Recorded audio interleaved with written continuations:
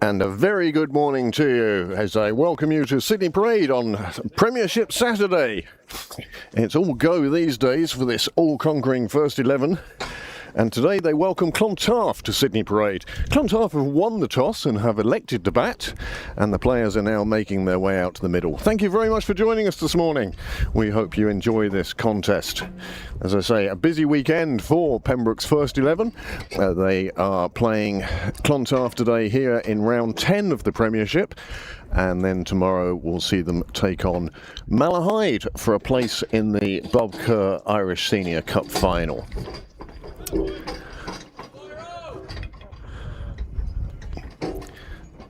Live scoring. We'll bring up the names of the batsmen. I suspect the first bowler will be Byron McDonough from the St John's end.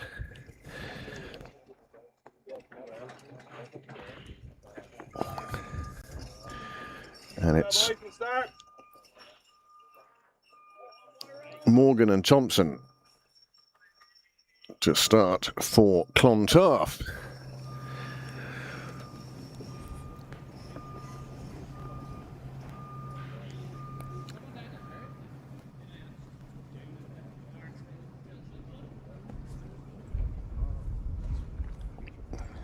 Absolutely fabulous day here at Sydney Parade today. The weather doing its very best for us.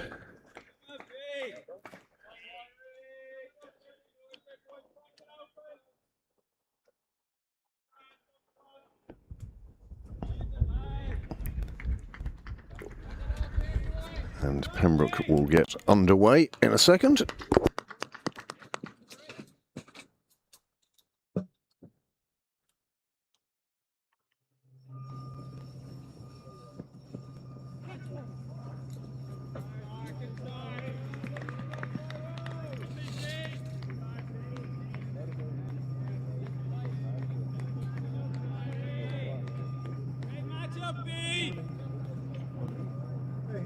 You want to step in? I don't mind. Yeah, you step in then. Well, it looks so weird. Yeah. Morgan letting the first one go through to the keeper.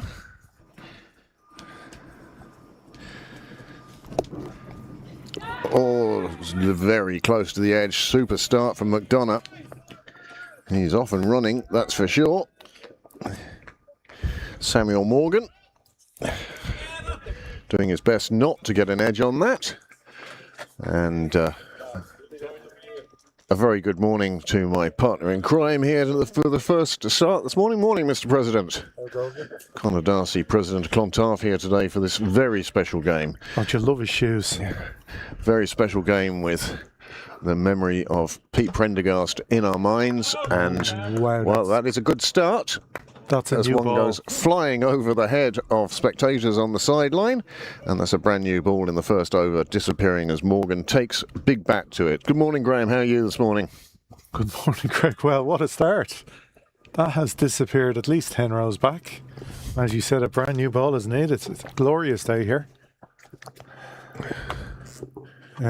It's a good toss to win. Yes, glorious sunshine here at the moment, and all new look to Sydney Parade's ground. Isn't it amazing? It's amazing. It's so weird just sitting down this morning and no nets. No nets beside us. There is still a base there, Yeah. and that will obviously have to be dealt with in the coming weeks and months. But I can certainly see our gazebo moving, Graham, Yes. just over there. Oh, even better view. We'd have a super view from there, and it would also assist, I think, with Niall's camera work. Yes. But like, Not that that needs much assistance, but you know what I mean. but like coming here for over 30 years and just all of a sudden it's gone. Well, as I mentioned, this match is being played for the Pete Prendergast Trophy. Pete, of course, spent many years playing for Clontarf, including a 15-year stint on the firsts, where he scored over 2,000 senior runs. Never bowled. Never. Never, ever bowled. However, I can also say, and many thanks to Charlie Kavanagh, President of Pembroke, for bringing this to my attention, he played for Pembroke. Tavs? Nope. No. He played a league game for Pembroke. I think it was the fifths against Dundrum thirds Oh, here at Sydney Parade. Go on. did he get on with one of the kids? Yes, Connor. Brilliant. Connor Prendergast played in that game, and Connor got a half century. Oh, so. And Pete got 19 not out. So he wore the black as well as the blue and red. Did he get on with Connor? Did they get not as did they get on? Did he get on did they bat together? Another one close to the edge of the bat, and this has been a real curate's egg of an over. We've had a couple that have just gone past the edge and another one that's disappeared into the gardens. Yeah. Strange over to start the day, but it's going to be a strange day. And a wide. And a wide, yes. We've got the whole bag of tricks. So yeah, did Pete and Connor get the bat together? I think they did. Ah, super. Now, obviously, you have to look at the card in a lot more detail than I managed. But yeah, Pete... I doubt it was kept that closely either. certainly wasn't live scored back in the day. 2015 it was that Pete made his one appearance for Pembroke. And it's quite funny, you look at his stats, because obviously the stats on Cricket Leinster only go back as far as 2011, except for senior. Yeah. And all the seniors there, so you see his senior career, and then you see this Pembroke fifths, This blip. Division 1's Premiership, Wigan's Teep, whatever, and then Division 17 or something. What did he do to piss off the skipper? Drop to the fives. That's a big swing of the bat, and it's gone through the slip cordon and flies down to O'Rourke's door. That's off the bat as well. Yep, it was a chance. What Big change today. Neither of the first two choice keepers, Greg Hollins or Lorcan Tucker, playing today, and Danny Hogan has taken the gloves for Pembroke. And Greg Hollins has done, see if I can get this right now, PCL, posterior cruciate ligament. I don't know how long that will keep him out, but it doesn't sound good, does it? Anytime you hear the word Ligament. Yeah. It's minimum 4 or 5 weeks. And then, usually. of course, the Leinster Lightning will be playing here next Thursday in the IP50 final against the Northwest Warriors, who once again knocked over what seems to be a poor NCU team this year. I mean, the names are there. Yeah, the names. But they just haven't performed or clicked. Yeah, well, there is a lunch on here today as well. Heatley will be joining us after lunch, and after a few glasses of wine, could make for an entertaining afternoon in the commentary box. good start. Addy Sheriff opening from the nursery end, and is he feeling a bit of a side niggle or just stretching? I think it's just stretching. Graham, what do you think? Please, just stretching. We don't need another injury. Well, the drive for live is still alive for Pembroke. Drive for 5. They have captured the Leinster Alan Murray Cup T20, and that qualifies them then for the All-Ireland semi-finals. Yeah. And that certainly is a well, I know the final is taking place in Waringstown. Yes. Where is the semi taking place? Well, you don't. Okay, I've no idea. No idea. Don't even I'm know. sure those details will come out in due course. Do we know which other province it's against? No? Okay.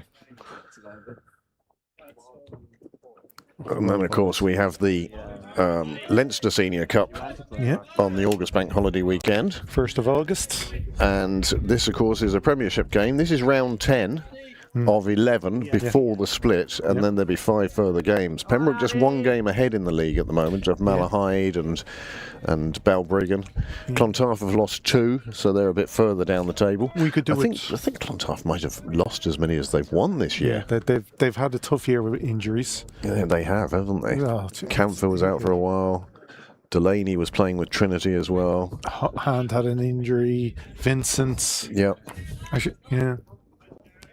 Is it the Pete Prendergast Derek Vincent Cup, or is it just the? No, it's just the Pete Prendergast. Okay. So there was multiple injuries on the and it's not a cup. It's a lunch. No, there is a lunch, but there's also a trophy for this game, which will be played in the future. Cool. Each time Clontarf and Pembroke meet, it will be for the Pete Prendergast Trophy. Super. Which I think is good. Not so sure about the trophy itself, but we'll take it. Yeah. We'll take it. It's fitting. It is fitting. So it's a pair of shorts. Peter was one of the really good guys. If you ever want to read obituaries that you hope your passing will bring forth, Pete Pendergast is the perfect example of that. I went on to, as Sheriff comes in, I went to rip.ie, and you can look up Peter's notice, but they have the book of condolences is read only. You can't add to it anymore, but you can read it. And from school children, or no longer school children, of course, but from people who attended Peter's classes, Peter's school, the high school, of course, you've seen nothing but really, really nice words. Well, you can only say nice words about him. I don't think you'd ever meet somebody with bad words. No. That's the man. Oh, there we go. Not given. Umpire not interested. Pembroke forming up like a choir would to appeal. But And now Joe nearly went in to join that appeal. And then the usual going up to the batsman. Did you hit it? None of them will say they'll hit it. None of them will walk. Lovely story I heard the other day was Richard Hastie. Had one that, shall we say, might have made contact with the bat. And after the game, one of the opposition players said to him, did you hit that? He said, no, if I'd hit it, it would have gone for 6. I only edged it. So there we go. 2 overs down. The score now 13 without loss. Most of that has come from that one shot from Morgan, Samuel Morgan. Yeah, with an edge through for 4 and then a couple of wides. So an eventful first over. Will McDonough's second be as good? Starts on the right line again.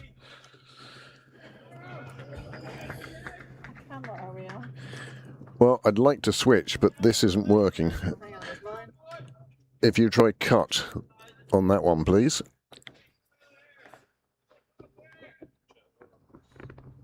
No.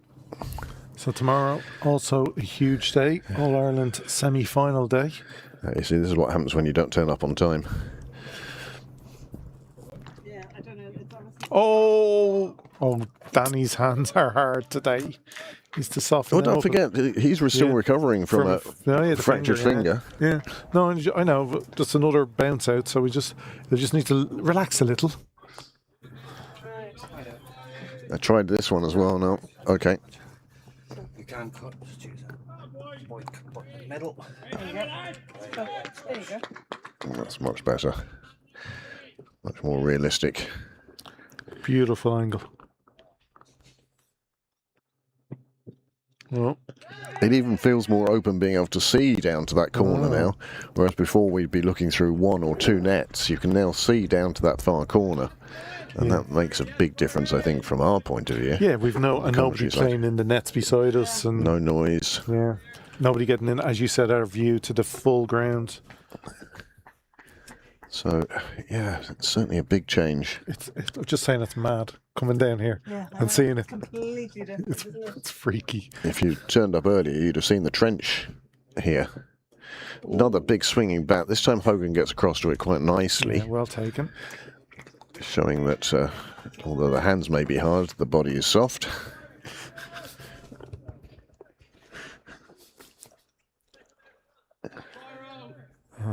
Yeah, a few people turning up early. As I say, there is a lunch on today. The hall is decked out in red and black. I'd have thought they would have included a bit of red and blue in there as well, but... No, because there's only about 10 of them making the journey across. Well, at some stage, I hope the bar opens early. I've yet to have a coffee this morning. Well, get yourself up to the bar. Yeah, no, I will do it at the break. Is that sure, Craig? No, the drink. Yes. Can I have one of those? Yes.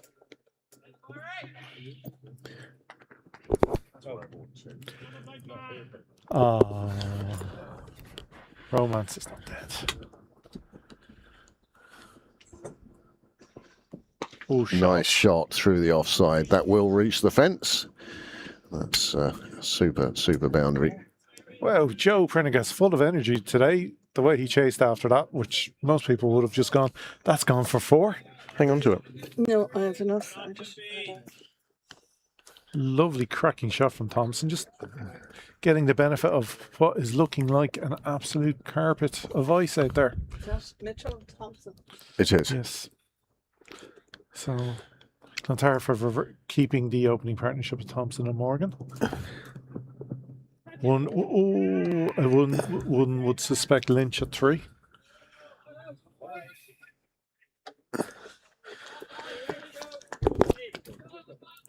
So, 5 from the over, 18 without loss.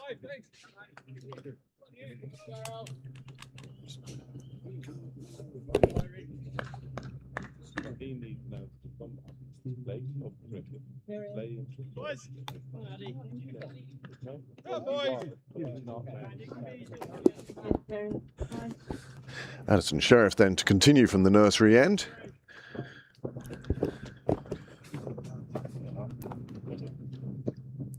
Oh, another one with the bat just left out to dry. Yeah. When you've middled one for 6 like he did, oh, in fact, he's even dropped his bat playing with it.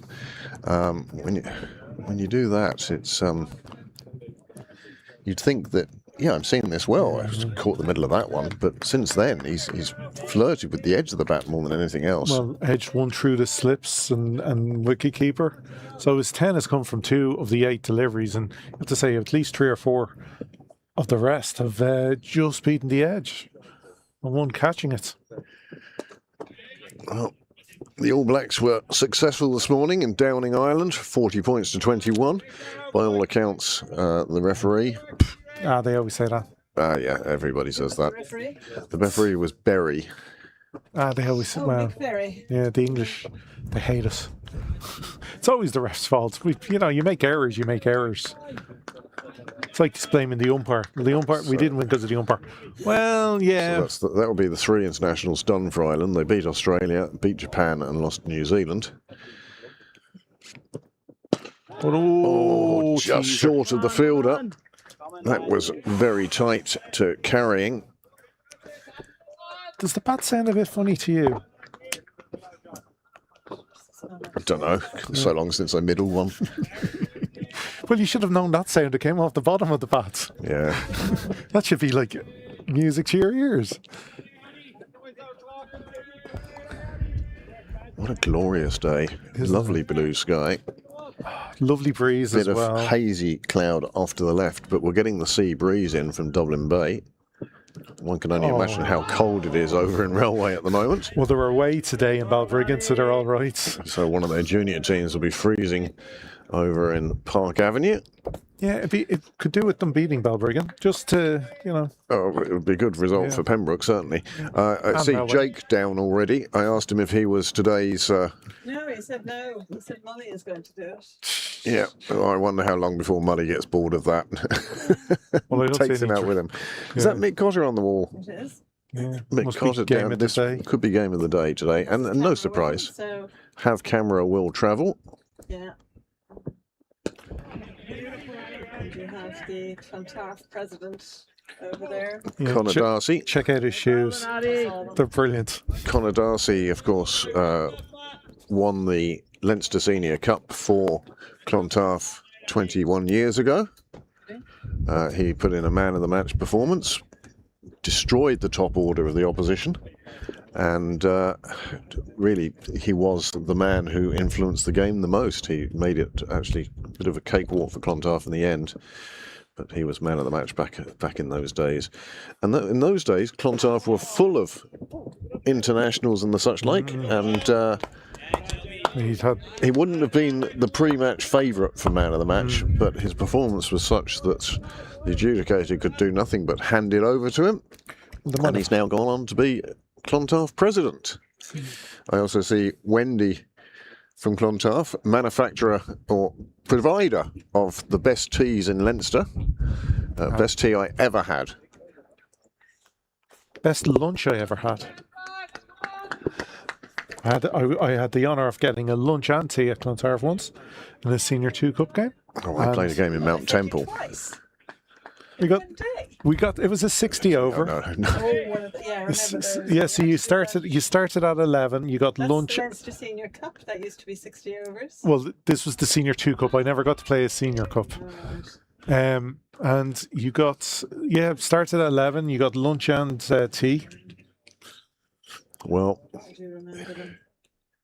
And it was a cooked lunch. we had a lower league game against their fifths, I think it was. Mick would have been captain of the Clontarf side. Yeah. And Wendy turned up with a small car that I could only describe as a TARDIS, because she brought a gazebo out of the car, trestle tables, Oh, nice ball, well played out by Thompson. and the most amazing array of both hot and cold food. There's the Pembroke president arriving at the ground. Oh, Grandad. Charlie Kavanagh is he's looking neater than he has done in a while. I got my first look at young Lockie on Thursday nights. His first game of cricket, the women's ones against Leinster in Rathmines. Shauna and Proud Daddy Dale out pushing the pram. Lucky he was here this morning, checking the wicket, Yeah, making sure everything was okay. this will be his playground. Of course. Well, it'll be one of them. Well, yeah. Castle Avenue being another. Marion. Abbottstown. College Oak Park. Hill. We asked Dale if he wanted to sponsor the stream. He said, I don't need any more business at the moment. No. He's a busy man. And now he's a father as well. Yeah. He'll realise quite what busy actually means. Yes. McDonough then. Oh, another waving bat. Has no effect. He's just getting that nice bit of lift.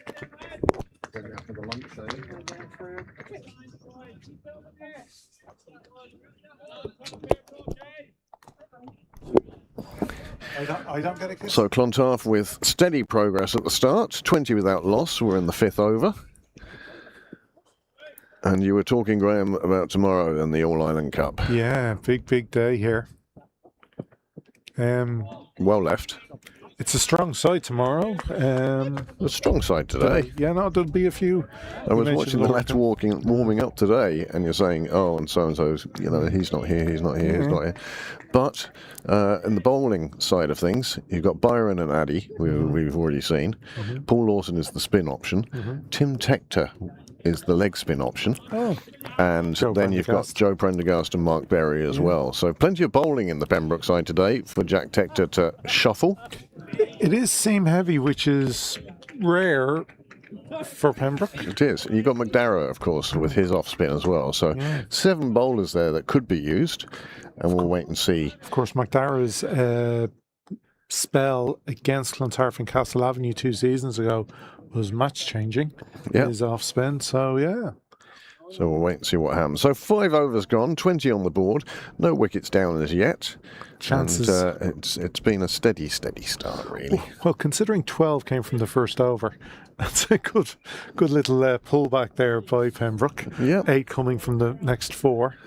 The 2 men outside the circle, unsurprisingly, are down at third man and long leg. It's Byron McDonough at long leg and Joe Prendergast here in front of us at third man. Well, we were saying, Joe, that your dad did play for Pembroke. played one game, Yeah, got 21, I remember. 19. 19, there you go. They robbed them 19. of 2 runs. And Connor got a 50. He did in that game. He was batting with him. Yeah. Oh, brilliant, yeah. It was Charlie Kavanagh who pointed it out to me during the week, and I went in and had a look to see who else was on the team. Yeah. What a team of retrobates that was. Yeah. Max captain. Max captain, They only had 10, did they? Rupert Heather, Peter Marshall. Chance well called. I remember that, yeah. My dad wasn't meant to be playing, and then he was a late call-up because they only had 10. I think he turned up to watch Connor. Good. David McCarthy, Max McNamara, captain, Gareth Dunleavy, Never played against him. Kieran Volker, Yeah. Michael Clark, Nigel Poff, Rupert Heather, Peter Marshall, and the ultimate 12th man, Connor O'Quigley. Okay, don't recognise that name. Connor O'Quigley. Squiggly Quigley. He was a guy who'd never played cricket before, but had expressed a sort of wish to do so. And Max McNamara, it was his last-minute phone call sort of stuff. We've all had those on a match day at the lower levels. Good to see you. I've had, I once selected a taverner from the opposition side on the night before a game after midnight. Dick Forrest, another one who's turned up for this lunch today. Brian Bannigan also talking with Breen O'Rourke. Sheriff onto the pads this occasion, just flicked around the corner, and that's another one that makes it to the rope. So a few runs flowing in this over. It does feel like it's going to be a bit of a run fest today with this track and outfield. If you place it properly, if you beat the infield, it's going. It's just racing along out there.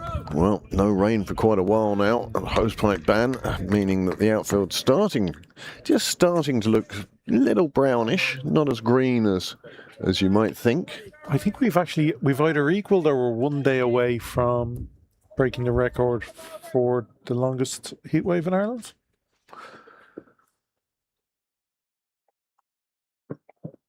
Another super ball. A lot of these good deliveries, well, they're just not taking the edge, and that's resulting in Clontarf thinking, oh, this might be our day.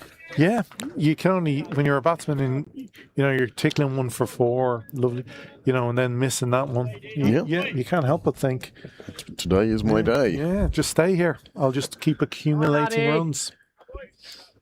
Because, again, it'd be so easy on a day like today, you place it, it's absolutely going to race away. A very good afternoon as well to James. James, who normally would join us in the commentary box, but he's down in West Cork at the moment. Oh, nice.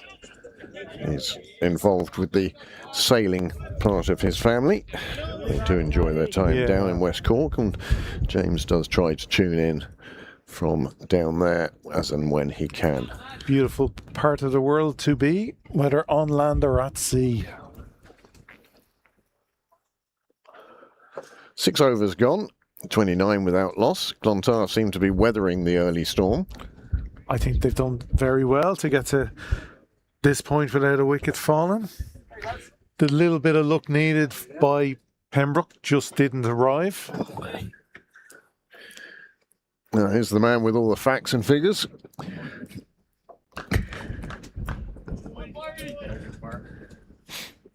Somebody posted on Facebook that, did you notice Ross Adair only came in at number 7?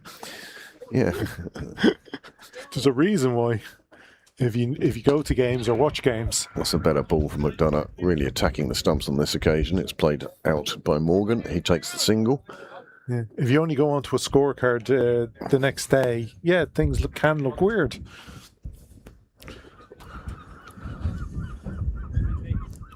Afternoon, Will. Alive and kicking.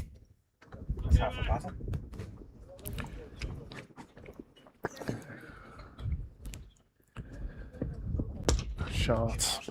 That's a super shot, driven through the covers. And that fielder out there in his t-shirt and bucket hat, he's been busy. Well, again, it's placed. You don't need to do much there. Just lean into it and get the wrists going in the right direction. And well, once you get it through the gap, it's gone to the fence, hasn't it? 2 slips in place at the moment. Pembroke searching for this early wicket. It's not come so far. Well, as you've just said, Clontarf must be sitting there. Look, we're seeing off the opening bowlers. We're also picking up a few runs, going nicely along. 5 and over at this stage is very good. So, yeah, I'd say skipper and coach very happy on the Clontarf bench.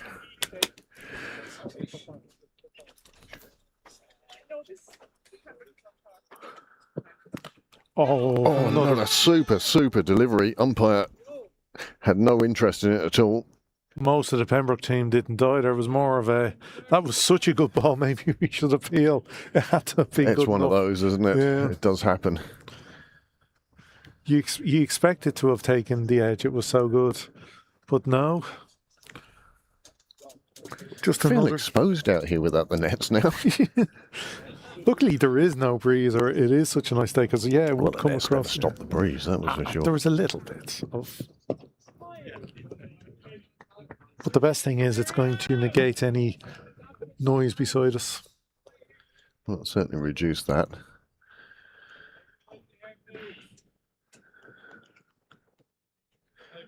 Crowd starting to build now. 72, 75, something like that are expected for lunch today. Excellent. The Silver Foxes have a table. Table 7. So if you are up that way, I'd recommend staying away from that one. Oh, pick up. good chance. Oh. The high throw and a good stop by Paul Lawson backing up. Brilliantly backed up by Lawson. Prendergast perhaps a little eager to get onto this one. And Might have just stuck in his hands. you could see just how high that throw Yeah. was and how well Paul Lawson did. And with no centre forward following up, he was okay just parrying it down. But that had 4 overthrows screaming all over it, didn't it? It did. That was brilliant piece of work. And that's what you're meant to do, is backing up. Well, Houston, how are you getting on? Good.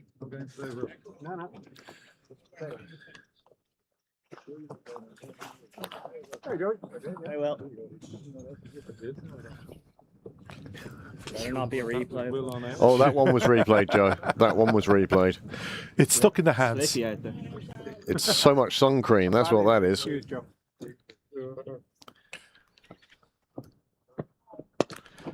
Hey, bowling, Addy. You'll have to thank Paul for saving your blushes.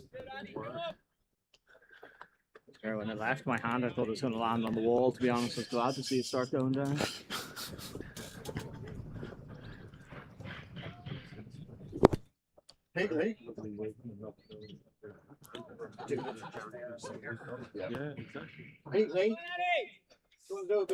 Yeah, I will. Sorry, Will. All right, I'll jump in with you. I'll go get my coffee.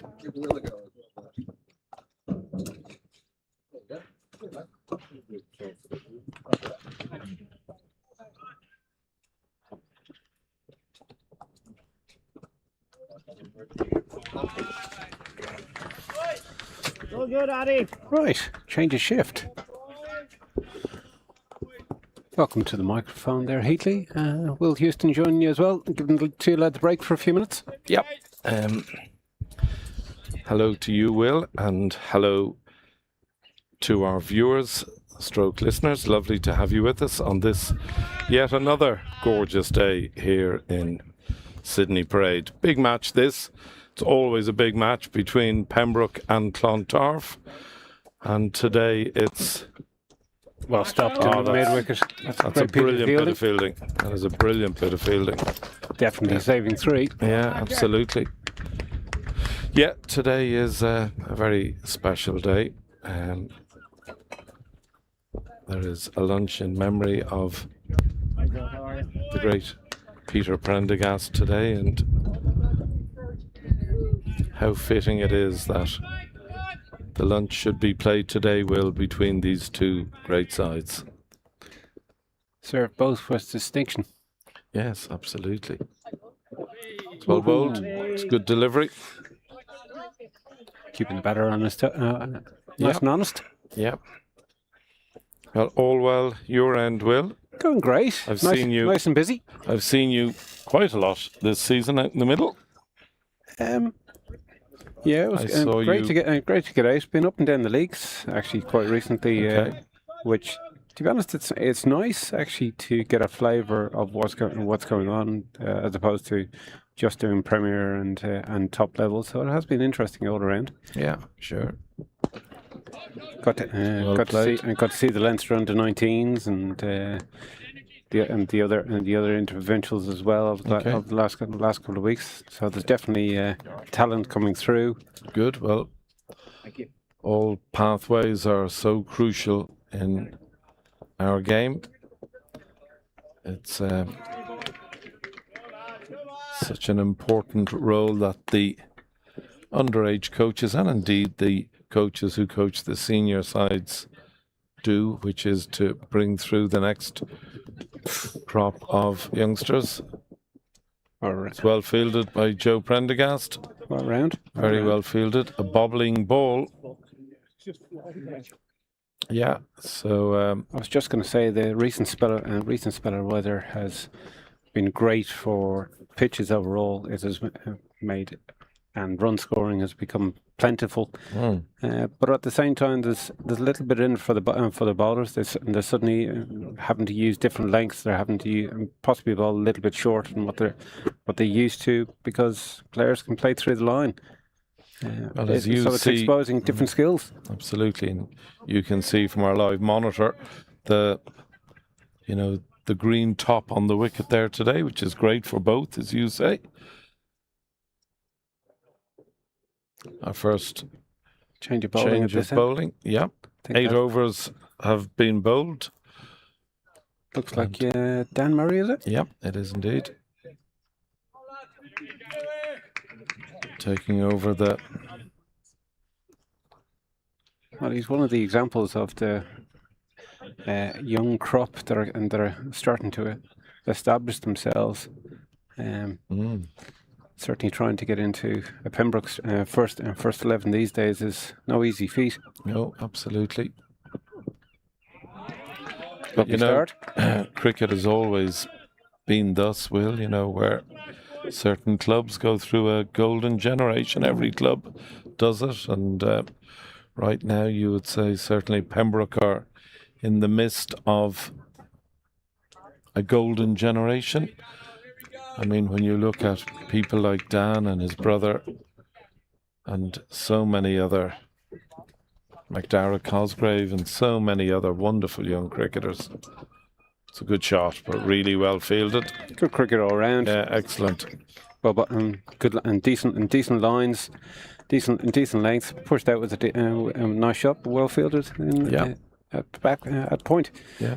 But as usual, as I've said so many times when we come on air here, the level of fielding that Pembroke always expose, and I said so much last week. They won their semi-final in the Alan Murray last week purely down to their fielding. It was a subpar total. Bowled okay, but their fielding was absolutely next level. Yeah, well, I fully endorse your sentiments, and having seen them every game so far this year, their performance in the semi-final was just the same as it's been all year. Well, they've been top of the bus. They are a fantastic fielding unit, both in terms of ground fielding and catching. Well, let's even put it into statistics. I think if you field the level that they have as opposed to other sides, you're starting with 50 runs in the bank. Yep. Yeah, I hear you. And to use their Alan Murray game last week in the semi-final, it was a tight game. Very. And if we use the same analogy, you're gaining 20 runs, and when you're slightly subpar, you suddenly put that onto your score. It suddenly makes it into a par score, and so they proved. Yeah, and their bowling stocks are at such a level they can defend par scores. Should just be a single to wide third. It's well gathered, well fielded. No ball called by the umpire, obviously in front foot. Yeah. No doubt Dan will want to know where he landed. Yeah. First question, where did I land? Yeah. You landed there, which is in front of the line, which is why I called a no ball. Problem solved. Go back. So it's a free hit for those of you tuning in today and may not be overly familiar with the rules. This laws and regulations, please. Laws and regulations, probably will, yeah. So this is, as it says, basically a free hit for the batsman. And because they change, the batter changed ends, they can change the field, which is quite useful from a captaincy point of view. But Jack, I'm sure, has some plans set already. Yeah. So what are you calling here? The slowy, full, I am full. What are we calling going? a 4 to Cow Corner. Oh, okay. No run. I don't think any of us would have called that. No, certainly not, Will. Yeah. So it's been a very good start for Dan Murray. Just gone for 2 off his 5 deliveries. He'll be particularly anxious to get out of the over relatively unscathed. So if he can avoid a boundary here, he will deem that a huge success, which it will be. In comes Murray, right arm over the wicket. Swinging away. No, unfortunately, swinging straight onto the middle of the bat, and through covers for 4. Yeah. So 9 overs gone, and Clontarf have moved on to a very healthy 48 without loss. Morgan on 24 off 25. And Mitchell Thompson on 16 off 30 balls. I always recognise Mitchell with his red YM cap. You'd be very familiar with that, having... Actually, you're exactly the person that I need to ask the question, because I noticed this last week that Jack wasn't wearing his red one. Yeah, so it's the first time I've... Has it come to a disaster's end, or has he just been coaxed out of it? No, I think to be fair, and I think as you know, he's captain of the Pembroke first 11 this year, so I think probably he got a bit of stick from the boys, maybe, and he said, "I think I'll wear a Don the Black." Don the Black, exactly. He got a lot of use out of his red over many years now, so. So it's a big weekend this for Pembroke, as you know, a big semi-final of the All-Ireland tomorrow here in Sydney Parade against mighty Malahide, and that should be another terrific game of cricket. Thompson on strike. It's well bowled, it's good delivery. I must admit, just going back to Malahide very quickly there, they're a side that I expected to compete, but I think they're competing at higher levels than I was certainly expecting. I think they've been terrific, Will. I think they've had a great season. You know, they got to a semi-final there last weekend as well. Yeah, didn't quite go there, and quite go their way, but they still had to get there. Absolutely. But from a playing point of view, they've only added a couple, but it just shows if you add in the right places, it makes big differences. It's a lovely shot from Mitchell, just piercing the cover field. Cover fielders for another glorious 4. That brings up the 50 for Clontarf. Clontarf 52 now without loss. It's a really good start this. They'll be delighted with that. Any power play that you can come at the first 10 overs, no wickets down, and 50 plus. 50 plus is a great start. A great start, absolutely. In comes Sheriff. Nicely played. On the legs. Should be a 2. Yeah, will be. It's well fielded though. Very well fielded. Based on his normal start, it's strange to see Mitch actually not going and run a ball. He's normally hand to the pump, being outscored at the moment by his partner. Yeah, been a relatively quiet season for Mitchell by his standards this year. Right, stellar season last year. Oh, phenomenal! Couldn't put a foot wrong last year. Phenomenal season. You know, he's a really good cricketer. Bit too wide for the umpire, that one. Probably a fair call. That's great. I was talking to your dad. Satish Mohan standing at that end, and we've Srini Karpe down at this end. That's Shelley. Have you met Byron before? Hi Byron, how are you? I know you to see. I watch you on TV. I don't wander up. We'll have this lunch. Yeah. Yeah. See you later. Enjoy. Bye. Bye. Cheers. Good to meet you. Our esteemed guests starting to arrive for the luncheon. Yeah, lovely. all looking fine and dapper in jackets. Lovely. Well, they're remembering a great man. Kind of ironic to see so many shirts, ties, Yeah. jackets. Pete just got down No. the puffer jacket. Pete was a puffer man. That would have been the way to go. Yeah, exactly. Everybody wearing puffer jackets. Yeah. Yeah. It's not really the weather for puffer jacket, even for Peter. Is that all you have now?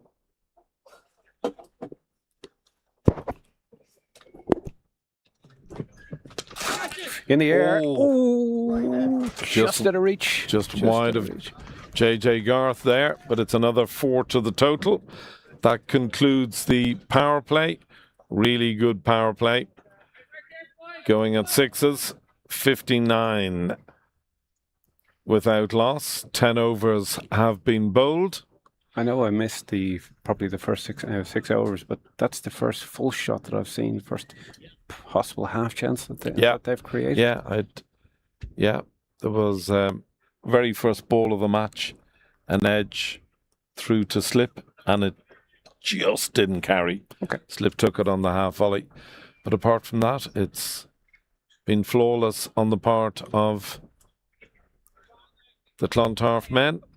Morgan going at a run of ball virtually, 24 off 25. Mitchell Thompson, 26 off 36. And as I say, that concludes the power play. 10 overs done. Dan Murray will continue. Question for yourself. Yes, DC, would you introduce a bit of change of pace at the other end? Obviously, Dan is going to continue here now, but possibly introduction of Paul Lawson or possibly even Harry at this stage. Well, Harry's not playing. Oh, sorry, today, Harry's not in the 11 today. No. Yeah, so it's a very good question.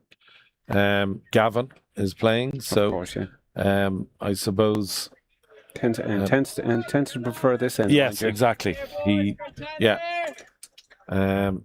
And Paul prefers the far end. Exactly. So so it's a good question, and when you're producing the goods, like certainly Paul has over a large number of years, and Gavin having the season that he is, you tend to get the end that you want. Oh, of course, it's a really good shot. That's hard work on the boundary, which can't be chased in. Another 4 runs to the total. It's one of the shots of the morning so far. Should I say of the afternoon so far? Possibly just bowling a touch wide at this stage, and allow the batter to get their hands through. Yeah. Have you seen much of Morgan this year? I've heard a lot about him. I haven't umpired Clontarf in 2 years. Wow. It's just how the roulette wheel goes. I suppose. Yeah, of course. Here's a chance. Chance in the air. Here's a chance. And there's the first wicket to fall. That's an important wicket. Yeah. That is important. That's a huge wicket. As you're saying, Sam has had a very strong year. Yeah, it's been brilliant. I think it just held the wicket touch. Yeah, slightly, and I think it got on him quicker than he thought as well. And Jack Tector at mid-off there was never going to spill that. So it's a big breakthrough for Pembroke. After the many years of backyard, the two lads are very strong fielders. On show. So with the score on 63, Clontarf lose their first wicket. I believe it'll be Seamus Lynch coming to the wicket now in his new role at number 3. Yeah, they seem to have changed things around over the last couple of weeks. Yeah. I'm always so used to seeing, Seamus and Mitchell opening the batting for Clontarf, and as you say, seems to be a new role for Seamus coming in at 3. Possibly just elongates the middle order, which is no bad thing. Especially as he tends to go hard. 3 could be an interesting position. The fact that he's coming in outside the power play. Yeah. As I say, he tends to want to get on with things. Yeah, destructive player, smashing cricketer is Seamus Lynch. Been a really good cricketer for many years now. Of course, played with Terranure for many years and couple of years ago, he made the move to Clontarf and has done ever so well for the Bulls. I think originally he moved because he was told that he needed to play on grass more regularly to give his interprovincial options more of a chance. Which I understand.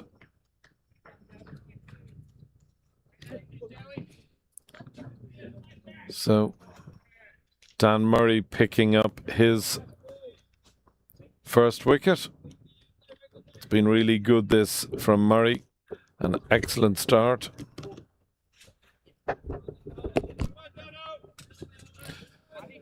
So first 4 overs, or sorry, the first 4 deliveries, should I say, outside the power play. We see a change in the field. Jack Tector looks as if he's coming into short extra there. No, it's not Jack, is it? I think it's Byron McDonough coming into short extra.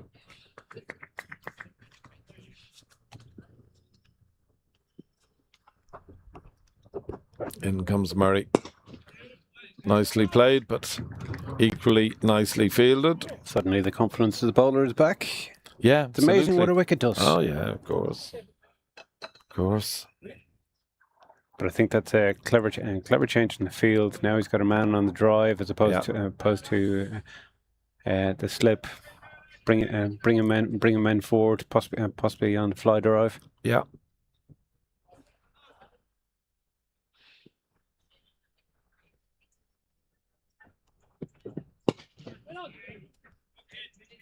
Speaking of changes in the field, I see Danny Hogan has got the gloves today. Yeah.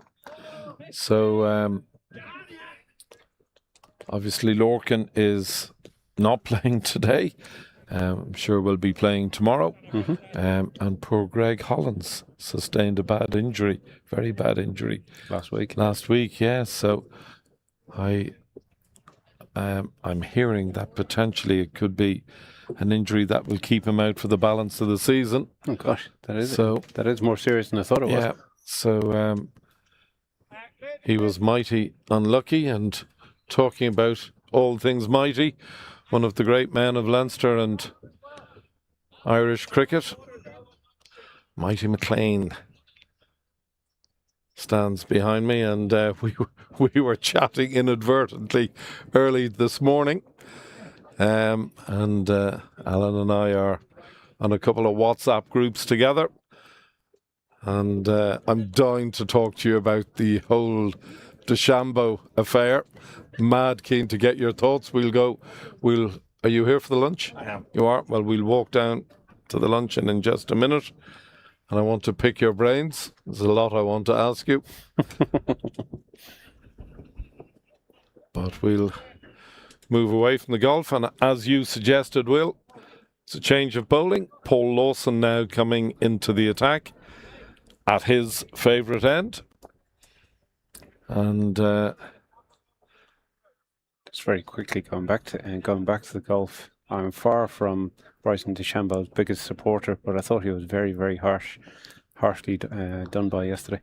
Well, I'm afraid I'd take the complete opposite view. You go the other way, okay. Fair enough. Yeah.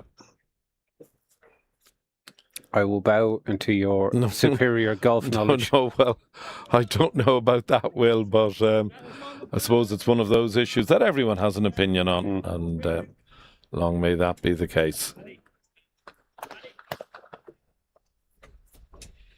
So Paul Lawson comes into the attack and does so bowling to Seamus Lynch. Sorry, I beg your pardon. Here was me thinking it was Paul Lawson. It's Joe Prendergast. Sorry, I beg your pardon. I'm leading you up a wrong path there. Joe won't be used to this view where the wicketkeepers actually stood back. Yeah.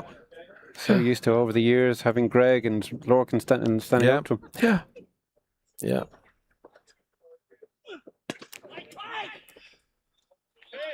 And tidy start.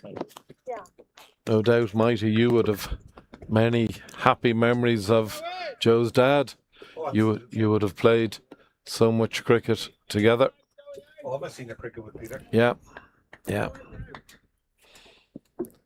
I was just earlier on reflecting on what a lovely occasion this is today. Lovely, yeah. It's a great honour for the Pembroke family, Peter's Yeah. incredible individual. Yeah. Well, I couldn't help but read another one of his wonderful articles this morning, which was published on the Cricket Europe website and written so beautifully. Slightly short of length, just pushed out the covers. More than a touch of Orla's bowling action in Joe, isn't there?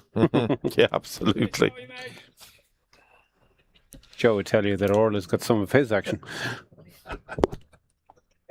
Graham.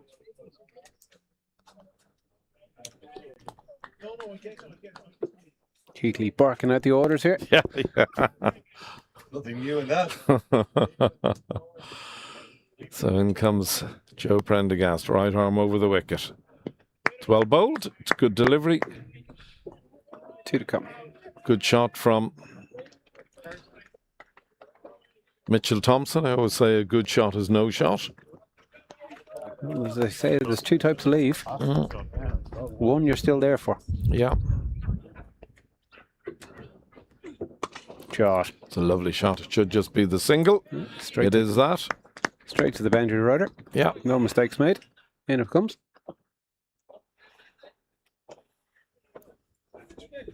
But gee, even just this slight change of pace, different bowlers.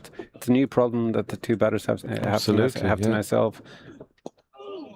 It's well bowled again. It's just a single, and with that, that completes the 12th over. I'm going to move out of my seat and let Graham Mooney take over. Pleasure as always, Heatley. To chat, and no doubt we'll chat again very shortly. Enjoy your lunch.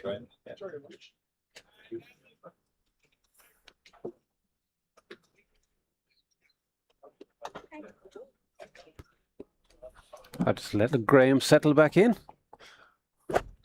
I'm a professional. I'm always settled. You're always something, all right, Graham. Yeah. And professional, stretching you a bit, maybe. I've yet to be paid for doing any of this stuff. There you go. Oh wait, I got a dinner out of it, so that's technically payment. So welcome to you, Will. Obviously, enjoying your day off. I'm enjoying my day off. We get your few. That's a fine shot. Lynch certainly latching on to a full delivery from Murray and just using again that beautiful outfield. It's a guaranteed 4 really today if you beat the fielder. I thought that's why it was a clever piece of captaincy to bring in the short cover, just to possibly put it into the batter's psyche about that shot. But every single time he's gone 5th stump or a little bit wider, the batters have jumped on it and got reward. The one that got the wicket, I think, just sat in the pitch a little bit.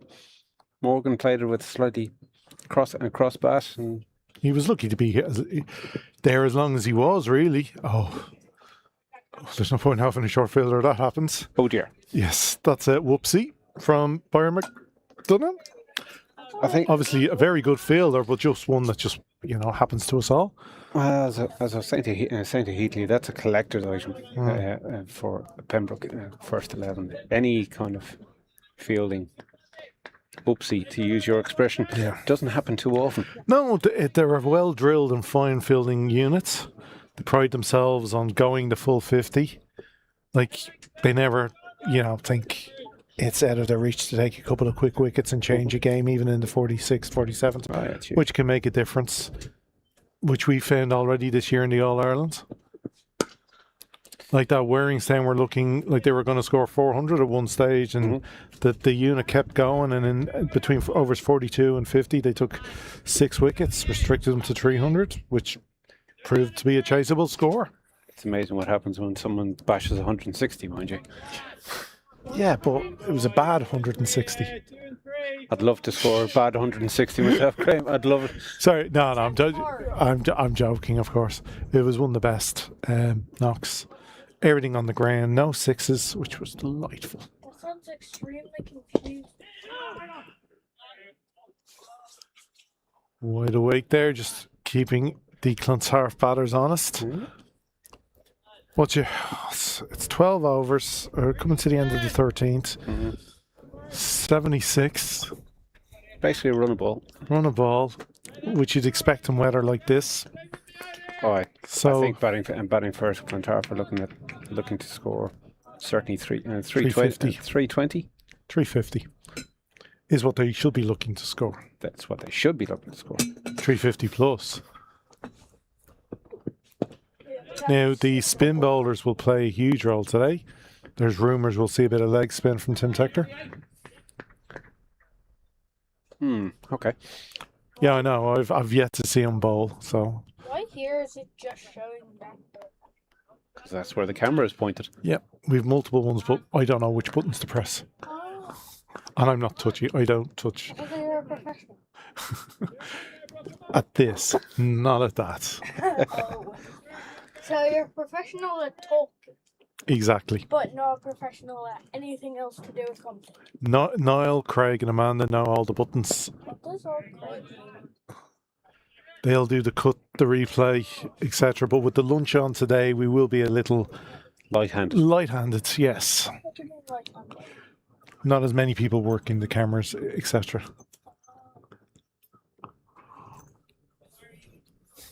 So we won't have like a drone flying around. I don't think I played that shot ever in my life. So we were at the end of 13. Clontarf have moved to 76 for 1. Lynch has come in at a lovely moment in the day. Good start from his openers. He's managed to move to 11 from 11. Run a ball, Thompson. A little bit more watchful, 27 from 40. But it's an important few overs from the change bowling. Into the wind. Into the wind. Oh, you're with bits.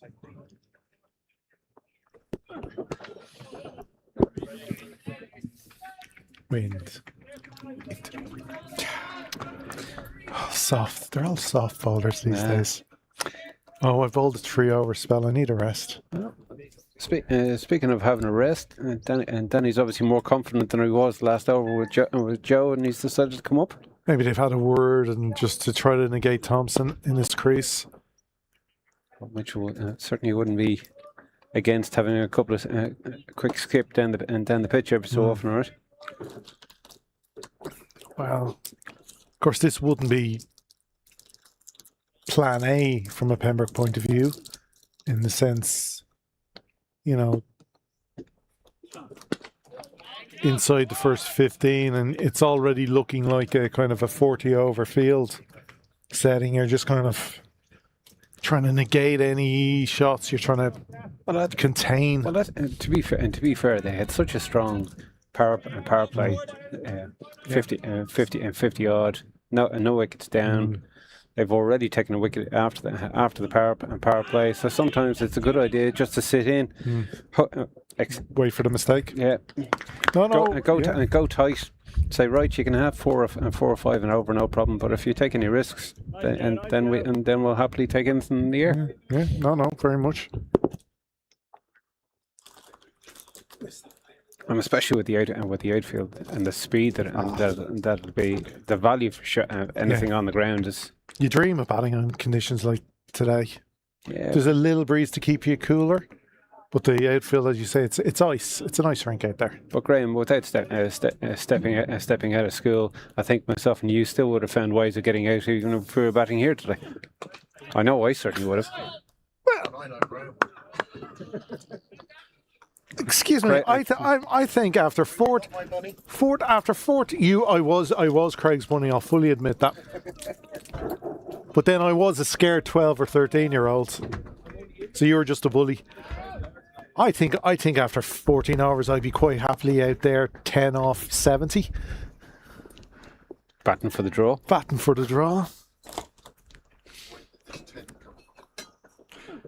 Nick's truce the empty slip cauldron.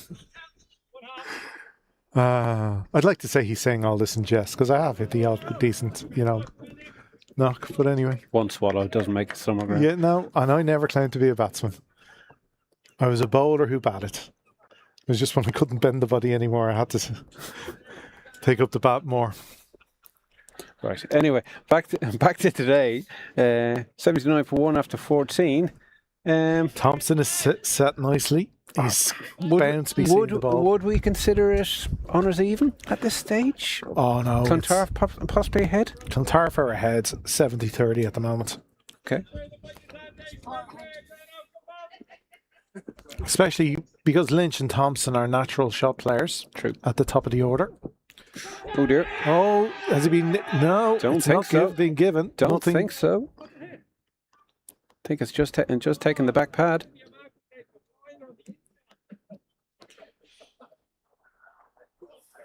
Another. Well, umpire certainly thinks that it has struck something as wide has not been called. No, he's signalling pad back at the leg.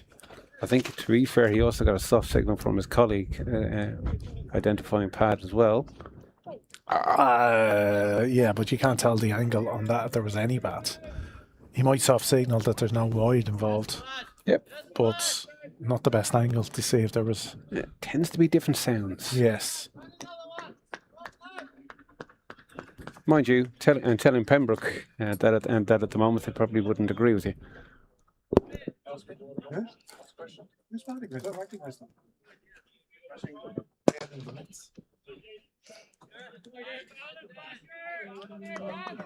Oh, it looks female. I don't recognise it. You've the first time you use it, yeah? No, police. I'm just curious as to. I know what you're saying. I know what I'm saying. Yeah. So after all that, After that bit of drama, to be fair, it moved a bit. Sorry about no replays.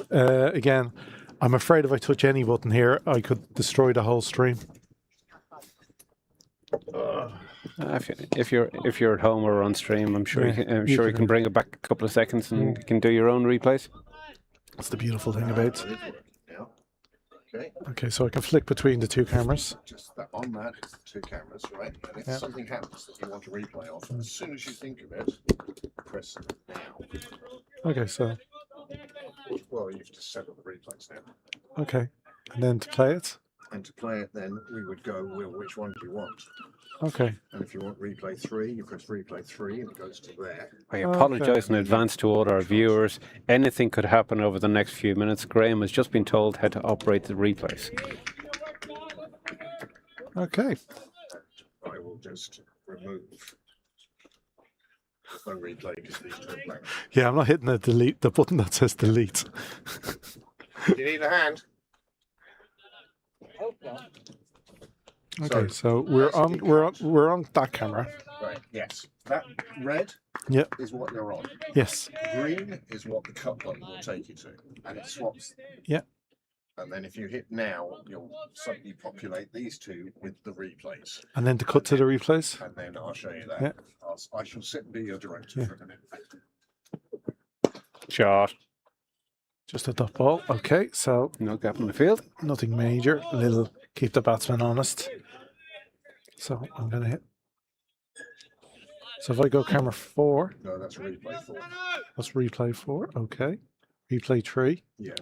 To be fair to Graham, just looking at the number of buttons here, I'm not getting involved either, and I have absolutely no clue what has even been explained here. So, if something goes wrong, it definitely wasn't me because I'm not getting involved. We need the manual.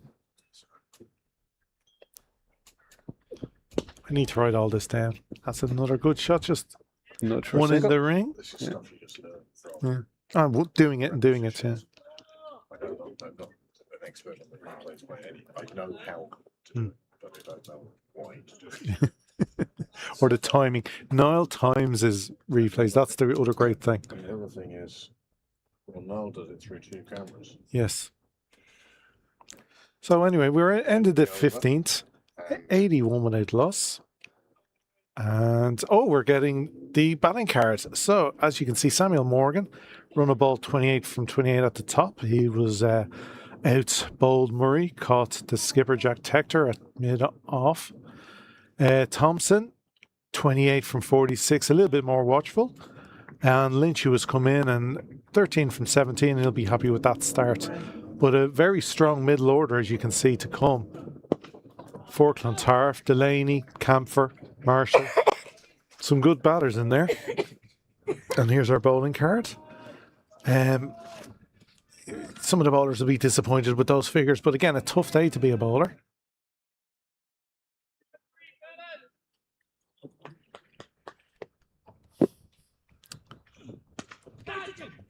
Oh, chance goes down. No, I was talking about collector's items when it comes to. And here's the replay. Ups is in the field. JJ Garth dropping Here, Joey boy. for him. Yeah, A very basic take. yeah. You may think this may not be Pembroke Day Joey, when things lad. like that happen. Come here, lads. And here we go. Here's the replay. You'll see it here. That for somebody like of his standard, that is usually 99 out of 100 that is taken, and everyone knows it. And yeah, he's still giving out to himself. About two.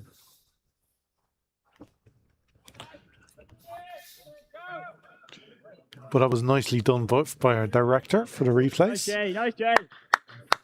Thank you, Craig.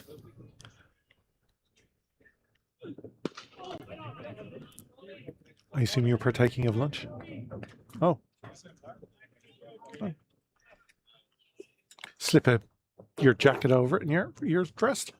The some of the silver foxes are resplendent in their lovely jackets today. Standards must be maintained, Grant. Yes. It's the only standard they have. Oh, it's harsh. Well, it ain't on the field of play. John O'Brien looks resplendent in his blazer Yeah. and white shorts. Oh, good hands from Hogan. There's a question I wanted to ask you. How is it that he has taken over the gloves? Because even when he was coming through the underage, I don't think I ever saw him keep. It's very good reflexes. Yeah. He'd normally be in the slips if he's playing because he is such a good catcher and good reactions. And The more he's done it, the better he's got. yeah, and it's a case of needs must really. When people were injured or not available. Sorry, I'm not saying. I'm trying to say that he's done a bad job. I'm just trying to work out his journey, shall we say, to get the gloves. You're also adding a lot to your batting order. Yeah. As well. That's definitely true. He is a batsman who keeps rather than keep the batsman. Yeah, it'd be the modern age what they're looking for. Oh, we don't care about you're the best wicketkeeper, but you can hit some runs.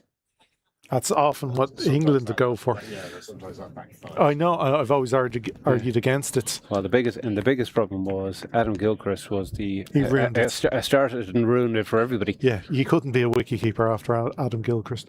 Well, you could add in Dhoni, Sangakkara into that as well. They're so good with the. One thing about Gilchrist is he attracted so many kids into keeping. Yeah. You know, when kids are growing up there in the nets, all they want to do is bowl because It's what you see. Quite boring and monotonous. But bowling, you've got a guy to aim at. I mean, a guy to aim at. So kids tend to go down the bowling route rather than keeping route. And Take it. Lads, walk past quick. Touch back, no trade. lads, there are microphones there listening to your every word. Sorry. Oh, I don't know. Just make sure your mum and dad, you wouldn't have to apologise to them. Carl's not going to have to wind that wire back.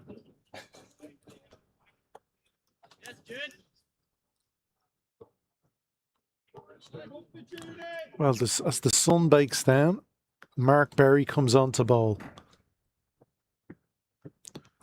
And unfortunately starts with a wide with another added extra.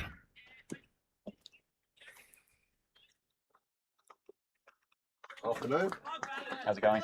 I would expect a lot of bowling changes today, just with the workload and the heat. And obviously trying to get 9 wickets here with Clontarf in such a strong position. The skipper will be wanting to try various few things. But he's got a lot of options to use. I mean, seam wise, yes. Yeah. Spin wise. Thinking about all the bowlers he has out there, right? Byron, Paddy, JP, Mark Berry, Dan Murray. Dan Murray. That's 5. 5 genuine seamers. Yeah. Paul Lawson, Dara Cosgrave, Tim Tector's leg spin. JJ hasn't bowled there. No, I know.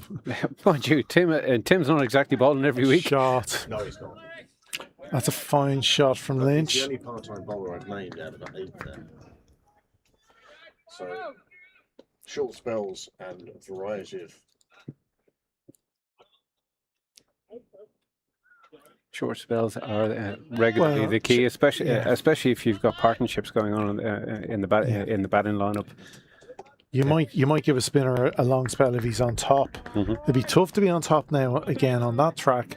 That track has seen a lot of runs in the last few weeks. It's holding together nicely. Haven't seen any demons in it yet today. We're into the 17th. Do you remember when we played the double weekend with Clontarf last year? It was this partnership with Lynch and Thompson that really put the game beyond Pembroke. Yeah. Correct me if I'm wrong, Craig. They put on something like 170 or something together. Something huge. Yeah. I'd agree. Oh, nasty bends. The joys of a hard outfield. He did well to keep his head out of the way there. Yeah, that nearly took the face off there. I think that might be worth a replay, gentlemen, just to see that his head is still in his shoulders. Too late now. Yeah, we're not quick enough.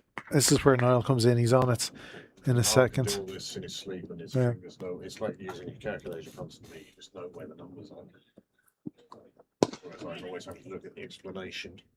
The explanation, the little label comes up in my head of what you have to actually do and what it does. So at the end of 17, Clontarf have moved to 90 for 1. Lynch 18, going in a good rate. They're going to have their first drinks break of the day. Unsurprisingly, there are 2 scheduled for each innings, 17 and 34. And in the other game, here's our partnership today. It's already 27 from 39, so this is a good start. And with plenty of overs to come, they'll be happy just sitting there and accumulating.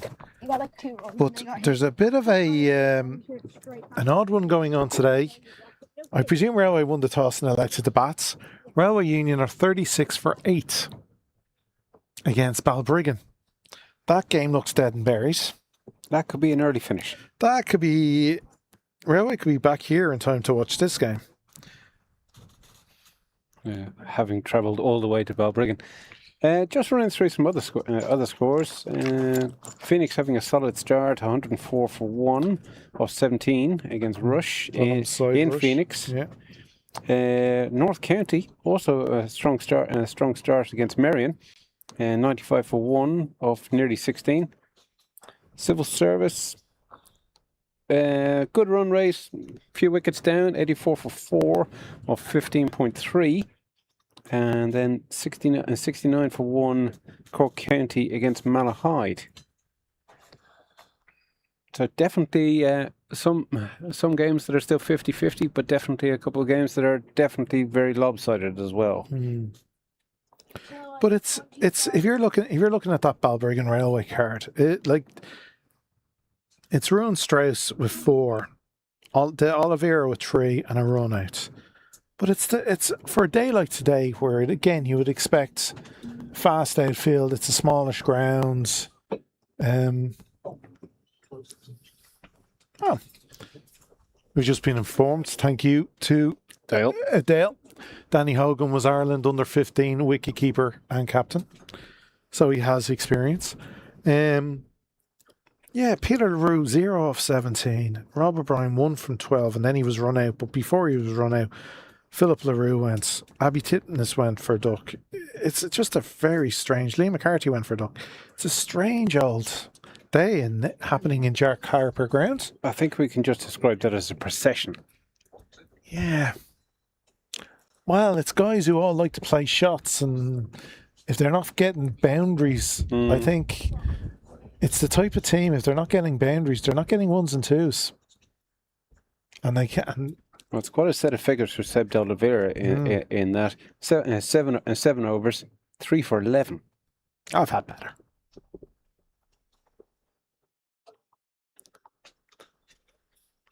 3 for 11's not that good. Are we going to go down that road, are we? I'm just saying it's 3 for 15 now. And 4 for 27. Come on. It's amazing the rubbish that we talk about during the drinks break, though, isn't it? I'm just saying.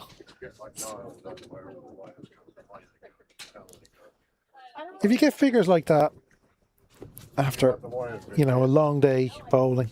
So let's move away from your historic stats. Which are nowhere. They're all made up. They're nowhere to be seen. Thankfully, there's no proof. But I suppose the biggest question today is obviously big moves can be made in relation to the top 6 and the bottom 6 of the Premiership. It's a full pointer today for Balbriggan. Yeah, Clontarf will need points. They're in a very good position to win this game, which will totally change the top of the table if they win. Again, look, it's a great day for batting, so anything is chaseable. Railway having, shall we say, a difficult day is certainly not going to help their situation. They're not going into the top 6 now. It looks like Phoenix possibly might get in the back door. Yeah, but again, we've said this on stream so many times. Would you rather win the championship or be 6th with no hope of winning the Premiership? Would you rather lift the trophy or sneak in as number 6 to play 5 games you've no chance of winning? I think that's a big question that you have to ask as to the priorities of your club. Yes. Are you promoting, or have you got a new batch that you're bringing through that want to be playing Premier every week, top level and stretching themselves? Or could you be a side that's possibly gone past its peak and are delighted to get any form of silverware and the championship is ideal? Or are you a young side coming up and getting them used to winning silverware is a good thing? You could argue on many different points. And I think every senior side is at different points of their journey. Yeah. Oh, that's the cycle. Every club is always in a different cycle. As we come back with Joe Prendergast, Lynch was just a little flick off his hips. Well, I'm going to do one more over, and then I'm going to hang up my headset for whoever wishes to take over. I think I've talked enough rubbish here already, based on a couple of the messages that I'm getting on my phone. But I think we're actually we're getting a load of money in actually, because people are thinking with you sitting there, that's why you're not umpiring. So people want us. Ooh, outside edge. Will it be taken? Well fielded on the boundary. Mark Berry. So there's loads of clubs out there who've just been sending one. We're just the fundraising that we're getting from you sitting here. It's amazing. Without the nets there. It does. It's sort of on to you very quickly or something. Yeah. It is. Feels very different. Are we at a level that we're paying for the new nets at this stage, Graham? Oh, we're flying to Spain on this. We're going to miss. There's no T10 bash this year for the All Ireland winners. Is there not? No. There's the All Ireland. There's no competition for the All Ireland winners in Europe this year. So it's just a straight All Ireland win. Yeah. Which is obviously a big competition to win. Don't get me wrong. Absolutely. I'm talking to T20 now, not the T50. But yeah, that's one less thing to go for.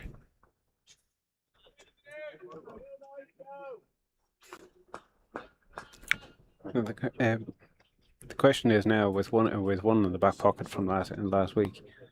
What? 5. I want 5. The question that I was bringing to you is, what would you fancy your odds of picking up of everything on show? The only thing stopping us is Cricket Ireland and fixtures. Just be careful what you say now. Next Graham, they don't listen. They don't listen to me. No, in all honesty, I would back our team against anyone, anytime, anywhere, if we have a full 11. And even not a full 11, even our, 15, whatever you want to say, picking from. But obviously, Cricket Ireland fixtures and such affect who we select. And obviously, congratulations on some of your players who picked up ETPL contracts as well, exactly. which is great. Yeah, but no, and that's that's brilliant for them. And again, everyone else will be going, "Oh, it's not a moan; it's just a fact." It's just life. We will take whatever competition, we'll have a bash at it. And I say our odds of winning are better with these players. Well, even turn around another way, right? This is hardly your first choice 11 today. You could easily slot in five into this side. We've got the likes of Harry not available today. You got the likes of Gavin not available today. Well, look at our team for tomorrow. Well, this is my point. Yeah. Leagues, silverware, long-standing competitions are always won by squads. They're never won by a straight 1 to 11. Exactly. And that's why we're doing well in the league. If you look at our league teams, we've only lost one game. And over that squad, I would say it's been 18 players. I'd possibly even put you into 20s, I have to be honest. I'm just trying to think of outside this 11, who else? Well, obviously, look, in the league this year, who's not playing today? Lorcan Tucker, Harry Tector, McDarragh's playing today. Andy Balburney, Ollie Riley, Luke Murray, Sunil Gupta. Yep. And not one of those names you're going to say has put in a bad performance. Exactly. Sunil Gupta's 50 up in Estonians, crucial. Luke Murray at the start of the season, picking up wickets in league games and in cup competitions. Greggy Hollands. Yeah, Greg Hollands. He would make any club's wicket keeping. These days, I'd say 9 out of 10 clubs would have him as their main wicket keeper. That's a fair shout. So yeah, look, it definitely is. It's a whole group of great players. That's a lovely flick off the legs, possible. Oh, just dropping short. So we don't have the moving camera today, so that is not one we can even attempt to replay. But it just seems all the luck is Clontarf so far today. Chances going through the hands, balls just dropping in front of people as we move. It's like technical error going on here. I'll let you look into that, Graham. Craig? Blank screen. Sorry, blank screen. Does that matter? Or are we still showing? Yeah. Is that Good, how are you? bottom one on? Yes. Good. Warm, is it? Oh, we're still showing. Warm, isn't it? Yeah. We didn't touch it. Well, That's it. Yeah. I don't know. it could be a heat thing. Exceptionally harsh. Push that to mid wicket. Nicely fielded. Okay, so we still are on the main camera. That's good to know. Joe's still doing a very nice and tightening up job. Sorry, I didn't mention Joe Prendergast in that group of players. There you go, yeah. So yeah, the number just keeps growing every week. Mark Berry and stuff. But I suppose we weren't mentioning people who are playing today. Here is a very good chance. Not out. Got into a good position, the umpire, and was happy to say he was safely made his ground. Yeah, I think that's a heat thing. This is just over the position. Okay.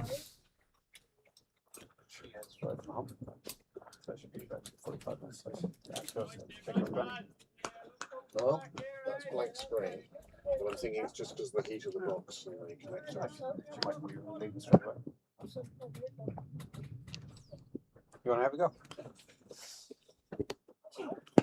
Well, this mightn't be my best decision now, as Graham will immediately jump onto it. Oh, Oh, jeez, I'm going for 6 sixes here.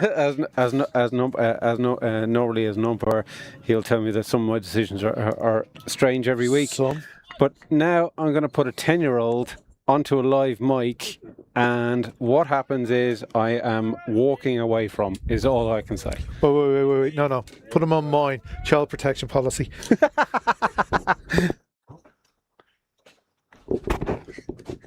want a bullying case. No. I can't afford it. Okay, first time on the mic. Welcome to the mic, David. How are you? Hello. So are you going to talk us through the next over and tell us what's happening, are you? Okay. Okay. Didn't hit it very far. Well, it was a good delivery, so he can't hit it too far. He has to make sure that he stays in for the next ball. So at the moment we got Mitchell, who's in the red helmet. Okay. And we have Joe Prendergast, who's the bowler. Okay. And he's got one more ball left in his over. Okay. Shot.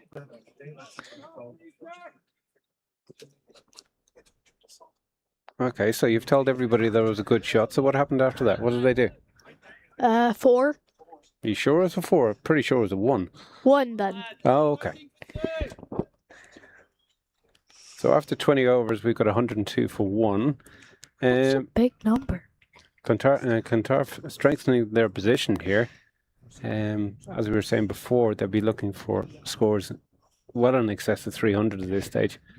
But based on the history of the last couple of weeks of Pembroke, 300 is unlikely to be enough.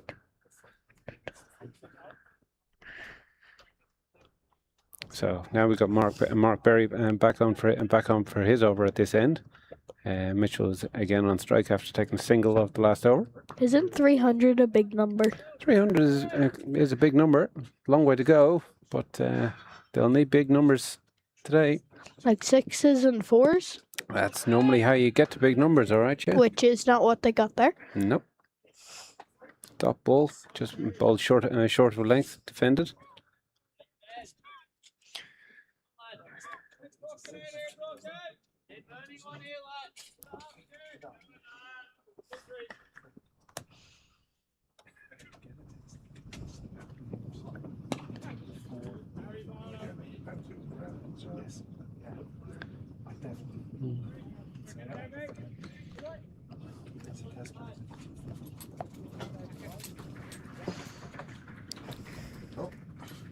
So just looking across the road, it looks like it's going to be a very quick changeover in the first innings.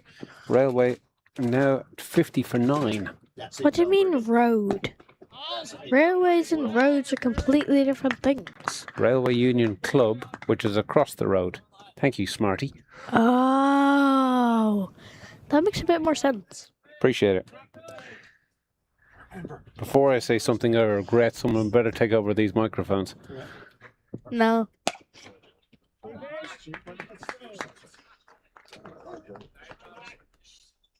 Forceful shot, fielded well in the covers. Yeah, what you said. But if you watch what the batter is doing, then you talk about it on the microphone. Oh. Quick clip into the leg side, fielded by Joe Prendergast off the boundary's edge. I think that's a 1. Yeah, that's very good. Yeah, 1 run to the total.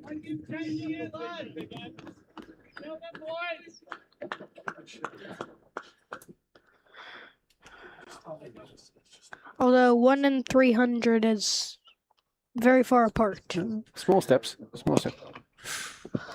Oh, quick shot, a quick shy bowler's end. 1. No run scored. Wow, they had a lot of time. Right, okay. Okay. Do you want to go? Yep. And thankfully, before we get ourselves into real trouble, we'll be relieved of our duties here. Aww. Thanks for everybody. Bye. Passing you over to Craig and Graham.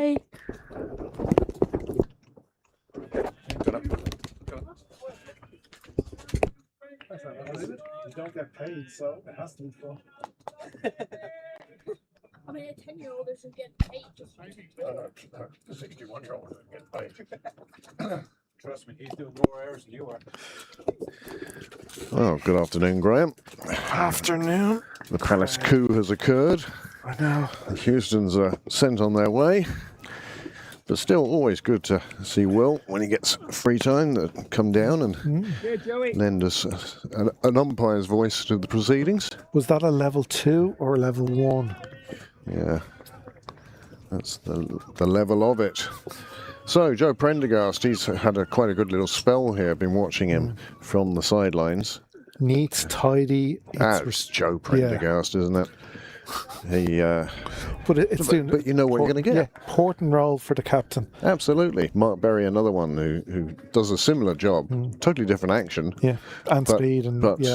Yeah. But in these middle over, you do need it. And as we big him up, he slips one wide. But anyway, that's the Jane Cresswell's curse. And good afternoon, James, if you are with us today. So it's a very, very important game here for Pembroke today after losing a couple of weeks ago to Malahide and with Balbriggan steamrolling Railway. Well, yes. It has been an interesting couple of weeks. No harm that the first team lost a game. No, absolutely. Oh, there we go.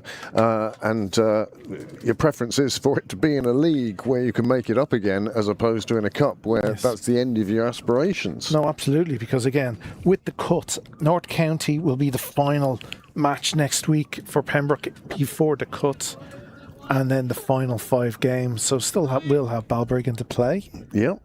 Still have Leinster. Well, you've got the best teams to play, and that's the good thing about the way the league is set up at the moment. I kind of like this. It gives the championship teams a chance to play against the premiership teams and see what is required. Especially the first team. It raises their standards. The standards are up, undoubtedly. Well, look at civil service, who've come up for the first time and have acquitted themselves very well. Oh, Fielder not quite getting to that one. Great work, Joey. And it flies out where it's picked up. So the skipper, I think, patrolling in front of the clubhouse. Well, there are speeches going on inside and meals being enjoyed. And Pete Prendergast's stories being told every table, I suggest. Yeah. Whether it be from his times as a Clontarf opener, or this one in the air but into a gap, or whether it be about his times as a lap walker. Yeah. Well, my memories are of the lap walker. Well, for us here, as the score has now moved on to 1-1-1 for 1 in the 22 overs. Yeah. But yes, sitting in the gazebo, we saw Pete complete so many laps past us during his watching years, shall we say. But I do love the fact that he did play once for Pembroke. Filled in at the last minutes. They were down to 10 and he stepped in for Max McNamara's team. I'm sure the bonus of getting to play with Connor was one of the drawing points to that.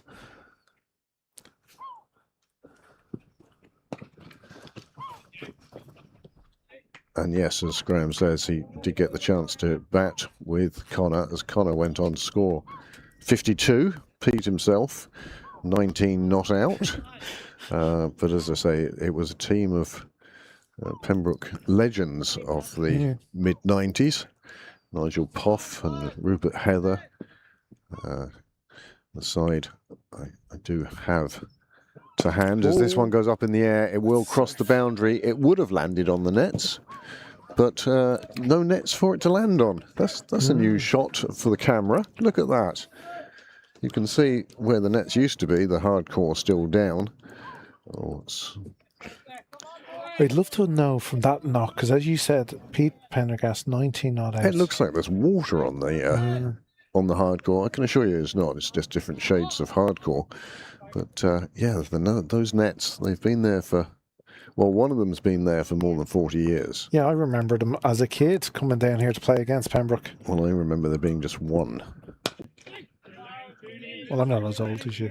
And then the decision was made to put the second one, which did encroach on the pitch at the time. And the pitch is now reclaiming that ground, I'm sure. I don't know what Dale's plans are. I'm sure they'll get an Be extra few interesting to feet see. out of it. And there you go. It shows how much land those nets take up, and the fact that the new ones down on the railway line seem a lot more compact and tidier, and yet there's twice as many. Yeah. It seems like a very good thing down there. Better use. Well, what a facility. Yeah. I mean, and again, for us, a selfish point of view, sitting under the gazebo, as Mark Barry continues what is quite a good mid-over. Well, I think Clontarf would be happy that they've taken the 6 and then a couple of quick singles. So without trying anything too weird or wonderful, they're moving along nicely here. They've 9 from this 5 deliveries. So it just shows you how easy and quickly you can accumulate runs without doing anything too risky. One thing it has certainly improved for us here, your commentators, is our view of the ground. Full unobstructed view. Do you remember when we used to push the gazebo as far forward as we could, just so we could see around the net? Well, no need for that now. Unobstructed view of the full pitch. And for some reason, and it was a net, it let light through, but blocked. It does seem brighter. Now, it could be that today is a brighter day. The fluffy white clouds all over the place. Niall's looking back and he's picturing things and seeing the future. And he's trying to work out where the boundary will go now. Does this make us big enough to host ODIs if we were to bring the pool over? I think the clubhouse just brings again. Yeah. I'm only throwing the question out there. I'm not looking for a definitive answer. Yeah, it'd be interesting. Although I suspect if Dale is watching, he's now texting in saying no, or yes, we could do women's but not men's. You know, that sort of thing. Oh, shout! A little bit on the high side, Joe, I feel. And the umpire, I think, agrees with me, although Joe is still asking the question in that silent way that bowlers do. It's the long stare. But it's off the bat. He's not signal leg by. It's usually a look that married men would be well aware of. But yeah, no signal from the umpire, so that does suggest that there was bat involved. Or that the umpire believed there was bat involved. No, because he's the umpire, so it's bat was involved. Because in the book, it's a run. Oh, now just tucked away nicely. Again, Joe just straying a little bit. That's going to makes it to the rope. Yeah. And there are the new nets down there. And Clontarf, you can see, populating net number 3. It's a fabulous facility down there. I know certainly I was speaking to, or I was in the earshot of Jack, and he was saying just how good they are down there. Well, which is very unusual for new nets. Yes, because new nets need to settle down. But they seem to have been... or maybe the old nets were so bad, anything is better. Well, they could be. I mean, obviously, new and shiny is always going to be better than old and tatty. And that net, pardon the expression here, and you will know what I actually mean, but that net had holes in it everywhere. Not as many as the bats that went into it. Well...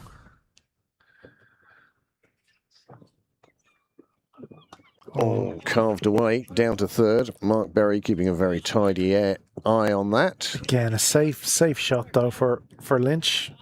He knows with the field setting, anything that's put out there, if you get a good thick edge, it's going to be runs. Sun's gone behind a cloud.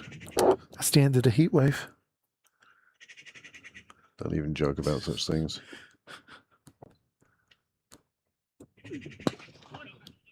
Again, good batting from Thompson. This is a very, very good partnership for Clontarf. They're just setting up nicely for that middle order with Delaney and Camphor, 2 destructive batsmen to come in.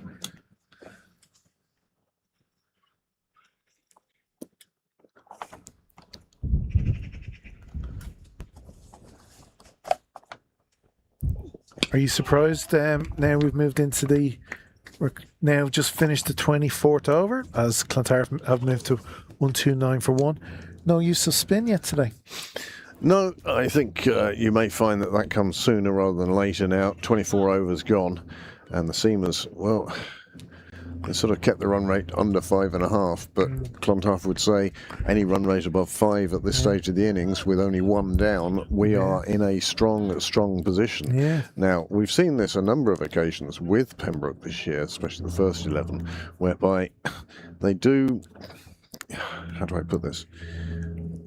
It's not that they have trouble at the top order, but they know how to close out innings.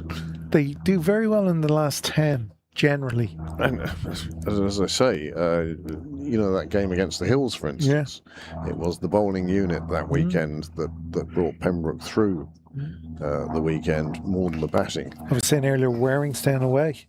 It was that last 10 overs that kept Waringstown to only 300 when I was looking 380, 400 at one stage. Oh, gets past JJ Garth at point, and the dart rolls on by behind, providing another percussion instrument to the squawking of the seagulls.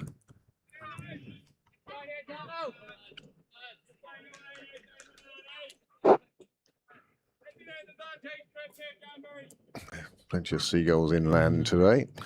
I'm looking around as you have been at the Oh, he's flipped that away quite nicely. That will just run straight down to Becker's Barn and Dale's Garage. And 4 more onto the total. That's a poor delivery. It's just slipped there, and it's really first team batsman. Here comes the sun. You can watch it coming across the ground now. There we go. I'm looking at the dimensions of you, as have you been, and imagining, and like that, the gazebo just to there, that boundary rope could come back, what, 10 feet? Again, the nets area has to be resodded. Oh, yeah, regrassed. There's no obviously. doubt about that. But, and also, if you talk about for the rest of the season, yeah, why not? There's a bit of old net carpet round the corner to go on it, and I thought that if we put that on there for the gazebo tomorrow, sounds good. We could do that this evening. Because just set up for the All Ireland game, just in front of the black shed there. Is that what you're talking for about? our viewers who are watching in colour. In colour, yeah. But is that what you're talking about?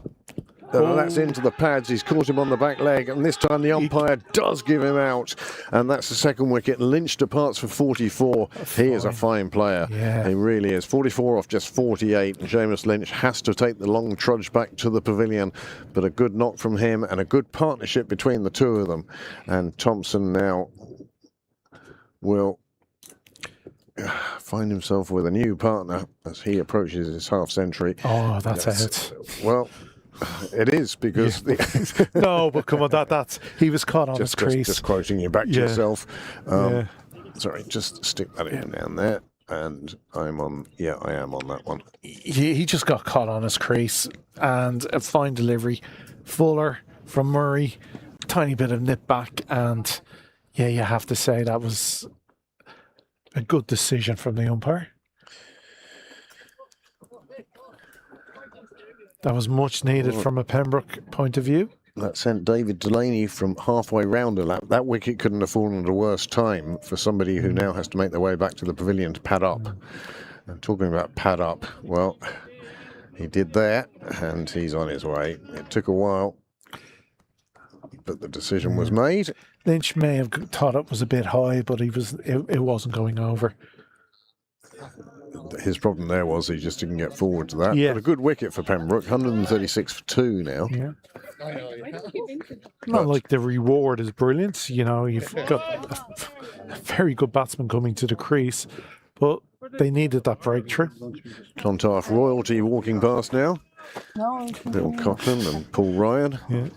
Paul still playing overage cricket for the, I won't say what age, but it's Masters cricket for Ireland. The Irish over 40s this year are taking part in what they are calling the Triple Crown. Excellent. And I think Wales, England and Scotland all participating as well. So if you win all three, you'll win the Triple Crown. Yeah, just like the rugby. So That would be an interesting one to keep an eye on with social media. Curtis Camphor is the new batsman out to the middle, and we know how destructive he can be. He'll be certainly playing for the Leinster Lightning next Thursday. That's a good delivery first up from chicken jockey Murray. on the chicken 6-7 chicken. Sorry. But Chorus of sorries as Niall points out to the lads walking past that they're going past a microphone. And that is the over up. 25 gone, we're at the halfway mark. And, well, from a Pembroke point of view, it looks better than it did. yeah, you're still, like everyone would say, you double from 30. So you're still looking at a 280, 290 kind of score. Here we see the wicket again. And, yeah, just caught on his crease. The foot. Not really coming down the track. He didn't really help the umpire there. But it's another wicket down. And that's 2 down for Clontarf now. And as I say, the introduction of spin in the second 25 overs. I can only see one scorer in the box. Oh, it's hidden away in the corner. Just because on your screen there's a little... they obviously missed the reintroduction of Dan Murray.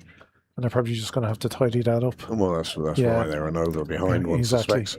You see in the top right of your screen, which is the direction of the score box. CJK, the club sponsors.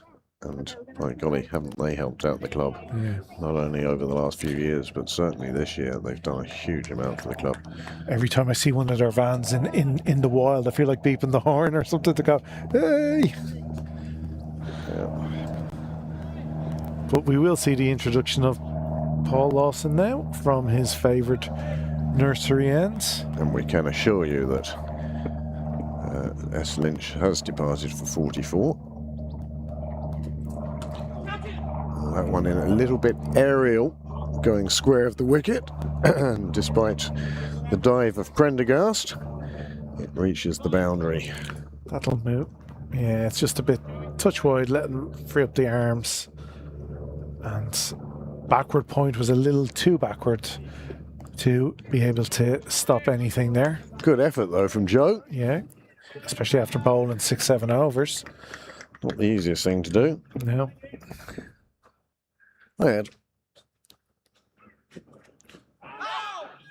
Now, here's one for you. So, imagine this rope comes back another 10 feet. Do you think Paul would like to switch ends? Well, that actually is the most reasonable question. Beautifully late cut. That is going to reach the rope no matter who runs after it. Usain Bolt wouldn't catch that one. That was a super shot, though, wasn't it? Yeah, we'd seen him practice the ball before. And that puts Thompson on to 48 now. He's been going along very nicely. Super player for Clontarf. Actually, that could be his 50. I think that could be his 50. Because he's 44 at the start of the over. He's hit 2 fours. What goodness is that? Look at that green. bug. I think that's 52 for. Oh no, they've camper. It's camper facing. Sorry. Oh, whatever it was, it's gone now.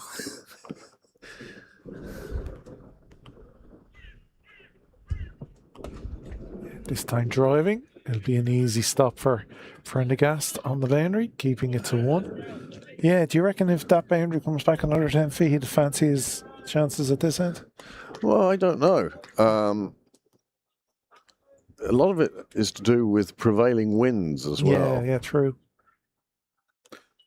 Because again, in the cup final last week, a couple of the comments from the players were that the Phoenix players were caught on the boundary and the Leinster ones off Paul's bowling because they hadn't realised that little bit of breeze into the face when the ball went up over the wall.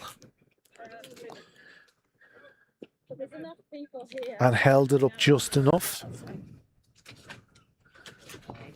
Okay, see you later. Bye. I didn't want to go in front of you. Yeah, you're fine. You're fine. It's not on anyway.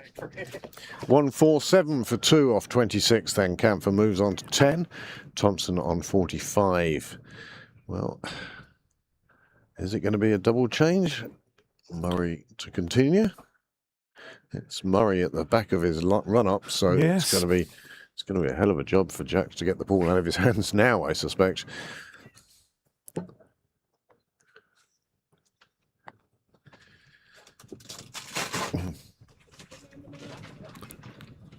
So Murray with the 2 wickets that have fallen today from his 5 overs.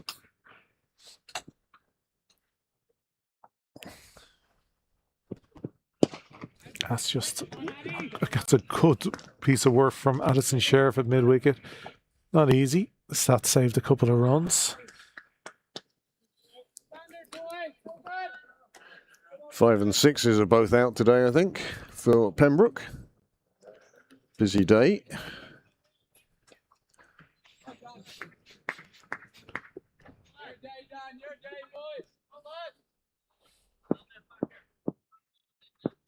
Murray with 2 wickets to his name now.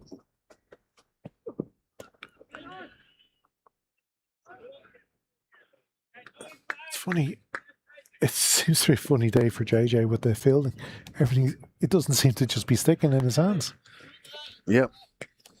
Sometimes you have a day like that and you sort of then start overcompensating and, it gets into your head and you're better off just trust the process. Yeah, reset. It's just the high standards you have for such a fine fielder. We expect so much.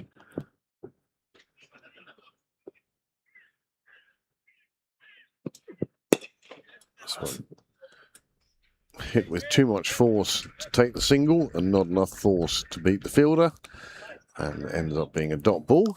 Yeah, he'd be a little disappointed missing out on a full toss.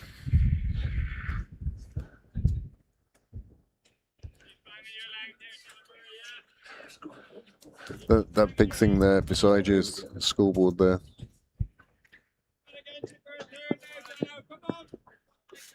$148 for 2 in the 27th over. Camphor now, he'll be determined to put a good show on today. Spent so much of this season out with injury. Yeah, the broken hand, etc. It's just, again, he's not the only one for Clontarf. You do wonder where they'd be in the league if they'd a full 11 to select from, because it's such a strong squad. It is indeed. The Irish Senior Cup final this year is in Clontarf. Or the Leinster Senior Cup is. It's the Leinster Senior Cup is in Clontarf. I suspect the Irish is as well. Perhaps it is the Irish one, the Bob Kerr. Yeah. Because Clontarf is celebrating 150. Celebrating 150 years this year. And I was at the gala dinner hosted by President Conor Darcy. And it's a lovely meal. Kinvara provided the catering, and somebody else provided an awful lot of gin. You'd have loved it, Graham. Food and gin. No gin. No. Flailing arms will get that through the ring. Wasn't the cleanest shot ever hit. Food fine, but never again with gin. But the final, the Leinster Senior Cup final is in Sydney Parade on August 1st. Yeah, so it's the All-Ireland. So it's the All-Ireland, the Bob Kerr that will be in Castle Avenue, which great day. Well, we'll see what the outcome is tomorrow, but the chances are, there's definitely going to be one Leinster team in the final. Guaranteed, yes. And it could be 2, so it's great that the final is also in Leinster this year. It does make things a lot easier for everyone concerned. Brains Trust having a little conflab here. You'd usually see Greg Hollins in there as well, but Captain Jack and the experienced Paul Lawson. Well, you use the word experienced, so much nicer than old. Well, again, and I'm sitting here. I'm sitting here much older, so we won't use the word old. We don't really get to say that. Well done.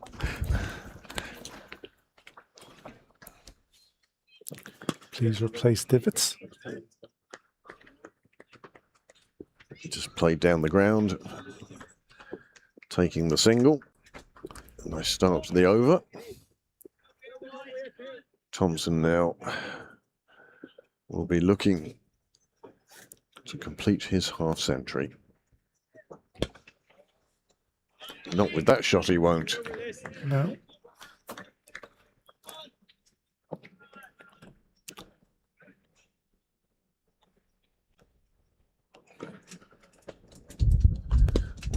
Lawson really trying to tempt him out for that one. He's having none of it.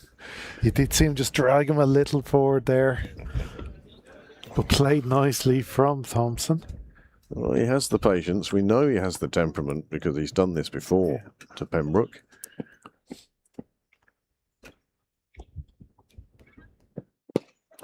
And he definitely has shown today the skill. But he's a great foil for Clontarf. You know, if Thompson is there in another 10 overs. That's nicely swept. Yeah. It was an upright sweep, if anything. I mean, he didn't really get down and sweep it, but he played it to leg like it was a sweep shot. Well, what was... You see this here now. But what was so You can good see about it was... He's gone so far across and deliberately hooked it round the corner. Yeah.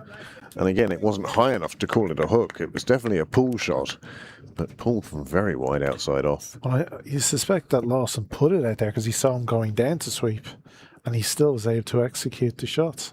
This time it's in the air on the offside. No more than a single, thanks to the athleticism of one Jay Prendergast. Does bring Thompson back on, just 3 away. Oh, it's ended over, my apologies. So Canfar will keep the strike. He's moved on to a very, and you have to say 17 from 14. He's moved along very quickly. The run rate's over 5.5.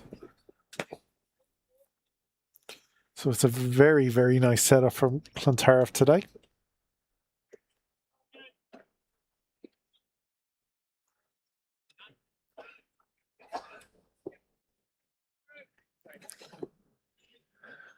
Well, it's a decent enough crowd considering there's another 60 odd in the hall as well.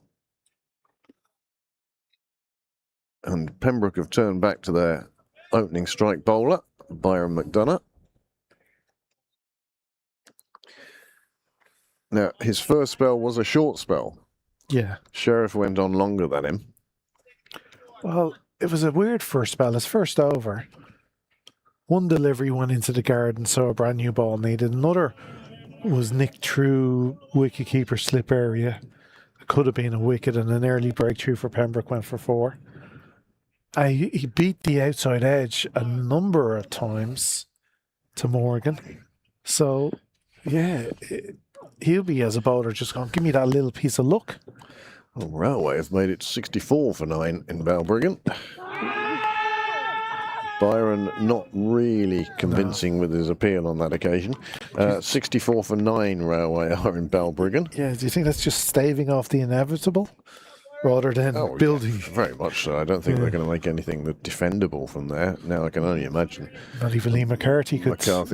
Could do something similar, depending what the pitch is like. I mean, we're sitting here giving out that they're in their 50s, whatever. We don't know what the pitch is like. No, there true. Could have been anything happened.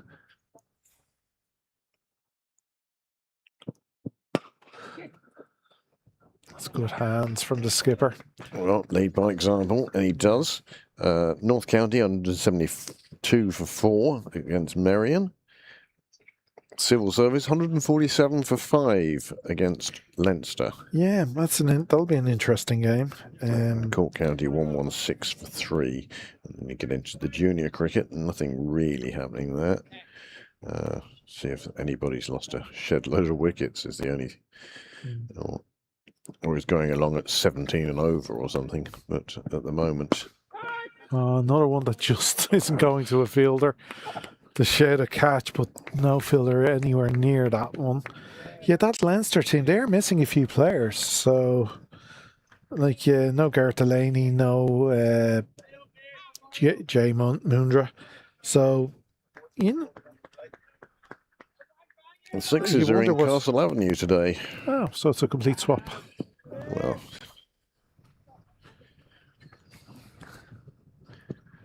so we might see that one on the live scoring later. Service have lost a 5th wicket against Leinster.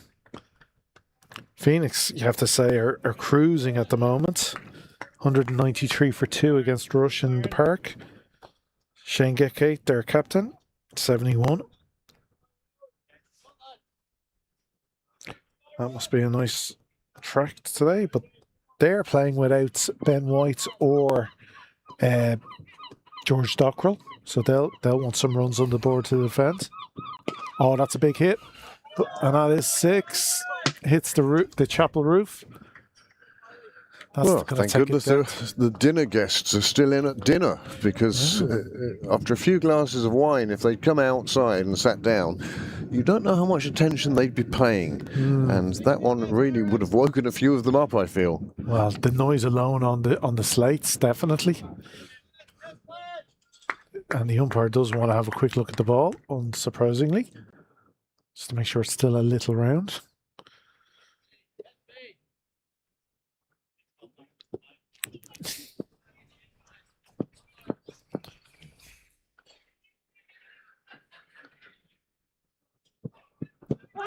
Big shout. Going down leg, says our umpire.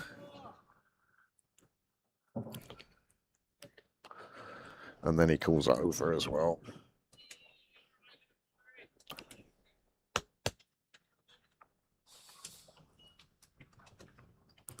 $29 gone, 164 for 2. And could I have the one with the well, both? Yeah, put them in. Yeah. It's been tidy. Tidy is good.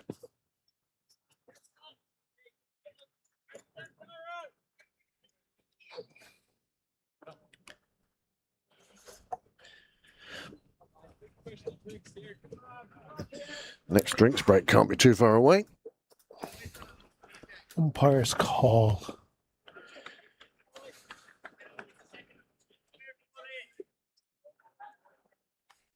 Yeah.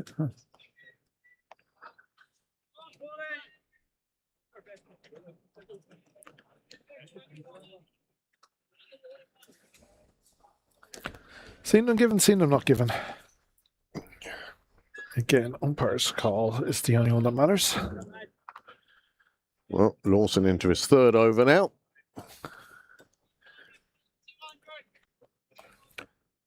We'll be looking to treat this game as a T20 from now.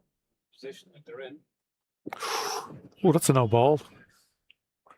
Very close to wide. Very close to a no ball, shall I say? Replay. I thought it pitched on the pitch. Loose. This time paddled around the corner. He drifted too much onto the legs. It does get, it's a great effort to get to it. And he got his hand to it, but could only pull it into his body, which was travelling over the rope at great speed. Well, there you go. Don't often hear ship horned like that. Just to celebrate Thompson bringing up his 50. The ship acknowledges they're obviously watching aboard. Timing everything. Listening to your dulcet tones, Brent. 15 suicides. So Thompson has moved past his half century now, and you get the feeling will free the shackles a bit from him. And if he looks at the scoreboard, sees 170 for 2, he says, why shouldn't I? Absolutely, and McCamfer at the other end, you do feel the only thing that is going to slow them is wickets. It'd be very hard to negate it just with only to these two and keep the run rate below 6.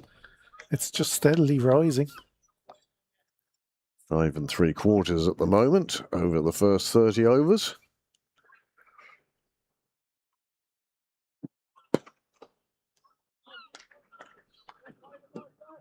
So, who's your next bowling choice? With the score now at 171, let's say. Let's say it's 175, because that's easier to do. You reckon a score of 350? Well, you have to go at the same pace you've gone for the first 30. Well, you could certainly see them going at 5 and over, even with wickets falling. They'll go 7, 8, 9 if wickets don't fall. So I can see them doing 5 and over. So yeah, for 20 overs, 100 runs minimum. So you're saying 275.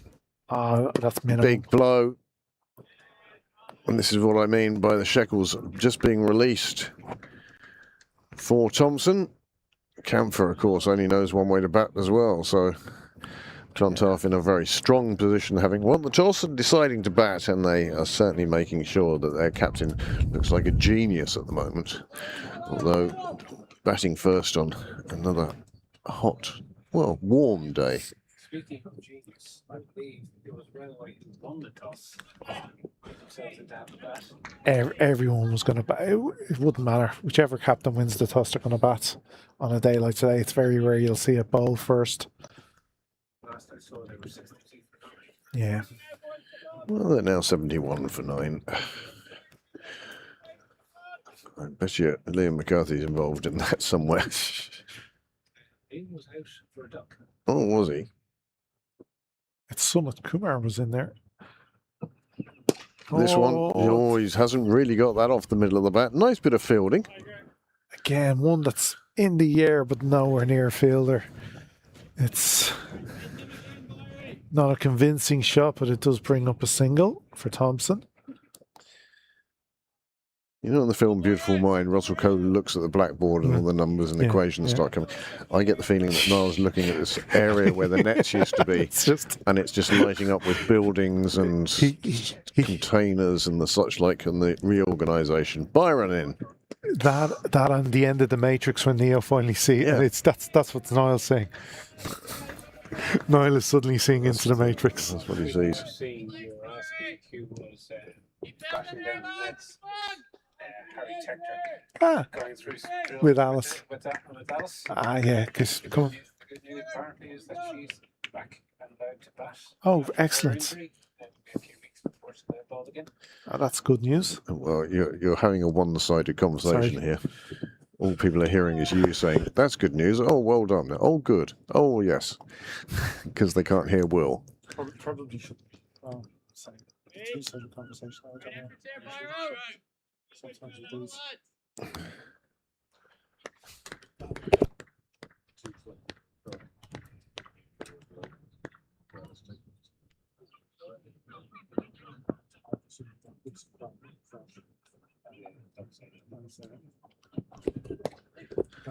Single taken on the offside. They get through for that.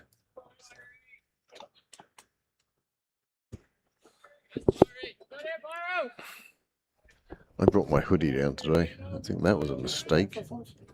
Sunshine, absolutely lovely.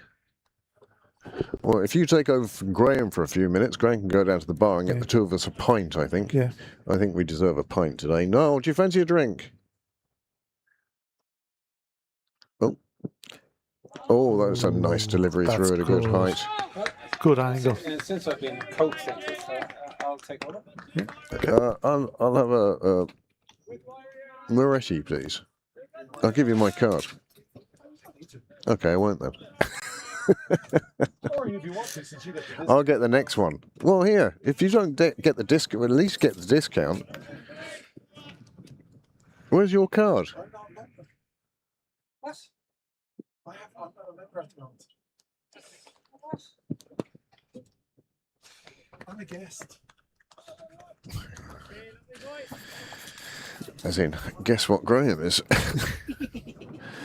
Anyway, Will Houston joins me back in the box. All right, after that bit of drama. So, Camphor and Thompson together. Clontarf, you'd have to think, very happy with the current position.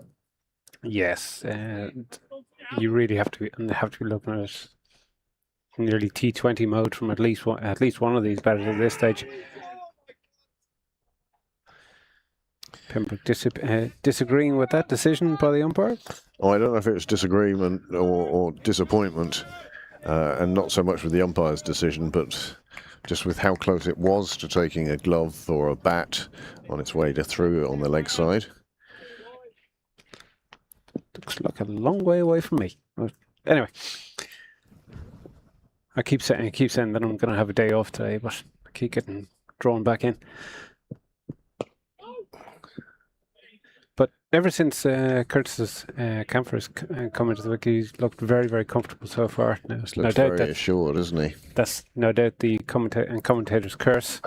So one team is going to be delighted with me, and possibly one team won't be. Sure, it's the commentator's lot. It's how you apply your curse and where you apply your curse. And let's be honest, with James, he can pick to the delivery. I've been quite good myself of talking people up and then them making me a liar. Oh dear. That's another good trait for the commentators. Well, I believe you had a good track record last weekend, all right? I believe you were either one of you were talking up a batter, and then within the space of 3 balls, they were gone. Oh yeah, that's a constant here. We all do that. The place, the Pembroke redevelopment just looks so different now. It seems to have given a lot more room to the ground. Now, I know it's because of where we're sitting, and we were right next to the nets, so they dominated your view out that side. Yeah. Whereas now you're seeing from the junior rugby posts, really, where they'd be, all the way around the ground. And the only bit we can't see is the car park. Miss Garth, how are we? Hi, Kim. Thanks. Good, good.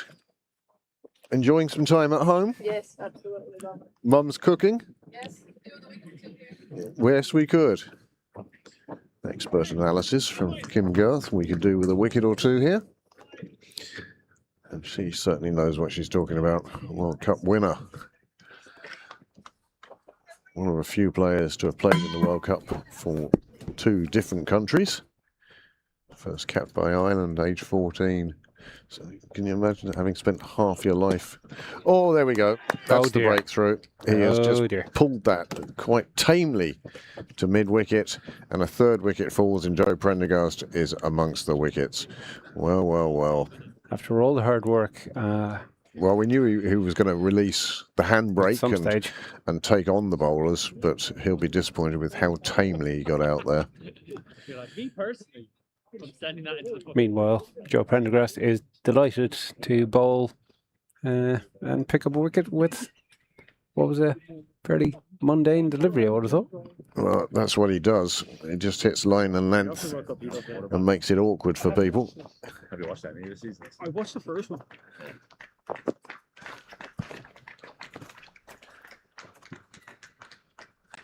Well, he gets a round of applause going back in, but he won't want to watch that again.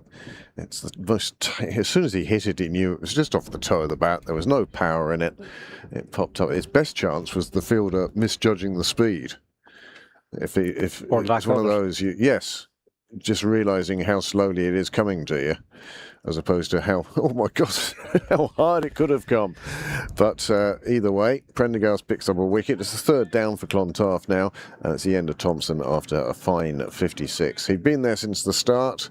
He had fought his way through some early difficulties. The ball was going past the edge of the bat on quite a regular basis early on, but finally the wicket falls, and Clontarf now. But it brings to the wicket another possibly destructive batsman in the form of David Delaney, and the fact that he's a left-hander will add a different problem for Jack and team to solve.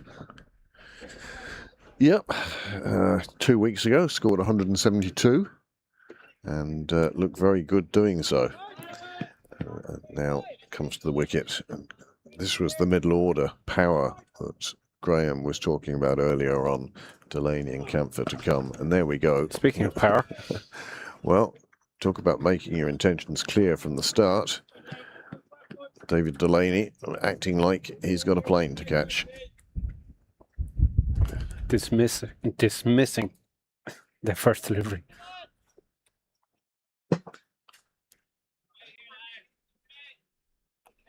Welcome to the middle. Graham, you are a star. Thank you very much. The fact that you've paid for your own point would normally mean that anybody's a star, because all they've done is gone and fetched it for you, mind you. Yeah. Asked for a tip, did I? We're going for fetching. It's usually 20% these days.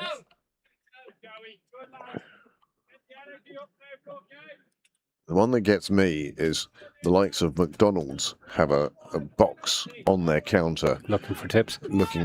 Well, it's not even tips for the staff. It's your money to pay for the Ronald McDonald house. Mm-hmm. Now, it's a great thing they've done there, but they're asking people who go to McDonald's to round up bills and whatever to give over their hard cash, and yet McDonald's profits are how much? You know. Well, I think you're getting into. And it's not just McDonald's. I think it's far wider than that. You know, would you like to round up your bill? I think you're getting into interesting territory there, Craig. I mean, if you talk about the number of multinationals that who ask for free money, who are in this country for various reasons. Yes, a lot of it's tax based. That one runs through. It is backed up in the end. There won't be any overthrows, but yeah. It's one of those things that bugs me.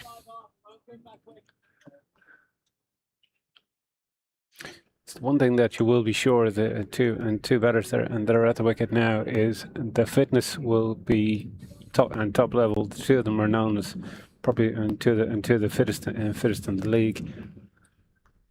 So that, a lot of scampering, and they both know where the boundary is as well for their shots. So if this partnership lasts a period of time, it'll be very beneficial for Clontarf and their chase of 300 plus.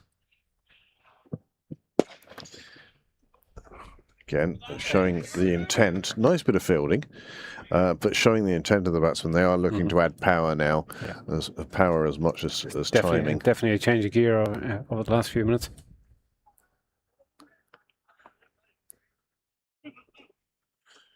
You're not in Greystones today, with Greystones playing at home? Greystones were playing in Marion this morning. Yeah, that was underage though. Yes. Yeah, I'm talking about the adults.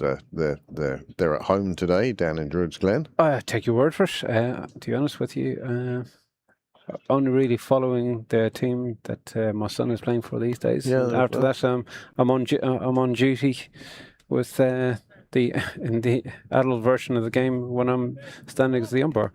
But obviously, I don't umpire Greystones. Not allowed to umpire Marion either. Good, sharp ball. Now, personally, yeah, it did look a little high. It was over the head, but A, it was nice to see, and B, it's good to see the batsman trying to take it on. Yep. It would have been very easy for him just to duck under that, take the wide, thanks very much. But he saw it as a run-scoring opportunity. I usually see it an opportunity to introduce myself to the square leg umpire at close proximity.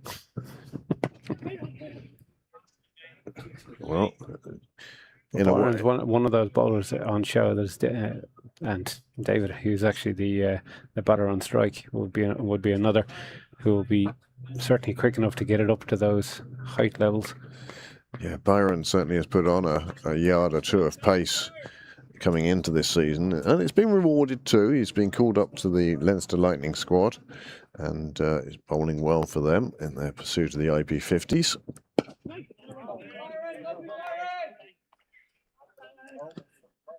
But it's good that Ireland... Playoff for that is here next week? 2 weeks? Thursday. Next Thursday. Next Thursday in Sydney Parade. Yeah. There'll be another guy as well, Dave, who did the first game. Cool. First days, second day, Thursday. Flashing blade again, and that will run down and will make the boundary. Valiant and effort gets on a good the cheer from the Clontarf youngsters who are congregated down there watching this game. As I see Wild Bill down there. Who's it running the boundary down there? Is that McDara?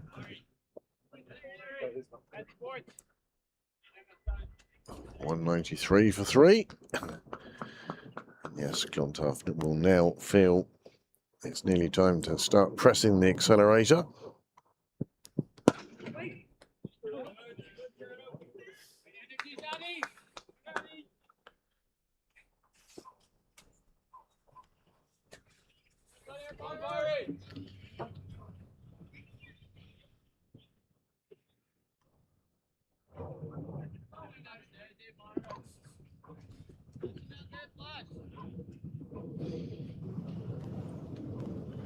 now that Graham is being refreshed, I'm gonna pass the headset back over to himself, and I bid you all a good day. Enjoy the sunshine. Best of luck to Pembroke for their All Ireland semi-final tomorrow as well. And best of luck to anybody who's playing around the grounds. Thanks again. Well, thanks very much for your time in the box today. As always, a pleasure to have you here.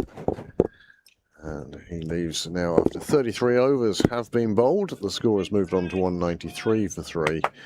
And Delaney is on 10 and looking to play with intent. And Camphor is playing, well, the only way I've ever seen him play. I haven't seen him in a test match, but Camphor is always keen to score quickly. Welcome back, Graham. Good to be back. Yeah, you're talking about two batsmen who definitely like their shots. They're not going to sit back and just accumulate. No, if they're going to score, one suspects it's going to be in excess of a runner ball.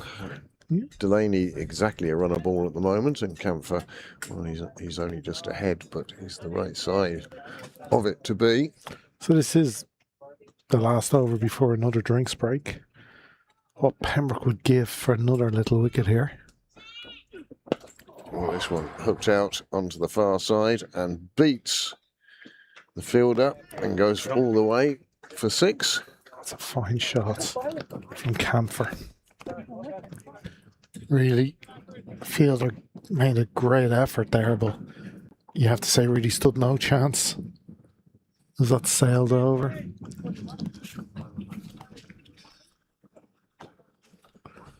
Camphor certainly not looking to just get to drinks. No, they're going to be very positive here, one feels. Yep. That's swept nicely. One-handed, bat on ball, pick up another run.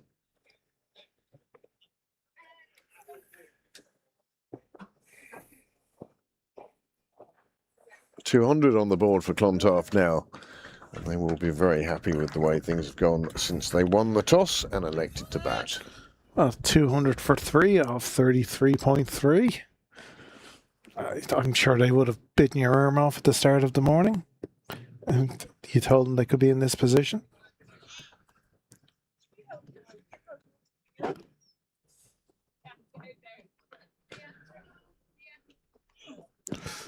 And of course, the other thing now took Clontarf's advantage, the left-right combination always seems to cause a bit of bother for the bowling. As we see Prendergast just slip one down leg. I'd almost like to see Lawson back on at that nursery end. Yeah, he does like bowling at left-handers.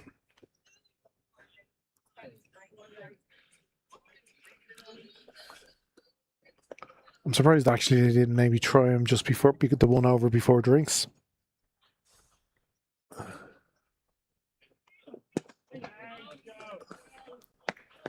Better from Prendergast on this occasion.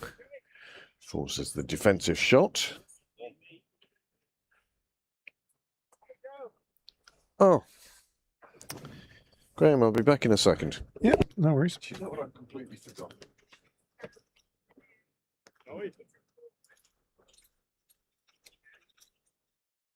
So, 2 balls to drinks. Prendergast into Delaney.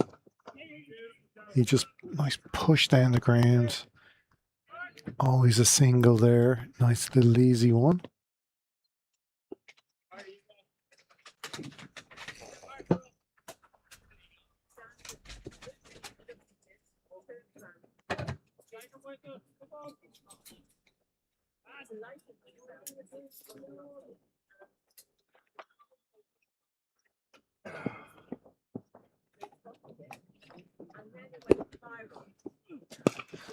And then just a little tap out to mid-wicket.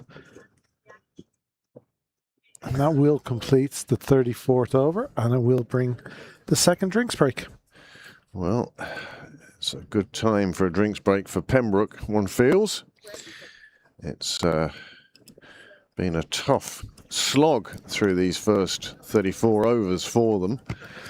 Not to be unexpected with the weather and the the track, etc. When you lost the toss, I suppose as a fielding team, you hope for more wickets. You hope to bowl the team out, but on a day like today, you kind of have to get in the mindset. You're looking at probably being in the field for 50 overs. There is the Clontarf card for you. You can see Morgan did a good job opening up with Thompson, and they put on a decent stand at the start. Lynch came in and has scored well before Thompson finally reached his half century. He was tamely out, and it's been Murray and Prendergast with the wickets for Pembroke. Here are the bowling figures for the Pembroke side. Graham, what do you think? Well, the run rate is 6 and over exactly after 34 overs. So you can see there, everyone is in and around that, apart from Paul Lawson, who after his 3 overs, they have gone after him a little. So it's going in and around that. So you're just hoping for that bit of luck as a bowler now. You're hoping that you can get the one that, cuts through or just traps them on the crease, as Dan Murray did earlier for the LBW. There's been lots of shots from Clontarf that have popped up and being just short of a fielder or wide of a fielder. So Pembroke will just be hoping one of them go to hand now at this stage. Well, Dan Murray, 2 for 31, and Joe Prendergast, 1 for 44. They're the best of the bowlers so far. Byron McDonough, well, he's been going for over a run a ball, but wicketless thus far. DHL, my parcel is being held for an additional charge. Please visit givemeyourmoney.com to regulise and proceed with delivery. Well, I don't order stuff online, and the only post I get is junk mail from politicians, which technically isn't junk mail. No, because we pay for it. But if you put a sign that says no junk mail, the politician stuff still gets through. Oh, okay. Because it's deemed to not be junk. It's information. And also, politicians want you to read their manifestos. So you're saying that may not be a legitimate text message? No, but I will ask them, which country is it from? Let's see what they say. Yeah, which package?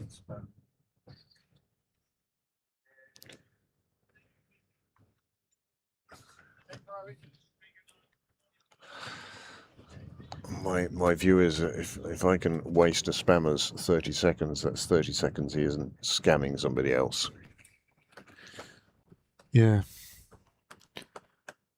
Fortunately, he's probably sitting in a room with a couple of 100 other people. He probably isn't a person at all. No, it could be yeah. Oh, well. Such is the way of the world. Another number blocked.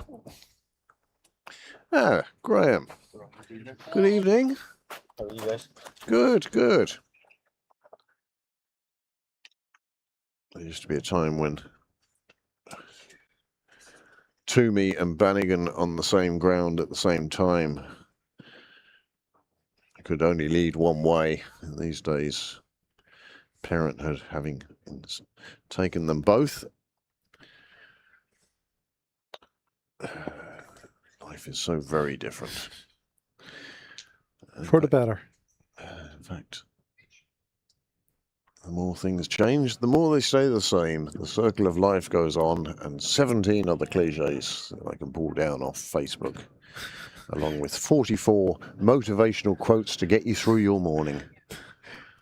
So, for every shower, there grows a flower. There was one recently I saw online, which was actually quite good. Oh, well, it's not quite good. Were you motivated? Did you get up and go and do something, or did you scroll on to the next thing? It wasn't about motivation, but it was a nice little sweet quote. Alison Sheriff now to come back on at the St John's end. Pembroke looking through another breakthrough after tea. I kind of like to see Addison and Byron both bowling from the St John's end. Well, it's going to be interesting who closes out. They are looking for wickets here. It is important to get a breakthrough, break up this partnership. Well, that's pulled around the corner.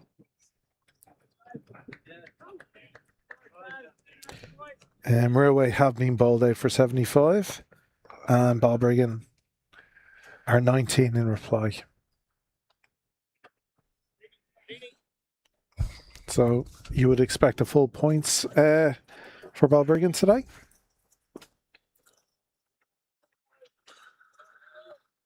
Look, you'd certainly expect the win.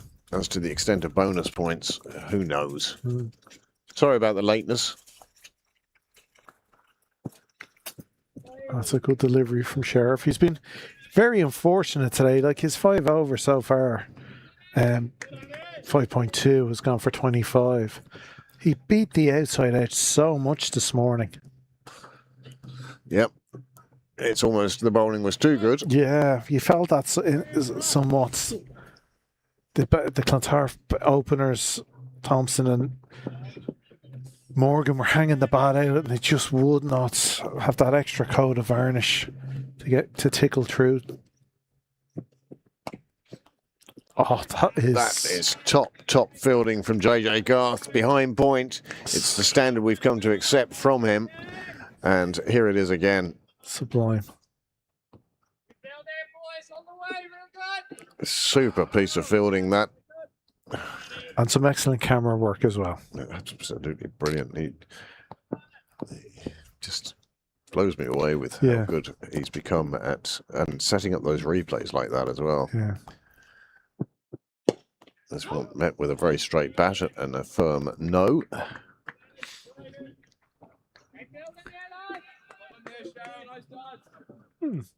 The game in Rathmines is building up to be an interesting one. Civil Service 206 for 5 with 13 overs.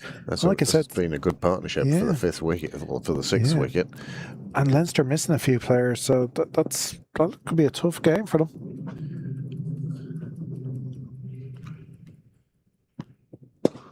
Oh, it's safe hit into Cow. It will be 4. There's nothing going to stop that. Except the fence. Now, the only thing we saw it earlier in the year when Pembroke played Civil Service, the only thing that might trouble them is the bowling side of things. Just that consistency and accuracy for at least 5 bowlers might cost them. It's the 5th bowler that's the struggle for Civil Service.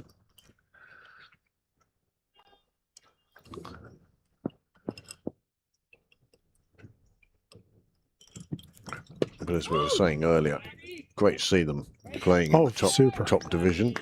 And acquitting themselves very well. Yep. Haven't embarrassed themselves at all. The team I'd like to see have an upturn in fortunes and get back to their, if not their former glories, then back certainly to this level would be the Hills. Yeah. It seems wrong that they're not there. Yeah. I mean, I know that they're one of the newest senior clubs. But they've already won so much. They were there, you know, they forced their way onto the top table back in the days of Wiggins, Teep and the such like. Such a great club. Yeah, and such a good community club as well. A lot of work put in by the members themselves there. There's no sort of expecting stuff to happen. And they've plans for a new indoor centre. They do indeed. That have been granted planning permission. They have a super second pitch up in somebody's back garden. Yeah, the MCG. What a wonderful ground that is. I was there for the first game played on that ground. Double headers are going to be fun. Double long off. Double long on. Long on and long on will be standing next to each other. Well, as I said, the batsman in long on. A beautiful mind thinks of these things, and no doubt he's already pictured double-header game being played. I don't think that's possible anymore, really, is it? It is, yeah. Is it? Well, it's even better now, the way it's been moved. Okay. Well, the side screens are so far back, and this one he turns into a full toss, and that could have easily gone to hand, but Delaney instead picks up 4 for it, and he goes on to 16 off just 14 deliveries. Yeah, that's the sort of shot that can get you into trouble sometimes. It just seems though today everything is going Clontarf's way in the sense nothing is going to hand, and when it has done earlier, we've seen a couple of drops. Yeah, the sight screens are going to come forward about 20 yards. Okay. And in fact, that's something else. I don't know if Dale's here or if Dale's watching. I saw him on the ground earlier. Yeah, he was here earlier. Himself and Lockie were here for a lunchtime feed. That one just hit back past Lawson, and this is what I was looking for. I was looking for the introduction of Lawson. If these two are going to be hitting big, and all intention is that they are going to be, then I think that why give them the extra power of a seamer when you could slow it down and tangle them up a bit, perhaps. Paul Ryan and Bill Coughlin have been joined on their lap by Barry McCarthy. Round again. I see Councillor Clark is tugging out today for the sixes. Yes. Great to see. Which for a bloke is the easiest thing you fucking can do. Dulcet tones of Paul Ryan coming through on the mics. Tell us what you really think. Once the mics are pointed out, they went very quiet. That's another big clubbing down the ground by Delaney. And you get the feeling he's in the mood today. Oh, well, look, you're coming in with 200 on the board. You've got somebody like Camphor at the other end to be a foil. He's already on 43 from just 36. Yeah, it's set up very, very nicely. They're just finishing the main course. They're about to dig into desserts, really. It's another nice shot down the ground. It will be pulled up in front of the rope. And it's Tim Tector with the fielding and the throw to the far end. Show off. I know. It's amazing. We'd never have thought of that. Used to be a time. I've got it to the bowler's end underarm, I think, on the second bounce. Or you need a relay.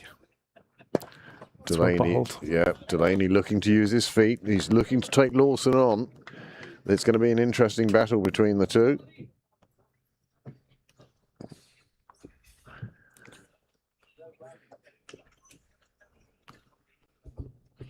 Right, Graham, I'll be back in just a moment. Oh, great. Okay, so I can say things like, rather than I forward 20 yards. So we're going to have Addison Sheriff to continue from the St. John's Road end. Sheriff about to bowl the seventh. So you have to say you can't see him bowling any more maybe than this over, considering Pembroke will be needing him at the death.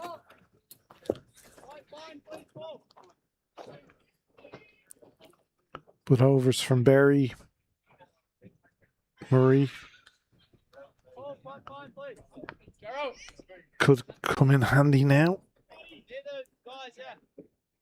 Most important thing from a Pembroke point of view is they do need that breakthrough. Camphor's looking set and dangerous. Happy just to stand and deliver with a slap straight back to the bowler.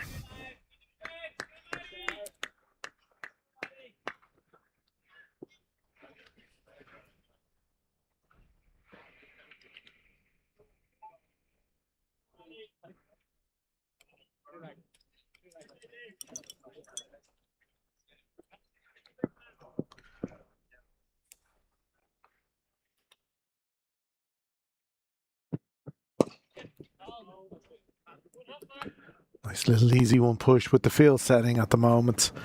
That is always one. There's only fielders on the leg side boundary for Camphor. See something similar now to Delaney to the railway boundary.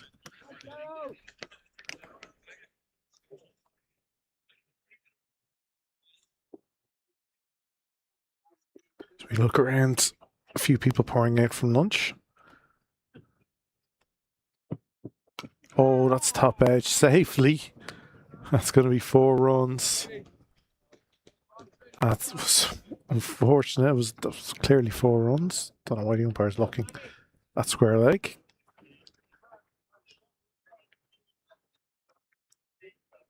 Sheriff with a good bouncer, but with the field spread and nobody behind the wicketkeeper. Delaney feeling safe enough going after that.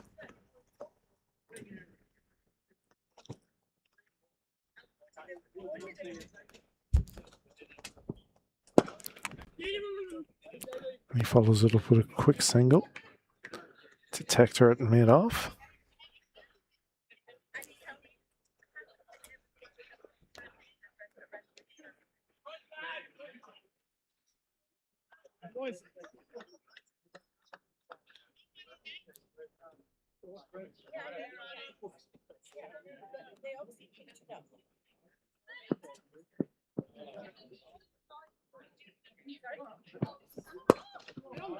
That's a fine shot from Camphor. They will come Delaney straight away, coming back for two. Never any question.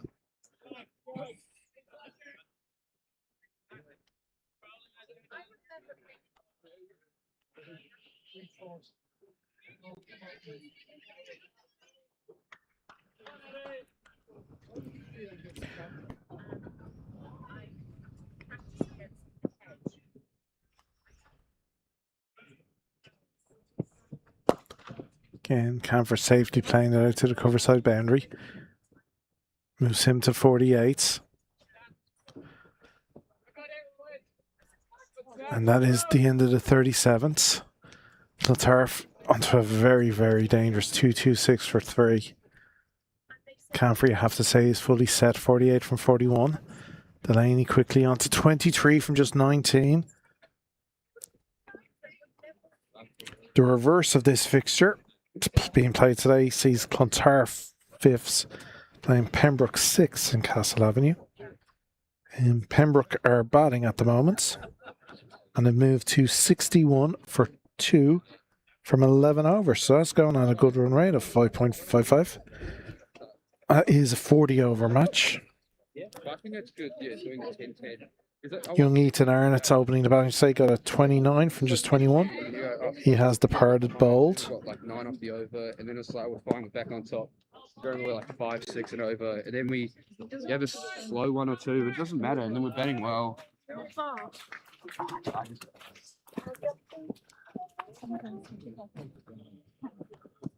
Oh, that's unlucky again. The Pembroke bowlers don't seem to be getting any luck out there today.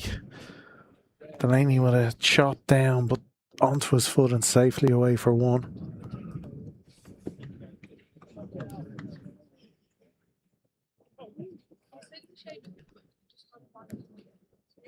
Oh, brilliant take. What a take from Lawson. Delaney absolutely smashes that straight back to the bowler. You have to say, if he hadn't have gone it, it would have taken his, left a big hole in his chest. But that is a brilliant breakthrough for Pembroke. Fine, fine catch.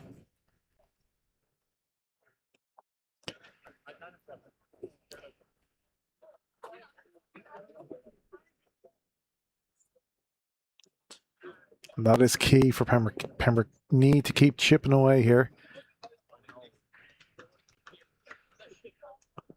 That brings Owen Delaney to the crease to John Camphor.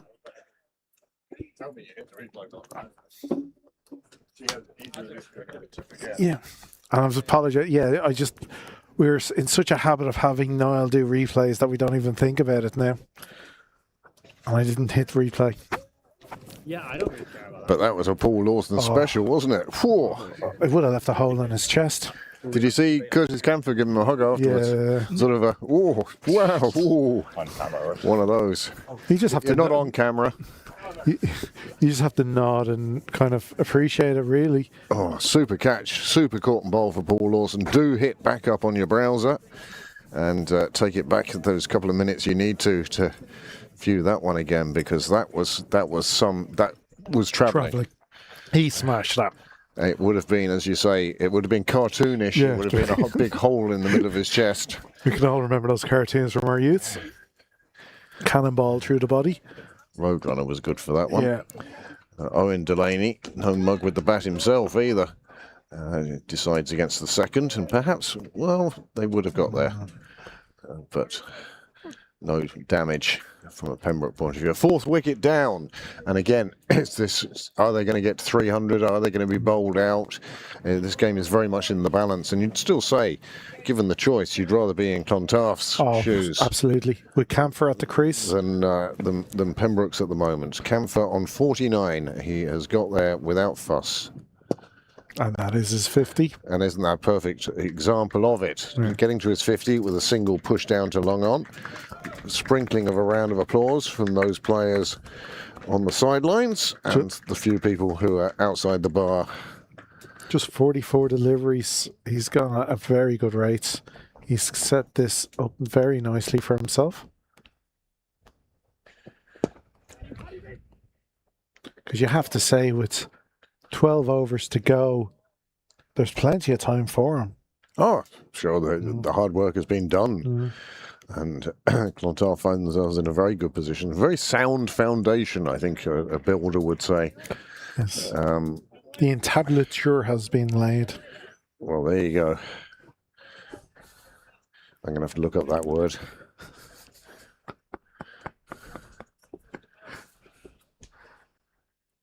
Probably in the Urban Dictionary. It's always an interesting read, the Urban Dictionary. I've never actually had a look. Oh, you just type in something and see what it says. Okay. It is really quite amusing at times. So, Sheriff, 3 overs left in his day's work with the ball. I'm actually surprised they've kept him on, really. Well, again, this may be the thinking of the skipper is we need Camphor. If we can get Camphor out now, no, it changes everything. Everything has changed. Yeah. You could be looking at 280 instead of 320. Absolutely. Absolutely. But again, they will need him at the death, so yeah, it's such a toss-up. Who'd be a skipper? Especially when you can come up with all these brilliant plans and the players never execute them for you. Yeah. Like, oh, I'll bowl him and he'll bowl this way, and then now he bowls half trackers that go all around the park. Oh, that fielder there will catch it. No, he doesn't. It can happen so often in this game. The best laid plans. Yeah. You're rolling dice with the universe. Had a lovely day here on Sunday.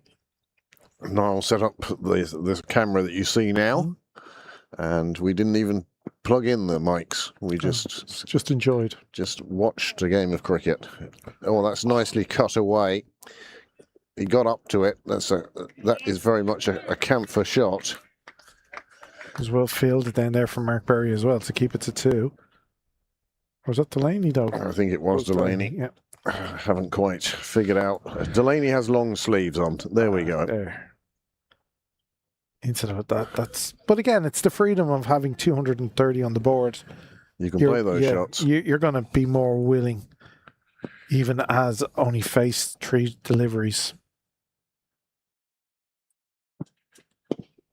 Nicely tucked away. Just for a single. Again, I always argue though that you'd like to think the batting side of Pembroke will, of whether you're batting first or batting second, I always feel they should be thinking 300 plus. So whether you're chasing it or whether you're setting it, it shouldn't, but it does make a difference. Of course it does. Of course it does. Clontarf going along as they have for quite a while now at a run of ball over the course of this innings. That'll just keep creeping up. It's you find it's hard to look out there and see where you can save a run, where there won't be a single taken. Yeah.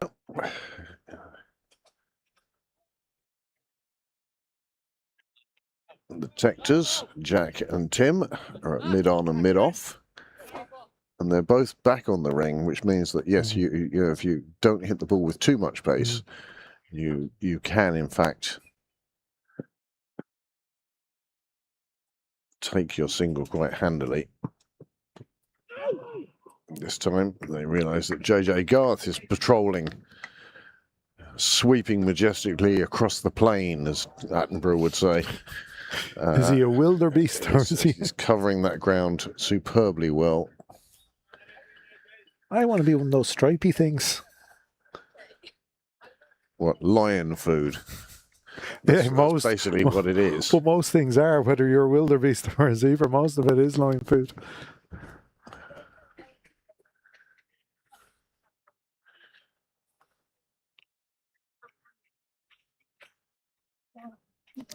The girls have learned where the microphones are, obviously. Just walking past us very quietly. Lawson continuing now from the nursery end. What he'd give for this prize wicket.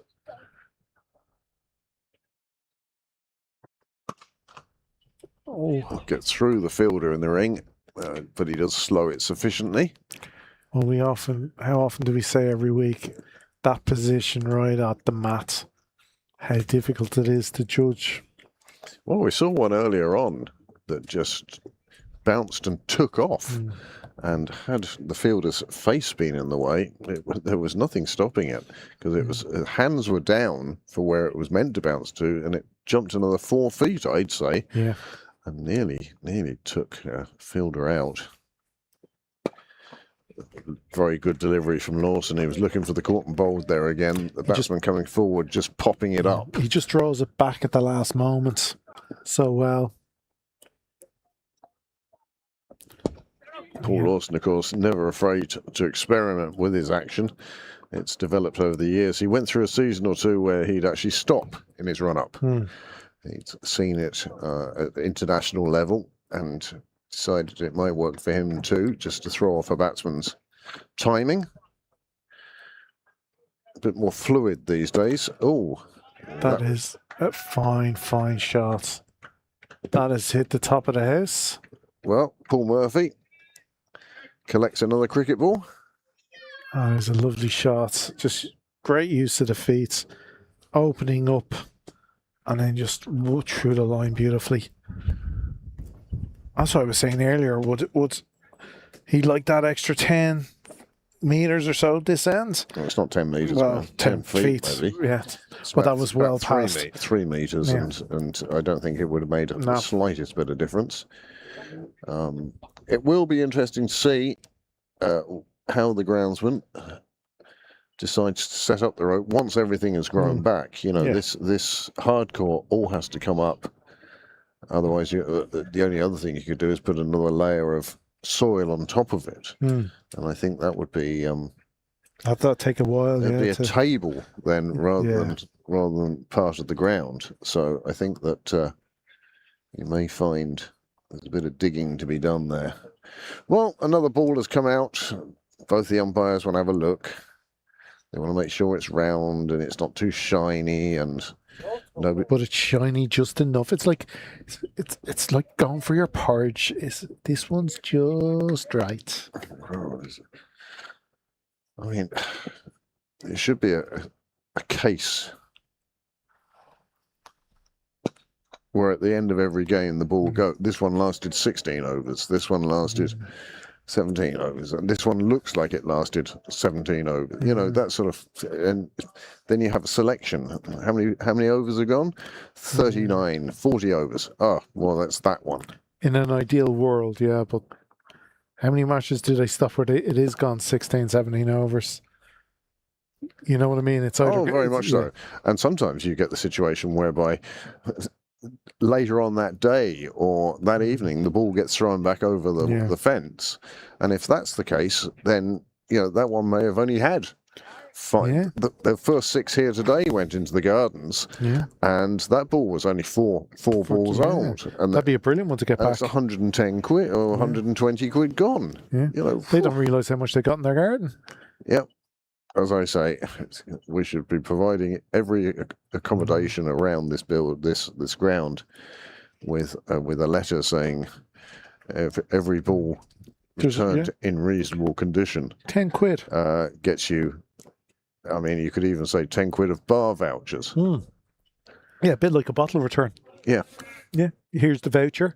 Please spend it in this shop. Well, here come 3 stars of the future. I've no doubt you'll hear their names again and again. Keegan Shipp, Donny Cosgrave, and Ontoni, our South African exchange student. who's been enjoying the weather. Take it. Put us in there. How are you? Playing tomorrow? A weekend off? Yeah. No, there's something wrong. There's something wrong in the world if you get a weekend off. Yeah, the starting list was done badly if he has a weekend off. Go and play for the Sixers. Yeah. So we've a change in bowling. Dan Murray back into the attack then. And again, a good move. Yeah, he's bowled well today. He's taken 2 of the 4 wickets to fall. Again, so a bit more luck. He might have had a couple more. He had a couple of appeals turned down. Set the trap now. The leg side field are all on the fence.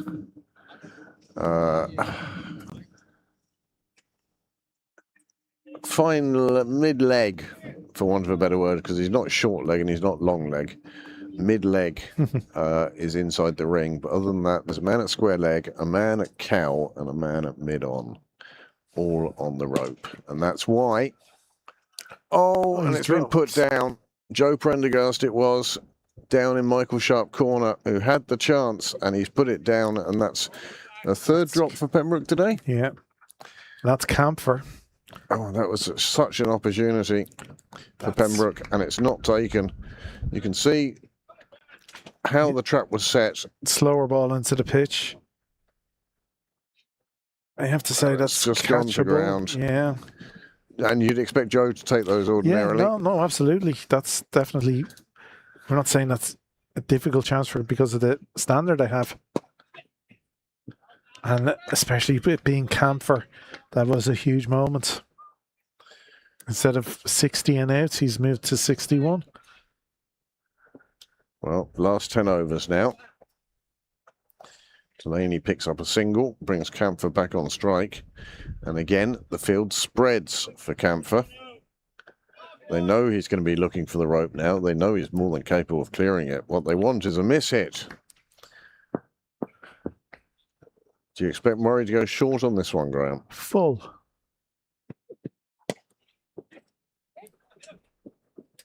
Oh, that was out. Well, the direct hit wasn't there. The backing up was. And Camphor gets home safely for that one. Again, just these little moments all day have not gone Pembroke's way. Another day that's hit the stumps and he's out. Well, that throw was very wide, but you can see he's nowhere given up. Yeah. He had given up. Just bounced over. Yeah, look, he'd one stump to aim for. They're very, very, very difficult chances. But again, on your day, these things seem to go your way. Clontarf now on the brink of reaching 250 as a team.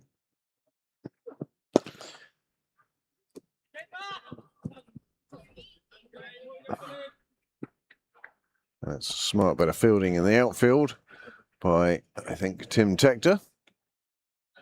That results in the score remaining at 249 for 4 after 41. 9 overs remain. And these two batsmen, Camphor on 62, Delaney on 9. But Delaney's playing the perfect support here. He knows there's no need for him to start looking for the rope. He's just leaving everything up to his partner. And as get a him on result, strike. he's just trying to run singles and get him back on strike. Yeah, no, he's, as you said, it's what's needed from him at the moment. Now, obviously, if he gets a rank bad ball, he's going to go after it. But if it's not, he's just getting bad on ball and getting the single. So, yeah, it's perfect at the moment for Just get down the other end. Yeah, and enjoy the view. And Delaney's doing that magnificently, scoring at 75 at the moment. But he won't be too concerned about that. It's his partner who's scoring at 62 off 52. So, at 120. Oh, jeez, that's pretty good, Matt. 119.23 is what the scorecard's saying. That's super. Thank you very much. Yeah. I just sort of said instead of 62 or 52, how about 60 or 50? 60 or 50? Yeah. It's not that different. No, but that's still pretty good. Michael Clark would have had your calculator answer, of course. He's gone big down here, and it's going to clear the fielder, go into the tree, come back off the wall, and end up back on the pitch. But the same result, no matter how far it travelled. 6 runs to Clontarf, 6 runs to Curtis Camphor, and he will really fancy taking Lawson on here. That drop is oh so costly. Clean strike. Goes for a second. It's another one that's going to clear the field up. That's 2 and 2. A long way as well. Does Camphor have the 6-6s on his mind? Somebody up in the northwest did that a couple of weeks ago, and there isn't much that Camphor hasn't achieved in his cricketing career. Yeah. Well, he has that 4 and 4 with the ball. Yeah. I'm not a scum. I am happy to do well, but my thing is, I don't think So you have to say, yeah, but it's like these little tick boxes of what you can do out there on the pitch. Well, if you go into your stats on Cricket Leinster, there is actually a tab that says achievements. Yeah. It's a little cup, and it's got all sorts of little challenges for you to have met over your career. And obviously I went in to have a look at Peter Prendergast this week with this lunch today in his honour, and the fact that the teams are playing for the Prendergast Trophy today. There goes the 6-6s anyway. Yeah. But it's quite an interesting page to look through. Sometimes to look up your own. Of course you look up your own. It's like when Google first came out, we all Googled our own names. That was scary.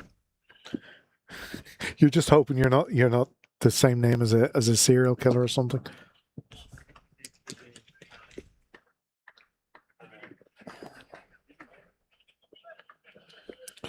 There we go. Career achievements. Okay. And you can see the ones you've achieved. Okay. Right. Statistics.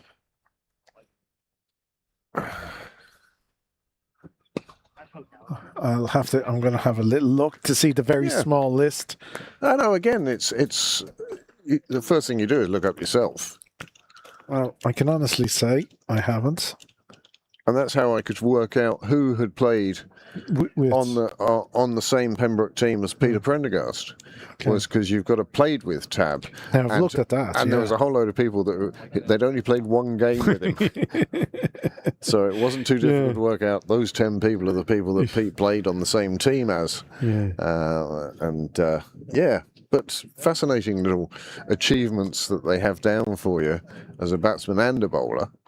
Yeah. Look, there's one I missed out on that I always wanted. Never got the hat trick.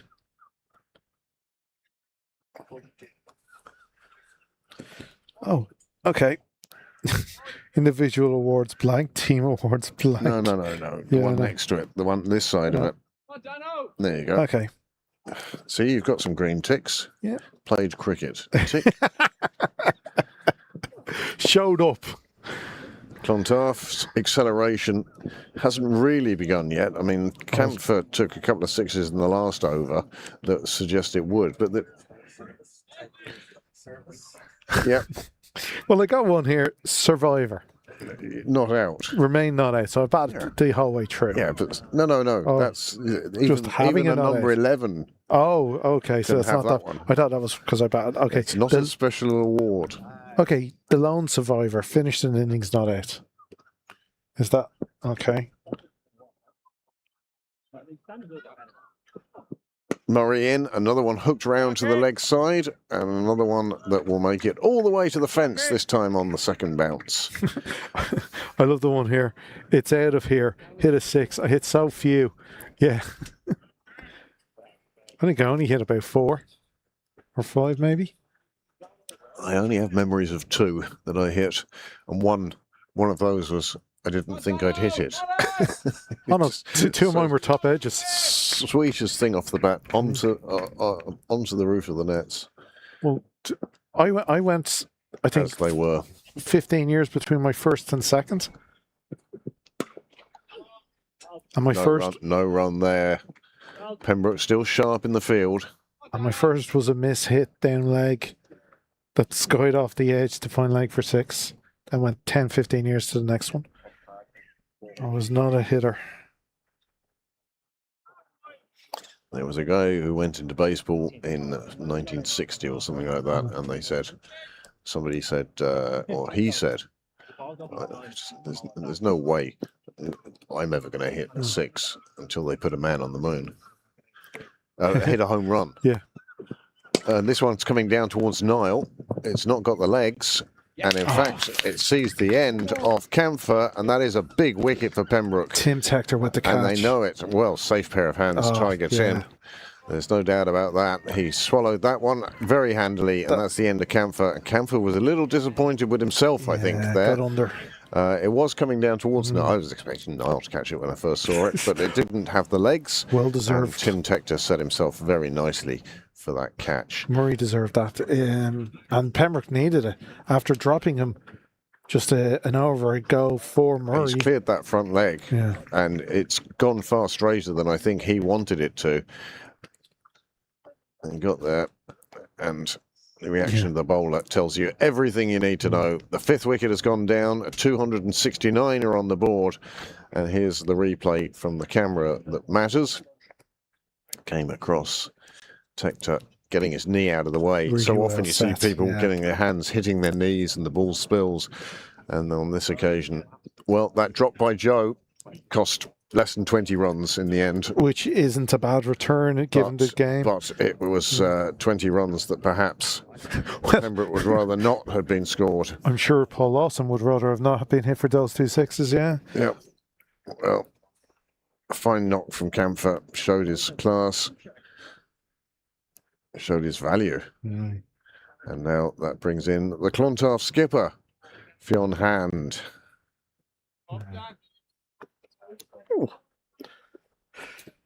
Here's something I'm quite, Oh, you're still going through your... No, I've never still going through his achievements. Unbelievable. Some of these are quite not bad, actually.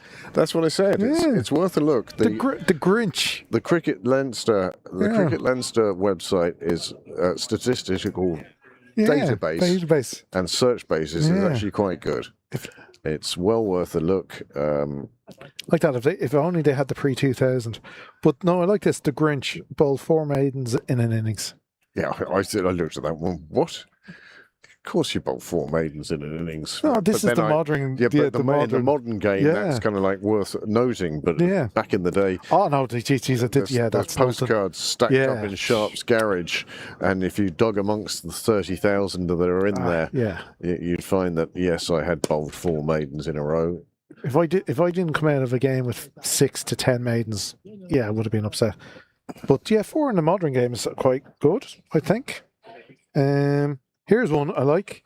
I've been everywhere. A catch, a wicket, and a run out in an innings. That's not bad. They have you down for doing that, do they? Yeah. Oh, well, there you go. There you go. Not all the same delivery, of course. But no, it's a good one to have. In good hands, taking 20 catches. Oh, yeah, but that's quite low down on the list. That is, yeah. Knows he has hands.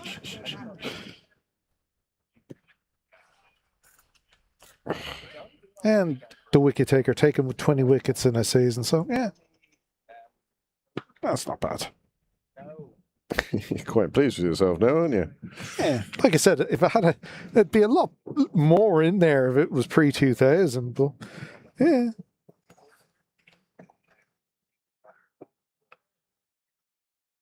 Oh, actually, I'll go to the played with might be interesting. Well, again, it's the ones you played with once and remember. Yeah, James Cresswell. Well, you've played with him more than once. Yeah, 59 times. He's top of the list. Well, there's a fact that James will love. Well, the fact that I'm only in Pembroke since 17, that's not bad. Yeah. And I'm retired a few years. You're 51. If only I was. No, fortunately, 51 was 10 years ago now. Peter Davey, played with him once. Yeah, but didn't the court let you off on the technicality? Barry Tucker, I remember that game.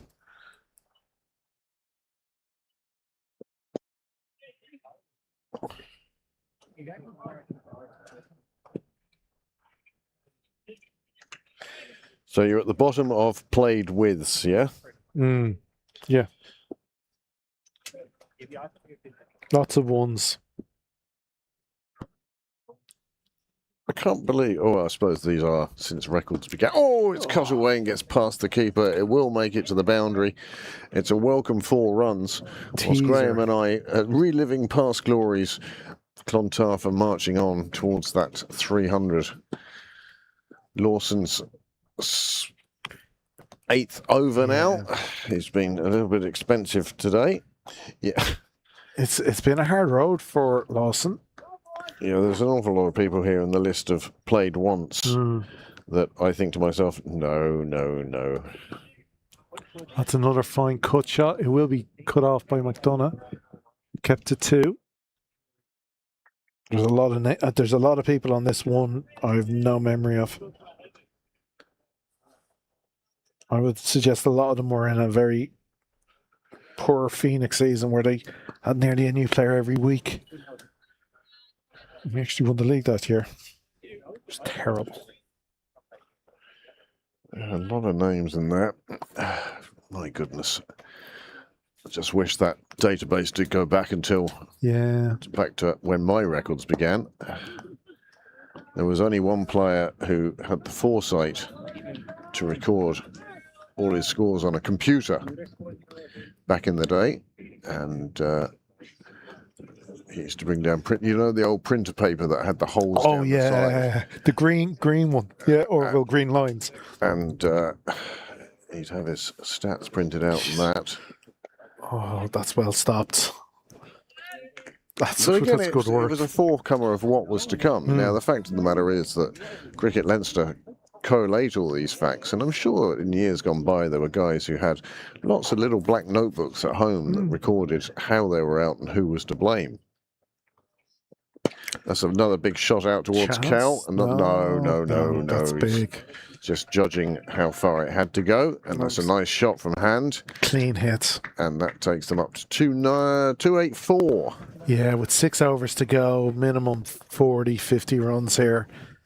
But Clontarf will be looking at 350. That was some catch. Oh, he's off me. Yeah. Oh, he's off. Yeah. Hit it harder. It's the batsman, not the batter. It was actually good. It was a nice catch. It looked like a forward defensive. I gave it everything. I probably only close it. I gave it everything. We actually expected there just to be a hole in his stomach.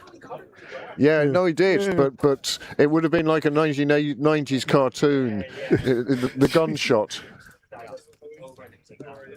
Yeah. Honestly, you'd expect him. Oh yeah, he doesn't drop many. All right, Toppy. How are you? But you have to expect 240 here, unless wickets fall. 340, do you mean? Or 340. We've gone past 240. Yeah, they're definitely Good getting evening, 240. sir. How are you? That's good. That's good. When are we going to see you back in this chair? Yeah, I know. I understand. Yeah. I'm not giving out. I'm just looking forward to seeing you back. Are you here for the day? Okay. Duty calls. That's allowed. I'll be listening. As I always do. Excellent. The smells of summer miss you. Smells of summer. Back. You can sit it back because it's pretty short. Do you want to take us through to the end, Heatley, at the end of this over? Yeah, I will, Craig. Yeah. No, you stay there. Okay. Oh, you haven't done a lap. Or you enjoy your beer. I'll go off and prepare for the break. Lovely. Another one bowled into the track by Murray, hoping for a miss hit, but Delaney just turns around the corner and he's quietly just 20 from 20. He's setting himself up nicely. Hand already with 1/6 under the belt. Heatley, no doubt, will take you through the meal and the speeches. Which were lovely. Which? Both, I'm sure. Particularly the meal was gorgeous, but the speeches were beautiful. Well, there you go. Heatley will take you through those and the last 5 overs after Dan Murray has completed Well, that was an appeal by messenger boy. Yeah. Because one fielder appealed, and then the one next to him appealed, and the one next to him appealed, and finally I think it got back to the bowler to appeal. Yeah, seemed to start a cover to point the wicketkeeper to bowler. There wasn't a huge amount in that. No, it was, I'd say, a hope more than anything. Oh, good to see Charlie down today for the meal. He would have enjoyed that. Yeah, he wouldn't miss it.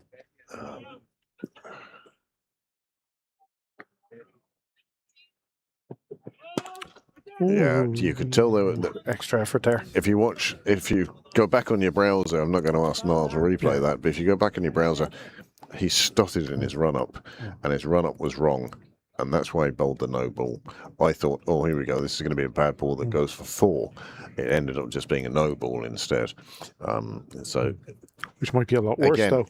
Especially, Dan, when you're playing at first team level, if your run-up's not right, just stop. Abort, yeah, and start again. Yes, absolutely. Oh, well, here's the replay. There. Yeah, there. Did you see it there? Yeah. He thought his feet were wrong, and he was trying to make up for it. Nice shot down the ground. That's a good ball for the free hit, though. Only going for the 1. Well, it's a bit of a result, really. But again, look, Dan, you've had to bowl an extra delivery. You've cost an extra run. You know, these are things that could be just stop your run up. Yeah. And it's very hard when you're a kid. And it's funny because the kids are the ones with the energy to go again and again anyway. But they don't like being interrupted. No, they feel as if, oh, I'm not allowed to stop. They'll give out to me. That ball just clubbed down the ground. Tim Tector again, embarrassing all us older people with his length of his throw to the far end. What's wrong with the stumps at this end, Tim? Yeah. Hey? That's a very big throw. That would have strong arm. He probably could have hit the wall. That's what this club needs. A long throw competition. Yeah. Let's sort this out once and for all. Who's your money on? It should be the season opener. Oh, Brilliantly well, that's a super late cut. Takes it down to the boundary. Another 4 runs into the 290s now for Clontarf. And there's 5 overs to go. Yeah. And as Graham takes you to his replay, I shall make way. Just see Delaney waiting on it. And with the field setting, just knowing that if he gets bad on it, 90% of it is definitely going for 4. And which it did. So Delaney moves to 25 from just 22. Few in hand is nearly set with 10 from just 8. Clontarf 2-9-3 for 5. They're going along. They've moved it up all day, steadily moving up that run rate. And it's moved to 6.51 now. This is a very big 5 overs for Pembroke. It could be anything between 320 and 350 here. Or even more if Clontarf go nuts. Going to see McDonough coming back on. He has 3 overs to bowl, so he will be able to bowl the 45th, 47th and 49th if asked.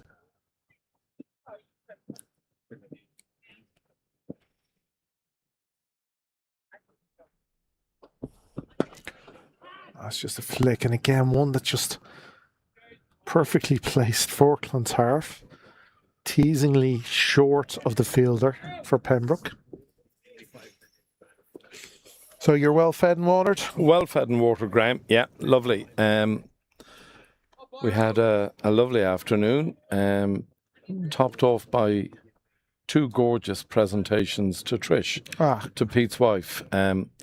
They presented a salver, which will be played for between both clubs. Perfect. Which was absolutely lovely. And Clontarf, who were celebrating their 150th year this year, had a very big night a fortnight ago where everyone who played for the first 11 got presented with a Clontarf baggie with a number on it. Oh, lovely. And they held Peter Prendergast's cap back for today and presented it to Peter's wife, Trish. Beautiful. And it was beautiful, and it was Tinged with emotion, yes, of course. enormously Yeah. so. You would have heard a pin drop Yeah. in the room, as you could imagine.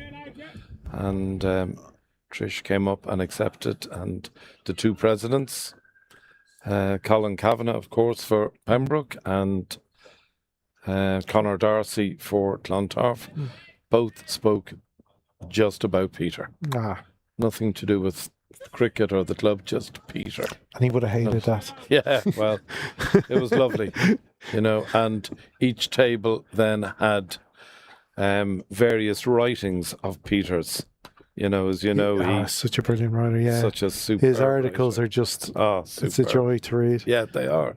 As Delaney runs it down to bring him to 30 after we saw him with the little trickery of this little scoop to McDonough.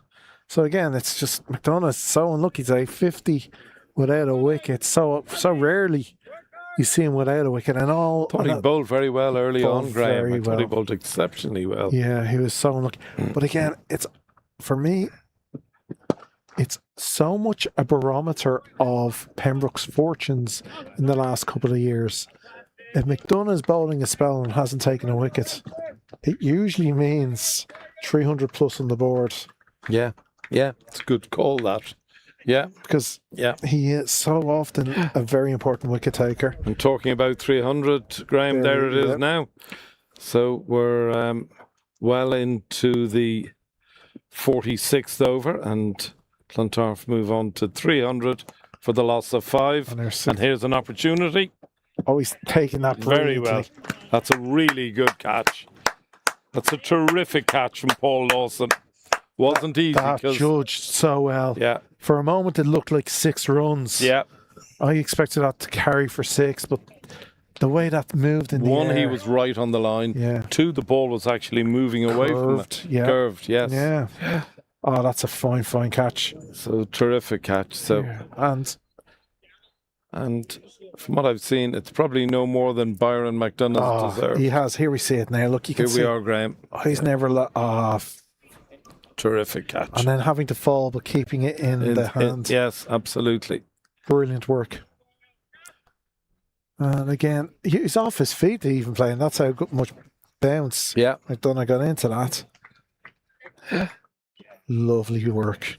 Marvellous catch. See, went at it reversed hands and twinkle toes. That's why he was so good at Strictly Come Dancing. Yeah. Yes. Do you remember that? Oh, yeah. I was a judge on that. Yeah, you didn't give me enough. Yeah. I'll never forgive you. All these. I wasn't that bad. What year was that, Graham? How was that? That was 2018, my second year. Was it 2018? Yeah. It was the hard to believe 8 years ago. Part of these, Yeah, part of the celebrations. Great catch, Paul. Oh no, sorry, that was a year before that, because 16. Yeah. Oh no, 68. Yeah, so it was.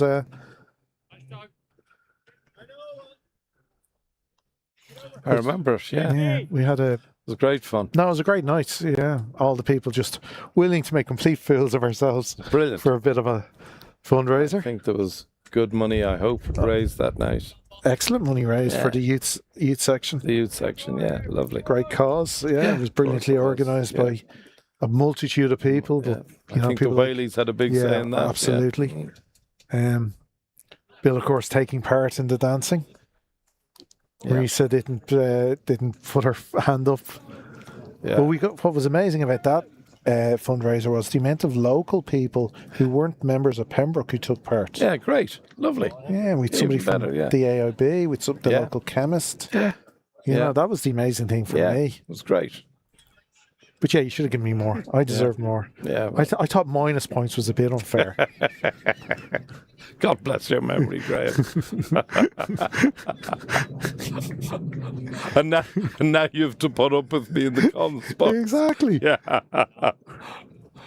Oh Lord. My wife was there that night. That was cruel. Yeah.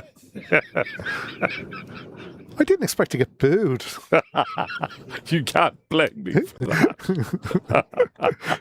74 people walked out. Yeah, well.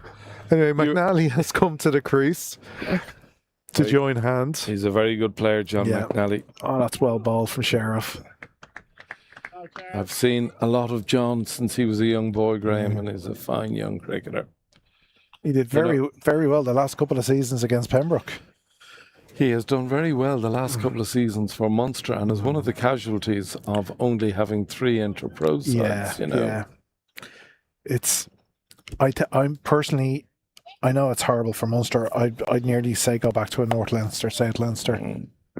I'd like to see, personally, I'd like to see an under-23s. Or something along that line, yeah. Have the Because forwards. the biggest issue for me, Graham, is if you take our under-19 World Cup side, okay? Now, where it's the first time they live a month the life of a professional cricketer, they see what it's like. For some, it's what they want. For others, it's not what they want, and that's fine. But for those who want to pursue that career, you know, it's really the sort of end of the road. Yeah, what's the next step? What's the next step? Yes, exactly. No, and that's where I think an under-23 inter-pro side would be fantastic. And you would get the odd smattering from Munster coming into that. Yes, of course you would. But a lot of it would be based around Dublin, and then you wouldn't have that silliness of. I always thought it was a little silly. A Munster side would say 9 Leinster players in it. It just, how could the locals buy into that? Yeah, they can't, is the answer. It's not there. You know, but just an under. Oh, that's well played. You have to say it was a poorish delivery from Sheriff, but it's put around the corner very well by McNally. Yeah. It was just, well, shorts down leg. You have to expect the left-hander's going to go for that. It's a very un-Sheriff-like delivery, isn't it? Yeah, there was a fielder at backward square, but he never had a chance, really, unless it had come directly at his body.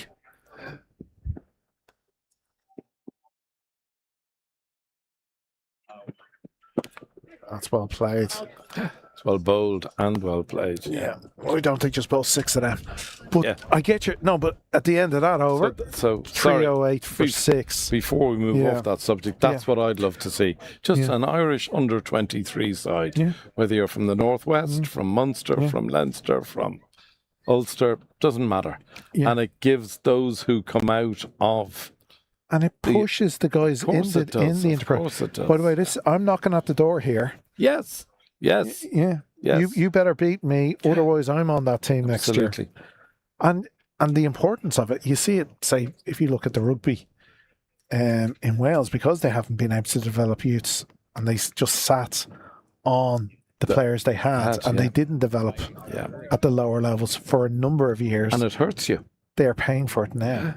It hurts you. Like if you look, they were happy to take the Grand Slams when the Erwin Jones, etc., were playing. Yeah. But they weren't developing what was coming in after it. And the provinces, or the whatever way you want to put it, province teams below that. Yeah. And they're paying for it. So we need to, as you say, that level. Yeah. No, I'd love to. But getting back to the game here, we're in the 48th over. 47 have been bowled. It's been a good couple of overs for Pembroke. The wickets make all the difference, don't they? Of course they do. 309 for 6 now. It's going to require a very diligent and good chase on the part of Pembroke. But I think Clontarf have shown perfectly how to score 300 runs. Yeah, yeah. It's going to be a wide.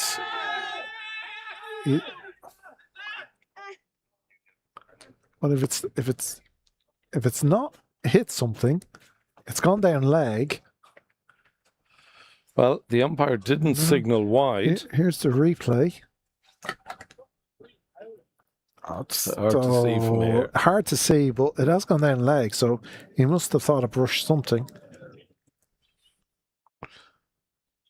The shoulder, possibly, of hand. Yeah, maybe so. Not the hand of hand.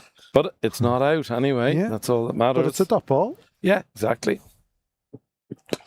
Well, that's just... Now, that could be out. Could be. No, it's just right in the gap.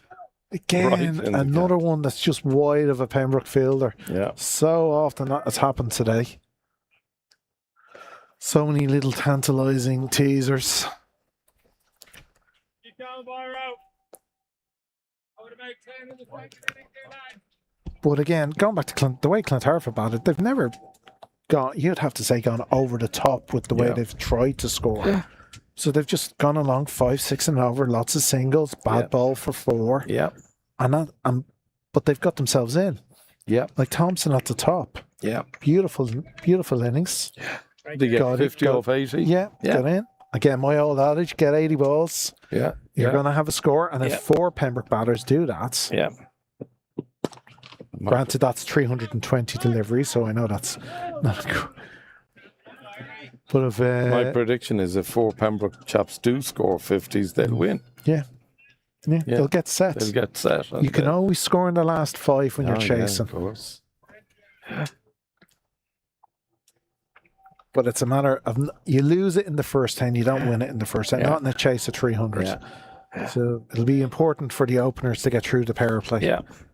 They want to lose no more than, I think, a good power play would be 1. There's a chance. Is it in the gap? Oh, it's through his hands. It was on the line, on the rope, so he was watchful of where the feet were. He wasn't able to kind of pat it back in. But that is 6 more. That is one of that. It's funny how many 6s have been out there. People sometimes have, well, I know there's certain comments at the T20 final how deep that boundary was, but it just shows you if you get a clean hit. Oh, it's doable. It's doable. Oh, very. And again, that's 2. There's a chance. He's got him. Gone. Yeah. Yeah. Wouldn't have said the best delivery from McDonough today, but it's a worked. wicket taking and it's a dot ball, so it's exactly what Pembroke would have asked for. And that sees the end of hand of rapid fire 20.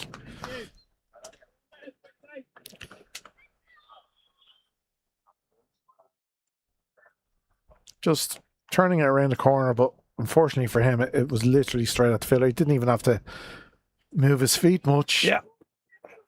It's a good catch, though. All those catches very well taken. Mark Berry, I think, with the catch. Is that who it is? Yeah, very good catch. And that was the end of the over. So 48 overs gone. Clontarf 317 now for the loss of 7 wickets. As I say, it's just been has 350 gone, do you think? I do think it has. Well, that's 2 overs to get 30 odd runs. Yeah. Oh, again, he bowls one to the left-hander into the ground, but a little too leggy. Probably hoping for a miss hit up in the air to deep square. Yeah, it's just a single. That will bring Marshall onto strike for his first ball. Another left-hander. Yeah, this is Ethan Marshall, I think, and John McNally on strike.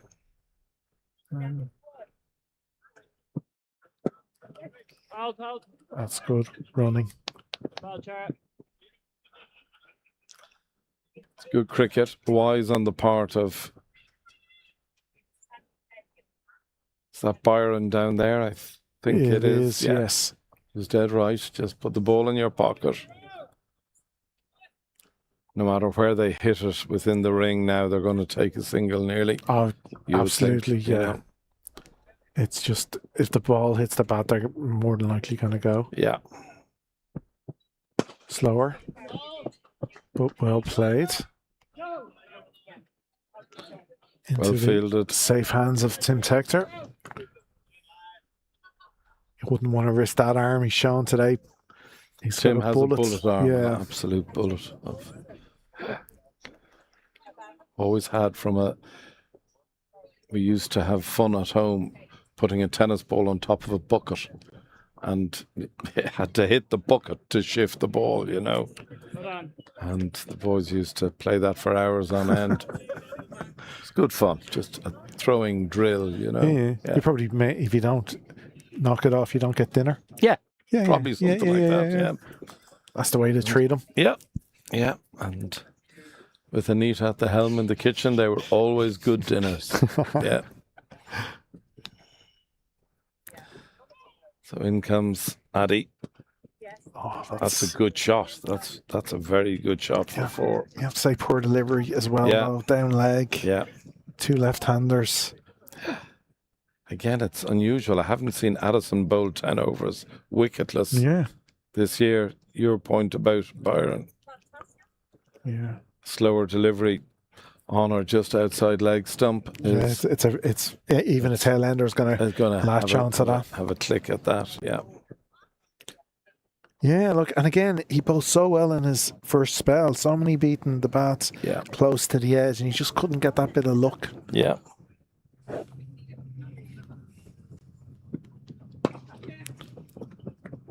Oh, it's well fielded. It is. Very well fielded. But it means they finished the 49th over on 326 for 7. So I think the 350, I would... 340 is on, though. Oh, big time.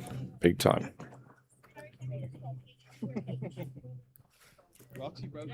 But again, Clontarf would have eaten up 326 at the morning toss. Yeah. I never asked who won the toss. Did you hear? Oh, I'm assuming Clontarf. I would assume Jack would have batted first. Would have thought so. You couldn't have not seen him on a day like today. It's a good track, good outfield. Sun is out. So Balbriggan have won by 9 wickets. Easy day for them. Against? Railway. Wow. Well, they bowled Railway out for 75. Oh, goodness. Okay. 77 for 1. Who got the wickets? I was shared between Strauss and the Hollard? No, Hollard wasn't playing. Wasn't playing. Jordan was. Okay. 4-4. Jordan Harnell took none. Andrew Derrick took the last wickets, and there was a run out of Rob O'Brien. But yeah, 9. That's an easy day for Balbriggan. That's a short, easy day. There's nothing short or easy about that. Oh, it's a fine, fine strike. This boy, John McNally, is a cricketer. Well, I remember in the All-Ireland against Clontarf, he came in late and scored some runs. He's a proper cricketer, John. He's a superb young cricketer. And this is just pushing that total up into the realms of scary for Pembroke. It's already a very, very difficult ask, 332. No, you would certainly say Tarf are very much in the driving seat. Well bowled. It's a good comeback. It's a great throw. Yeah, very, very good throw. I think the best Pembroke can hope for now with 4 deliveries to go is just 4 singles. Yeah. Really would be the best outcome. They would. Sorry, 3 deliveries. Yeah. As we move to 3-3-3. Good stuff. That's the life of the end of the innings. There's nothing you can do about that, I'm afraid. But again, that just shows you if you get to these overs, anything can happen. Oh, of course, absolutely.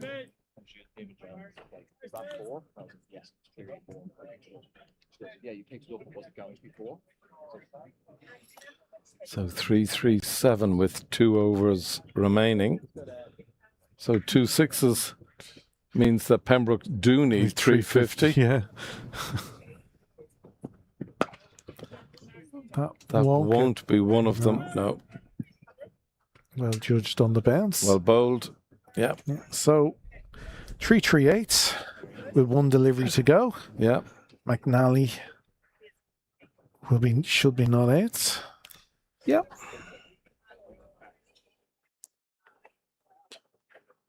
Sorry, McNally on strike. Yes, so he could be out depending on how this delivery goes. But wide. It's a wide. Oh, it's going to be a run out. It's going to be a run out, yeah.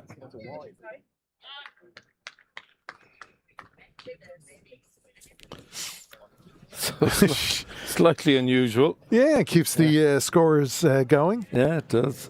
You can see what he's doing here. They'll just last ball, go for it. He said right. And McNally was right to stay in his crease. Yeah.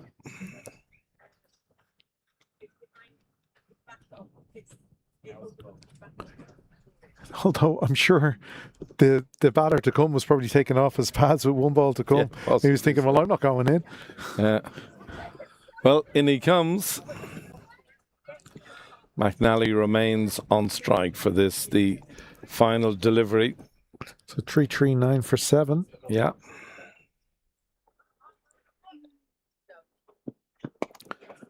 And that will be, they're looking to.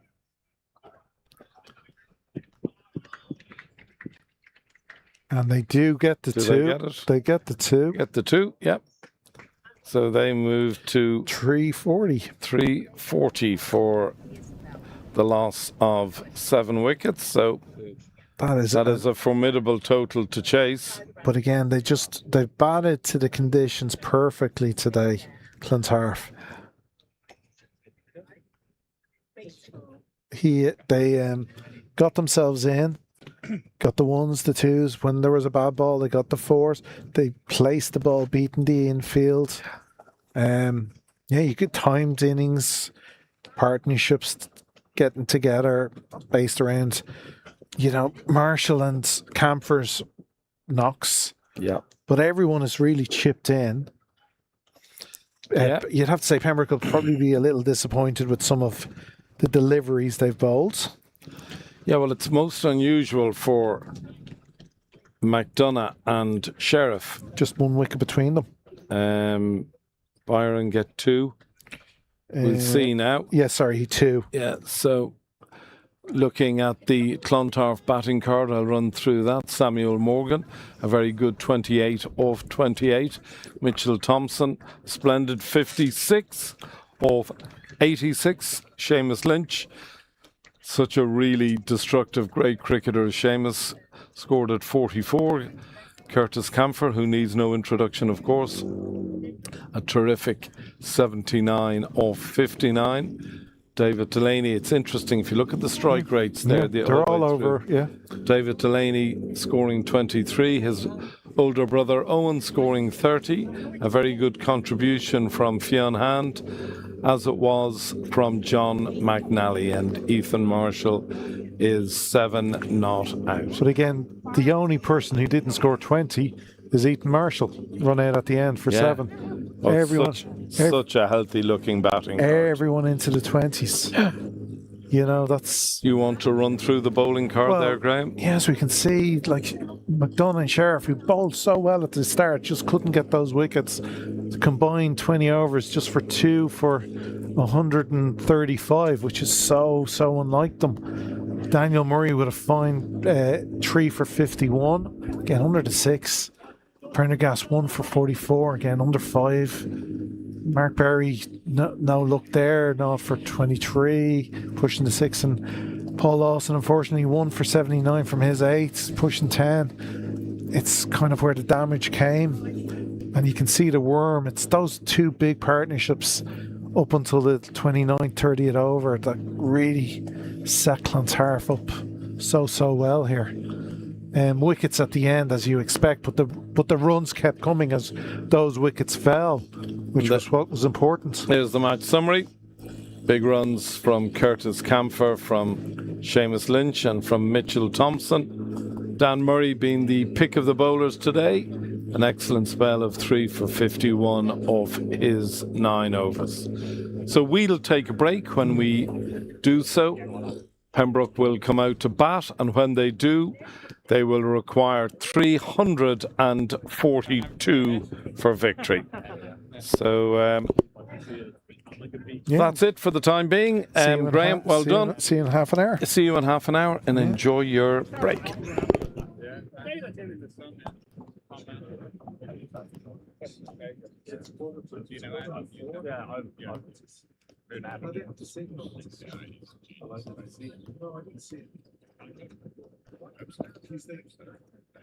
$320 is the normal. I was trying to come on. But yeah, hopefully I will help out.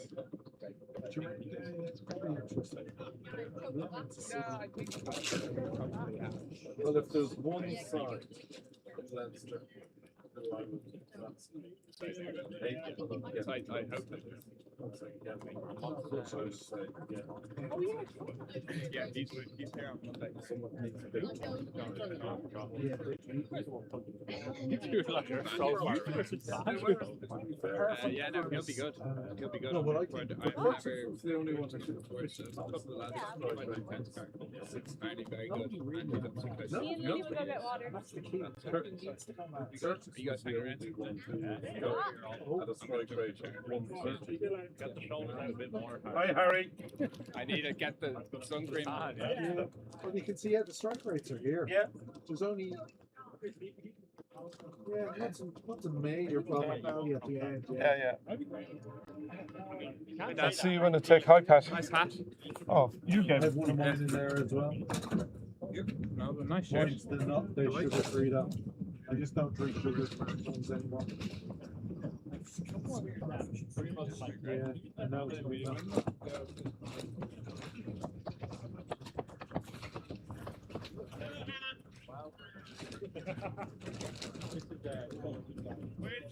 Oh man.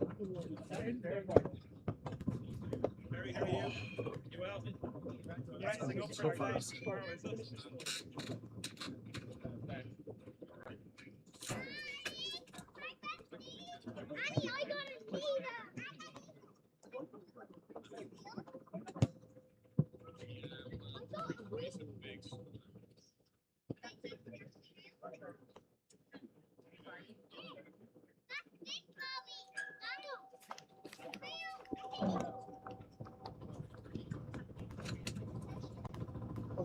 I say tough ass, but if you bat, you just bat the $50. You're going to be over there 3 minutes.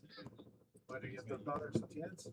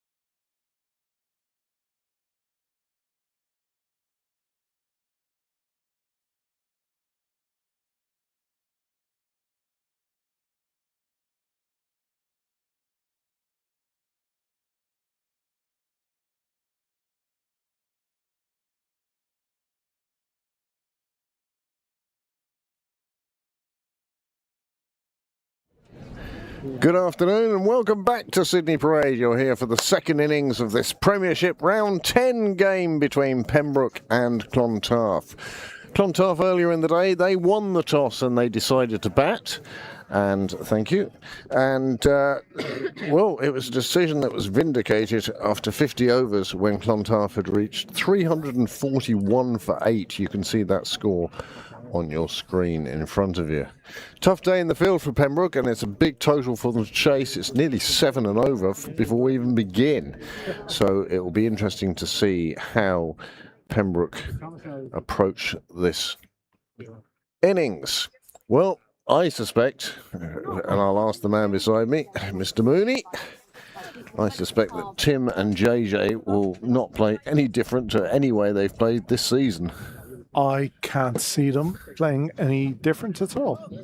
They will be positive, watchful, but positive. Reuben Wilson is going to open the bowling. He'll do that from our St John's end. They can't go total hell for that because, again, it's a very strong bowling attack. Wilson, Delaney, Camphor. Yep. Top-notch bowling. Plenty of Premiership bowling there, that's for sure. No, we're going to be around. Great to see John Davey here today, and I said John this time. And daughter Grace, they're visiting Sydney Parade today, over from the UK, and great to see them here, even if he has been mistaken for Peter on more than one occasion. Unsurprisingly. Again, if I saw them out on the pitch, I'd be more than happy to declare who it was. Tim Tector and JJ Garth is confirmed by our live scorers. And why wouldn't they know? They have seen these two open for Pembroke many times in the last couple of years. Well, ex-YMer Tim Tector to face up ex-YMer Reuben Wilson. And the first shot finds its way to the rope. Well, that's the start Pembroke wanted, isn't it, Graham? Well, yeah, absolutely. With the 2 slips in place, nobody on the leg side boundary. So, again, we saw in the first innings, you beat the infield, you're going to get to the boundary. It's just so good out there, so quick. Yeah, quick, certainly. And again, I'd say but it's an old-style warm-up delivery from Wilson. A little bit loose, a little bit short.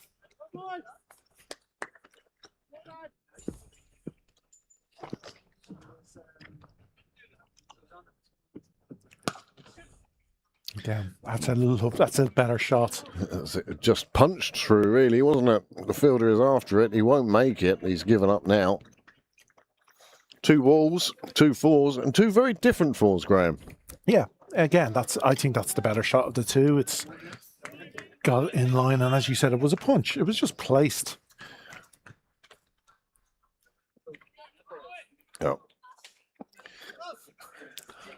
And this is all the batters need to do. Just get behind the ball, place it, and it's a big target for Pembroke to chase down. Oh, it's huge. Well. But if it goes 50 overs, we're going to have a hell of a game.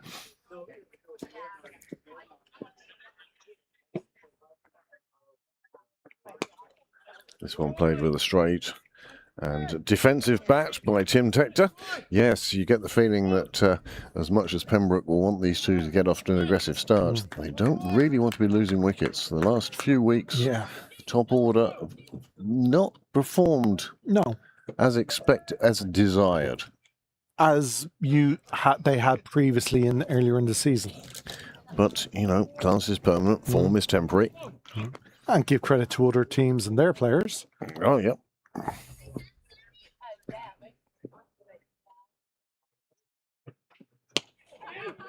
Again, I was saying, look, there'll be so many opinions on how to chase 340. You know, when you... But then I'm just kind of like... absolutely right. Do you know, watching the Leinster Lightning chase down the Northwest Warriors 3-1-4, that was a definite example of 2 innings that definitely got to the similar totals, but totally different ways. Yeah. And again, I'll go back to Warringstown. Warringstown scored 300 in a different way to, like, on the back of one guy. Oh, that's a huge wicket now for Clontarf. Well, Tim Tector's run of low scores continues. I say, well, form is temporary.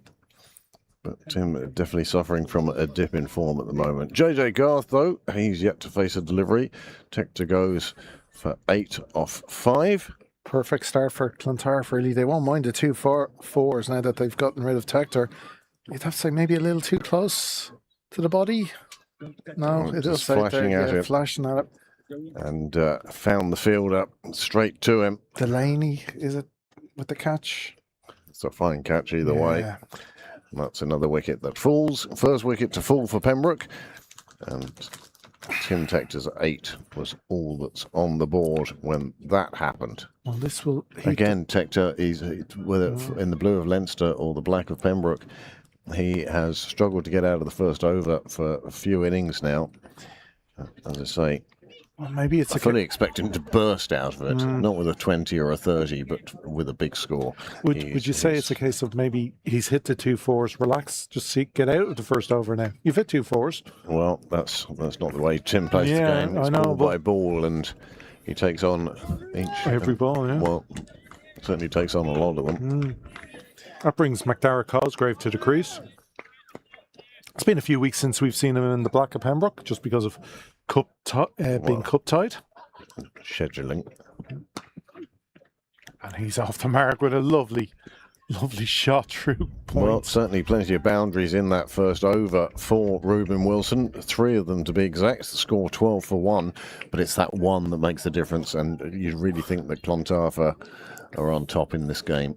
Well, we go back to the very start of this match. 12 runs came from the first over, but there were no wickets. Yep. Byron McDonough beat the edge a couple of times. 12 from the first over. Here you go again. And there's the one cut just by straight Tim to Tector, straight to him. And you just get the sense that Tim's heart fell when he saw it flying out to the fielder. A yard either side of him, and it's 4 runs. It was going that fast. David Delaney will open the bowling. Unsurprisingly, David Delaney will open the bowling from the nursery end. Well, and JJ Garth will face his first delivery. When you look at Clontarf's innings, they got through the power play without losing a wicket, so that put them on top. You have to say now, Pembroke need to get out of this power play with no more.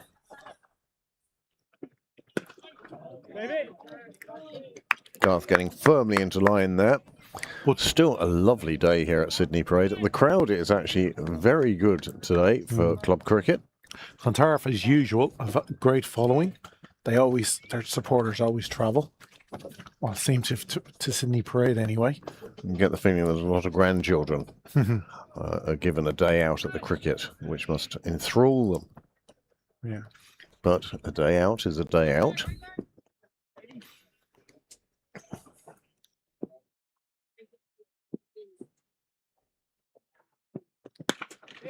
He's gone round, swiveled round on that, has Garth. It will find the fielder, and it will just be a single. Big arm in from the outfield.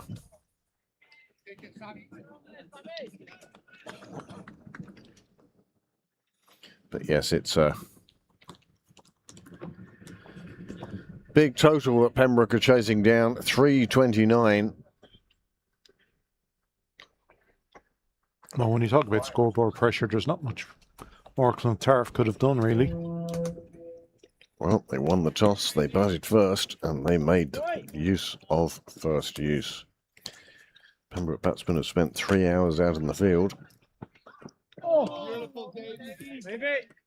And David Delaney is bowling like David Delaney does. That is good pace. That's good. And it's not like the change bowler in Curtis Camphor is too much slower.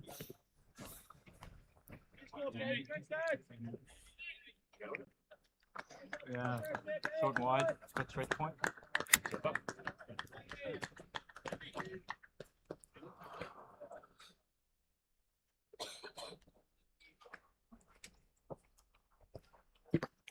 Familiar run up for David Delaney. Cosgrave picking that one on length and looking to pull it down to the Wheelfield Road gate, perhaps. But well, he is somebody who likes to bowl in spells. All that effort, look, all that effort he puts in. Wholehearted, I think it used to be described as. It's 110%, if anything.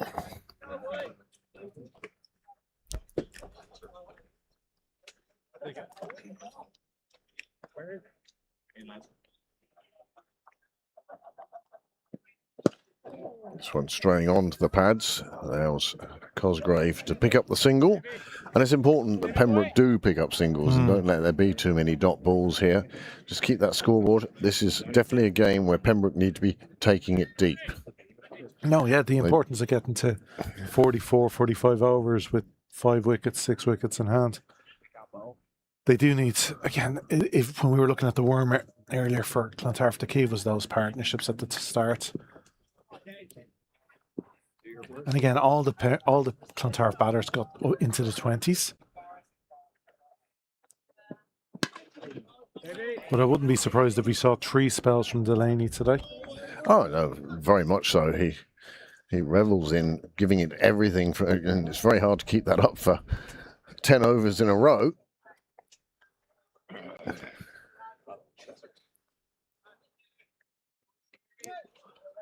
$14 for 1 off 2.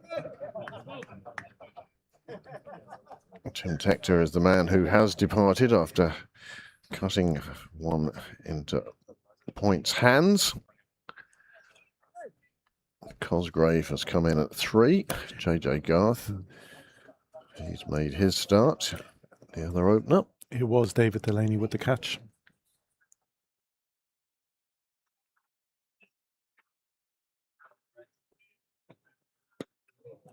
Nicely tucked around the corner, but the fielder will prevent the boundary. It will just be a single to McDarrett.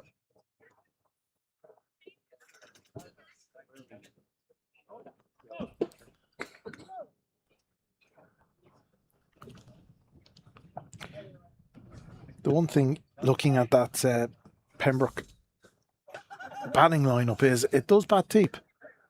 There is plenty of batting out there. There's certainly plenty of people who can bat. Yes.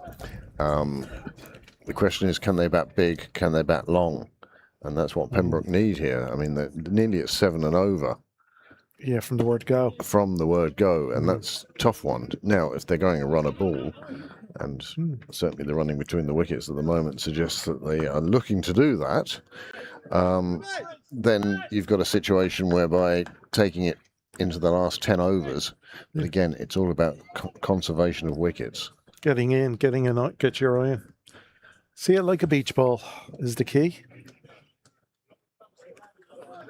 But there's plenty of talent in that lineup. I often found the key was seeing it full stop. Yeah, well, there's a lot of difference between you and I and them, though. It's all relative to the bowling you're facing, but the comfort level. There's a glare coming off that house that, do you know, I wouldn't have noticed before because of the nets being in the way. Now it's a clear run across all of those roof lights. And also that sun just catching.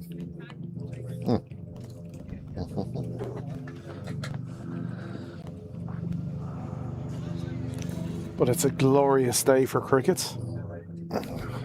Certainly a glorious day for something, isn't it? I'm sure there are gardeners out there thoroughly enjoying their time. Without their hose pipes. Oh no, that means you just do it by watering can. Yeah.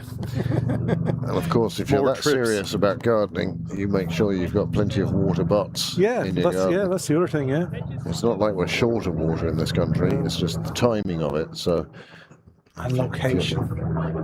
It's always amazed me that the club didn't have a water tank. Yeah. There's one for the showers, obviously, but one for the ground. Yeah. Plenty of grounds in the UK have done exactly that over the years. As you say, it's not a bad idea to get a couple of 100-litre outdoor water butts that would fill up in the many, many rainy days we have in this country. Have you got solar panels? I don't. No, couldn't. But I know clubs can get grants for them. Not registered, can't. No. Reason for that, exactly for this eventuality. Conversation you're picking up in the background between Andrew Pointer and David Delaney about subfielding. And he's no interest.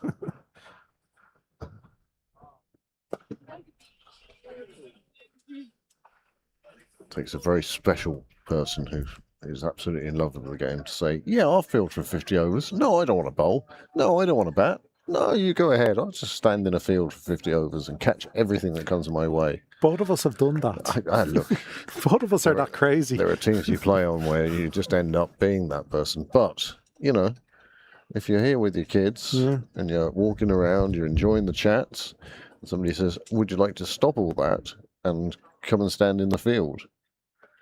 Do you mind if I don't? I'd still do it. I'm that crazy. Oh, I have done on a number of occasions. Last year, the Fourths called me up 2 weeks in a row to be 12th man and go onto the field because somebody got injured. I think the Fourths are the only team I've missed commentating on.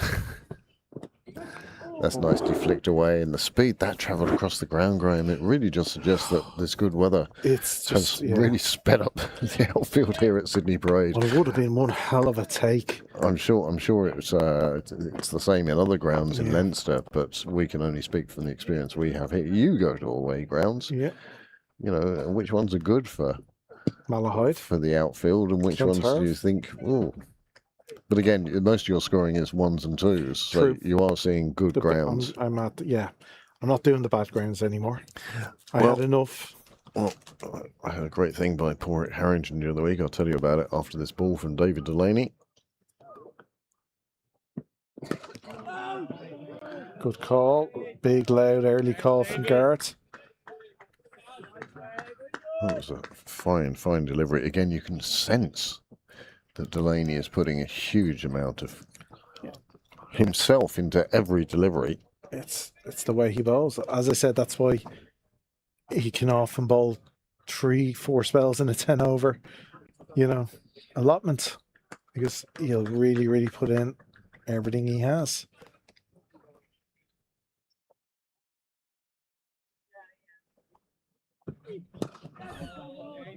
This one dropped into the infield. They take the single. So what did Pembroke have to say for himself? Harrington said, they said, why are you still, you're still playing it? He's just won the US Open, senior Open. And they said to him, tell us about, how many tournaments do you play? And he says, I play about 30 a year. He says, but what you don't get is, it might not sound much, that's 120 rounds a year, but he plays a lot when he's home as well. Yeah. Plus the guy has a putting green in his backyard. Yeah, I've seen it. Good delivery from Delaney. That's exactly what he wanted to bowl. He did well to miss it. But he says, every time I go to a tournament, that is the best condition that course has ever been in. Yeah. He says, I pick my tournaments. We're looked after like royalty. We are treated so well, etc., etc., etc. It says, why would I stop playing? Exactly. You're weighted on. You got the best, like you said, the best greens, the best fairways. Wide. That's going to be signalled as such by the umpire. You even get those beautiful golf balls. The little white light comes on in the scorer's hut. Yeah, I mean, even things like going down to the driving range. You turn up and there are baskets of balls there for you. Yeah, and good ones. Oh, they're all new. Yeah. The seniors tour in America, so much money. So why would he? Yeah. Again, because you're getting to see your idols. And great to see him win the US Senior Open. He won British Open a couple of years in a row. One of the few people to defend it. Well bowled, well fielded. Yeah. He won it back-to-back after Tiger had won it back-to-back, I think. And in fact, Rory McIlroy can name the Open winners the last 30 years. I saw that clip. It's amazing. He does it for all. Like, I've seen him do it for the Masters as well. His knowledge of the game is immense. Well, again, if you're that into your sport. Tiger. Suppose I used to be able to do that with, say, all the FA Cup winners or... Yeah. When you're into it. Oh, sorry, I wasn't actually watching. No, I like Nick. Cock Gully. Hot Square Gully, I would say. Yeah.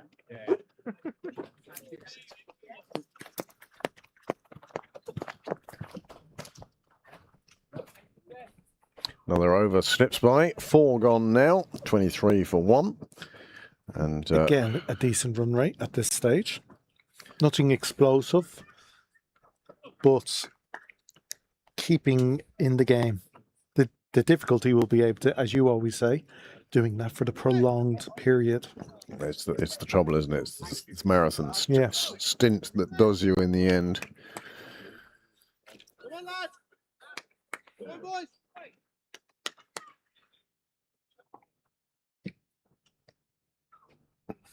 Important stage of the game, this, for both sides. 2 slips in place for Clontarf, and only 2 men outside the circle, which would explain why that one has just disappeared square. And McDara Cosgrave not even needing to move once he connected with it. He knew that had gone to the boundary. Well, Antonelli finds himself on pole position for the Belgian Grand Prix tomorrow, beating Verstappen. I do like those 2 words. Verstappen? No, beating Verstappen. Oh. 2 words. You're not a big fan of... I am an admirer of. But you want to see the contest. But I just don't want to... I'd rather he didn't win. Okay. He is a fine driver, a once in a generation talent. There's no doubt about that.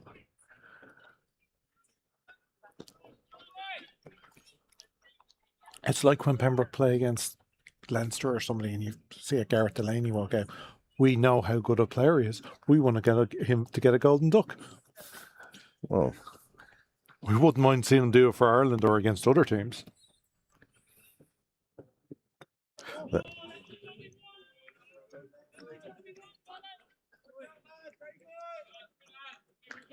Wilson just adjusting his line, causing difficulties for Cosgrave on that delivery.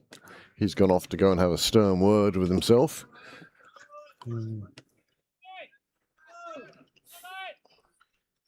So Marion are having the type of power play today that Niall loves.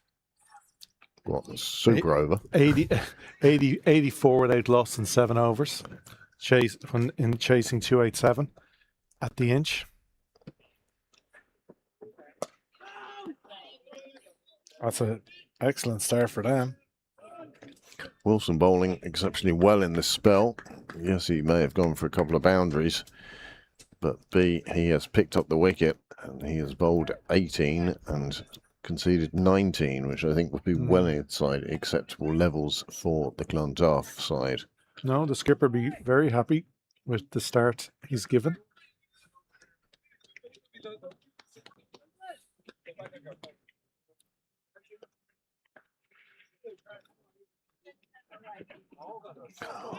Hand coming off the bat on that occasion as he sort of needed to stretch out to try and reach the ball with a straight bat, but wasn't to be.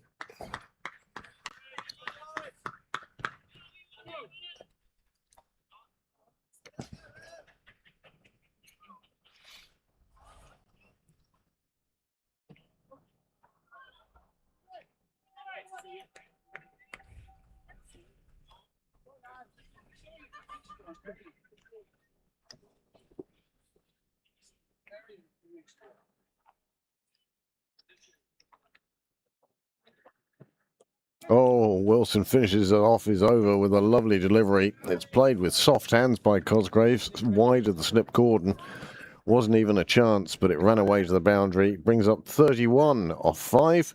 And here it is again. Just see how late he plays this. I think it's beautifully played.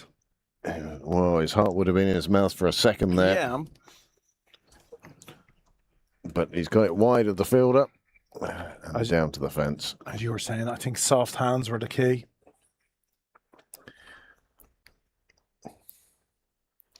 It's not often you play a shot like that and it gets fielded by a World Cup winner.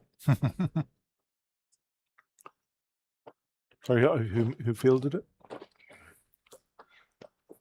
How many World Cup winners do you know would be in Pembroke today? Oh, sorry. Yes. Okay. Yes. 2 and 2. Yes, I've got 4. Ladies and gentlemen, the sound you heard was a penny dropping. Okay. There aren't too many connected to Pembroke who have won a World yes, Cup. and I've now seen. Okay. We are a little bit of a distance away. Give me that. Down to see a brother play today. For all I know, you were going to pull out some weird. Well, they won the Badminton World Cup over 60s title 3 years ago or something. Oh, in that case. Yeah.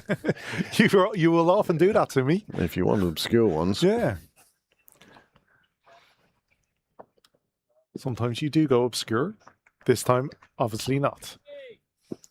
Delaney continuing from the nursery end into his third over. What do you think? 4, 2, and then 4? I'd almost think 3. 3. See where they go. 3, 3, and 4, or 3, 4, 3. Yeah. Turns out we're talking football tactics, but we're just discussing how long these put it in Grand Prix parlance. This 2-stop strategy of David Delaney today. Yeah. Or a 3-stop. How many laps is he going to go before the tyres are changed? He goes for his first pit stop.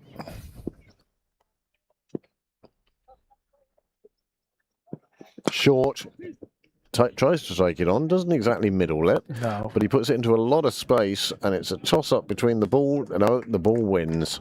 Just enough on it again, that lovely outfield. It didn't sound right off the bat, but it got there in the end, and it's 4 runs as much as any other shot crossing the boundary can be 4 runs. Yeah, it's recorded the same.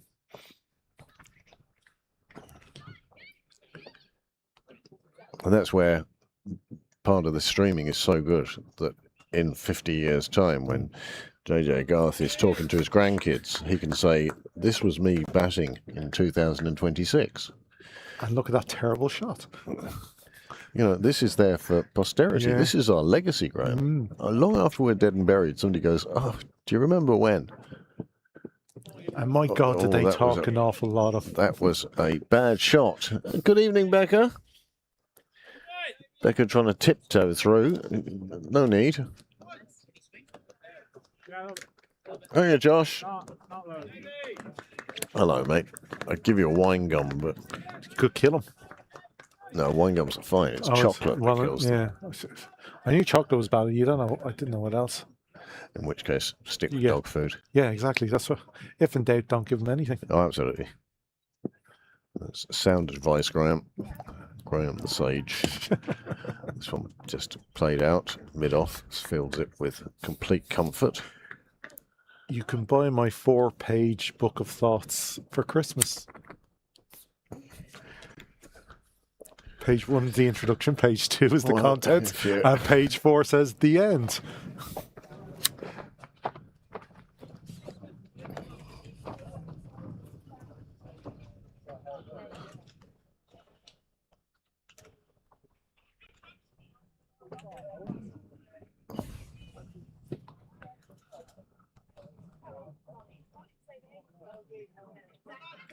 We have the Bodker All-Ireland Cup tomorrow. Home game against Malahide for a place in that final. That's well dug out. Yeah. Ooh, got enough on it, as they say. Did Garth, but it shows the speed of Delaney, firing it in at the feet. The other semi-final is Leinster versus CSNI in Rathmines. Yeah, that'll be a cracking fight, a semi.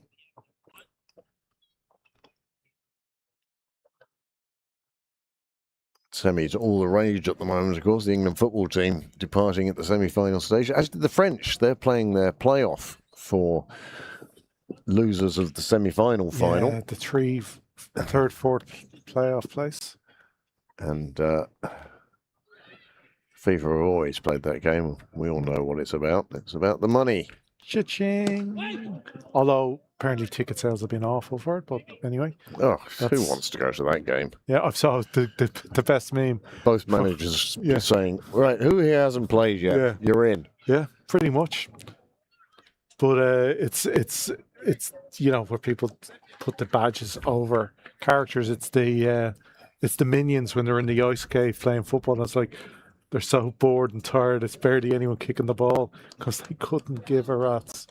Well, the third, fourth place playoffs. If there was something for it, yeah, ranking points, guaranteed or you got your entry into the next one. Yeah. You know, if they're going to expand it to 64 teams, then surely they could say the hosts, the winners, the runners-up, and third place are in automatically, and then suddenly there's something to play for, and then it becomes very important. Yeah, that's a good call. Anyway, enough of solving football's problems. Too many to mention. Camphor now into the attack for the first time today. Oh, that's super fielding. Certainly a couple of runs saved there. I'm just looking forward to hearing this year's winner of the FIFA Peace Prize. It'll be an interesting one. I believe there are 17 cricket clubs in Leinster that nominated you after you retired, Graham. Did you ever hear any more of that? I could name those You clubs. could name those clubs in 3. Super shot. Finds the gap on the leg side. It is being chased down, and I suspect it may be pulled up. And it is. Fionn Hand with the fielding. Excellent work from him. Captain leading by example there. Certainly Hand making a good coverage of ground to stop that one crossing the rope. And Camphor, for one, as the bowler, will be exceedingly grateful. They may have taken a couple, and they've taken 3. But he certainly put the effort in to get that one back. What surprises me, Craig, is it was only 17.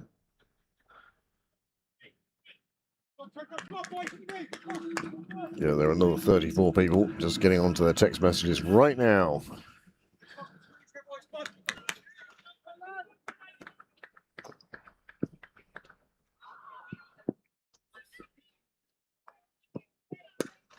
Oh, that's beautiful. That is possibly the shot of his innings thus far. Garth finds the boundary on the offside just with placement and timing. It's definitely the shot of this innings. It was wide enough. He let his hands loose to it and played it through the gap beautifully. Boundary off Camphor. Give me that over 6 any day of the week.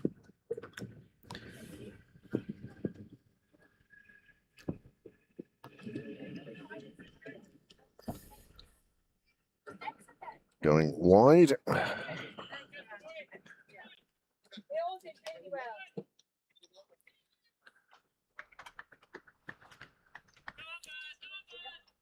It's nearly getting to the stage, Graham, where we might need to start thinking about lowering the gazebo. The sun's still quite high at the moment. What time are we at? 30 minutes to 5. Time check for anybody out there.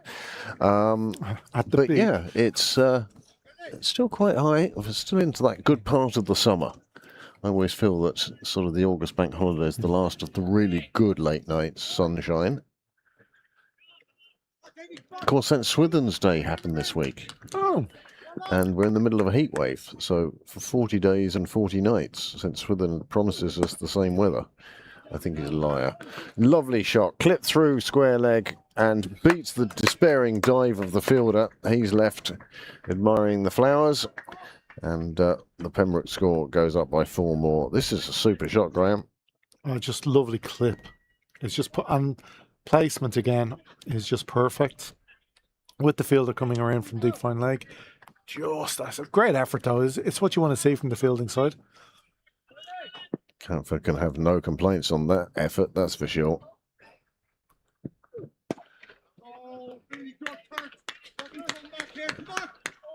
And that is the end of his over. 12 runs have come from it. Afternoon, Harry. And Barry. And Barry. Harry and Barry. Sounds like a Hale and Pace sketch, doesn't it? Yeah. It's like Or good Bill management. Bill and Bob, the flare pop. Man, what was it? Bill and Ben. Bill and Ben, thank you. Trying to arrange. I think everyone's well aware of my age at this stage. I've now reached that stage where I'll start telling people my age. Randomly walking up to people. I'm 85, you know. Really, are you? Well, so we are looks like a change of bowling. Delaney's spell comes to an end after 3. And Graham celebrates at having got the first number right. Still 2 to go, Graham. Yeah. It's like getting the first number on the lottery. It means bugger all. I'm happy to take 3 or 4 quid home. No, the first number. Yeah. You get nothing for the first. Yeah, I need at least 4, is it? I don't know what it is these days. I keep buying the tickets. I keep hoping that Amanda's suddenly going to announce that she's moving to Australia or something, or we're moving into. Well, he couldn't get any closer to the ground. With a nice summer home or winter home somewhere. Afternoon, gentlemen. Big total. Challenge is good every now and again. Oh, look at that. Takes it as a challenge. Love it. Hinley, we'll get you in at 10? Yeah. How about you? You and Graham do 5, and then I'll come and relieve Graham, because I need to relieve. Okay, I was going to say. Yeah. I'm going to give you a prediction, chaps. We win it by 9. Pembroke bat the overs and they'll win. Oh, yeah, no, absolutely. Bat the overs. Unless, well, if they're 8 down, 9 down, maybe. It all depends on the wickets here. If Pembroke lose 4 or 5 wickets quickly, yes, then no. But if they're Pembroke, 5 down, if Pembroke are 4 down at 44. No, 4 down at 50. Then there, yeah, oh God, yeah, 25 or so. You know, just look. The required rate is nearly 7. The scoring rate is nearly 7. This is an evenly pitched game at the moment. Clontarf be happy that they got 341. No, you take it any day of the week. Give me 340 to defend. Yeah. So, it's evenly pitched. But it only takes, as we know in cricket, a couple of deliveries. Somebody takes a hat-trick now. Let's say Hand comes in, next 3 balls, 3 wickets fall. Then you're looking at Clontarf cruising home. Yes. And everyone's saying, well, what was the fuss? Yeah.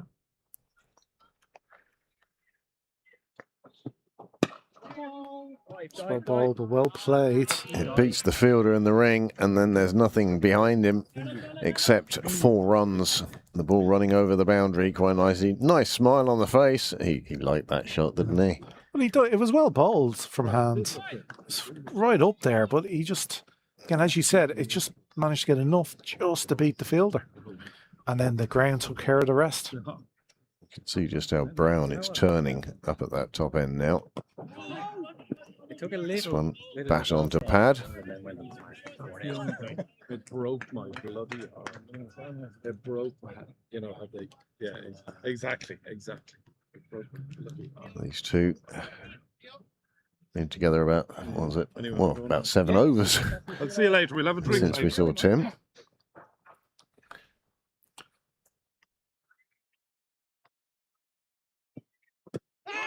That's on leg. I think, well, firstly, outside the leg, but I also think that I'd be surprised if that signalled as anything other than runs. And you were correct, sir. There was a very definite woody sound in that. And I don't know much, but I know a woody sound.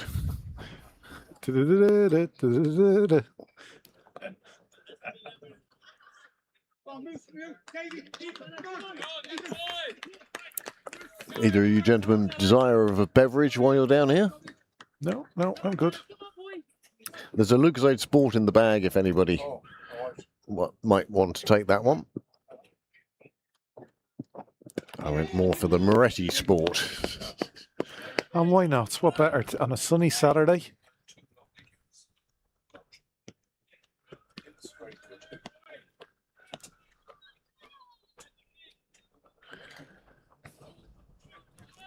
So Hand with 1 delivery to come in his first over. It's not a bad opening bowling attack though, is it? Hand, Camphor, Delaney, Wilson. That's a very good attack. That's as good as you'll find in Leinster. And the only surprise to me is how Clontarf find themselves so low in the table at the moment. Injuries again. Hand and Camphor injured early on in the season. A few batters missing. Yeah. Again, injuries. So they've been very, very unfortunate with that side of things. Or you'd suspect this could be a top of the table clash for both teams. Very much so. Well, 8 overs gone, 53 for 1. Mick Cotter reclining on the advertising hoardings at the far end. I think this is covered as Cricket Leinster's Game of the Day. And at this stage, I'm going to take a short break and I'll come back and relieve you, Graham, in a couple of overs. So 8 overs gone. Still 2 in the power play. Pembroke have moved to 53 for 1. Cosgrave 28 from 23. Garrett's a bit more watchful, 15 for 20, but both players getting value for their shots once they beat that infield. A little bit wide for Garrett to be chasing. So Camphor, a little bit of punishment in his first over, but again, anything that beats the infield is gone here today, isn't it? Yep. Afternoon, Graham. Afternoon, Heatley. Welcome back to the second innings. Thank you very much. Nice to be back with you. I've been looking forward to this game all week, Graham, and I'm looking forward to it even more now with this start. Well, it's never not a big game when you play Clontarf. Yeah, I don't care what the league tables do lie, and and again I've mentioned the woes of Clontarf, but it's never not a big game. And never not a difficult game.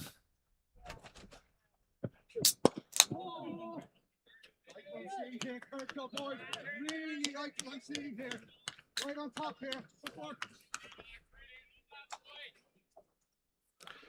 Because it is one of the finer bowling attacks when they're all fit and able. I mean, I'm sorry, when you look at this side today, it's probably the best side Clontarf have put out this year. Yeah. And you're talking 4 full internationals? Are there 4? Well, Curtis Camphor, yeah. Reuben Wilson, Fionn Hand, of course. And David Delaney. Well, yeah, never. That's some seam attack as well. I tell you, the noise levels will increase as my great pal, the legendary Paul Ryan, is out there at mid-wicket. Oh, he's come on to subfield.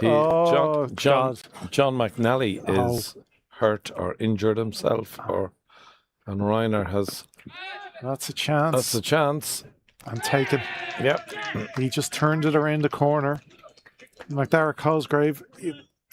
Rather than getting a hit on it. He didn't hit it, he just turned it. Just turned it, yeah. Had he hit it at all, it was on the roof. It was guided to fine leg. It was guided to fine leg, exactly. And that is the fall of the second wicket for Pembroke. And the 9th over, 55 for 2. Again, a start. And you know, Graham, I was going to say, what would a good power play be? And if I think I'm right in saying Clontarf were 51 for 1 off the power play. Yeah. And I was saying, well, yeah, as you say, it was just perfectly guided.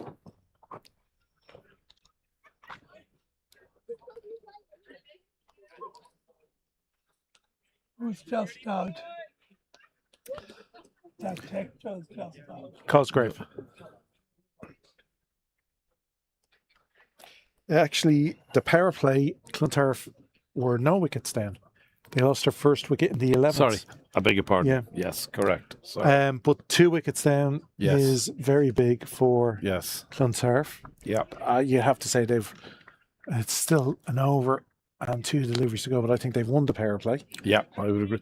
And the funnily score enough, didn't matter as much as the wickets. I would have said, had Pembroke just been 1 down, I would have said a score draw in favour of Pembroke. Yes. Chasing, you know. Now, McDara has gotten the start of 20 runs, and we looked at the scorecard of Clontarf, and all their players got into the 20s. Yeah. So, but now it's the question of who's going to get that 50, that 70, that 100 possibly for Pembroke. Yeah. Yeah. Because that's what is required. They had Camphor get 79. Yeah. Yep. They had... Okay.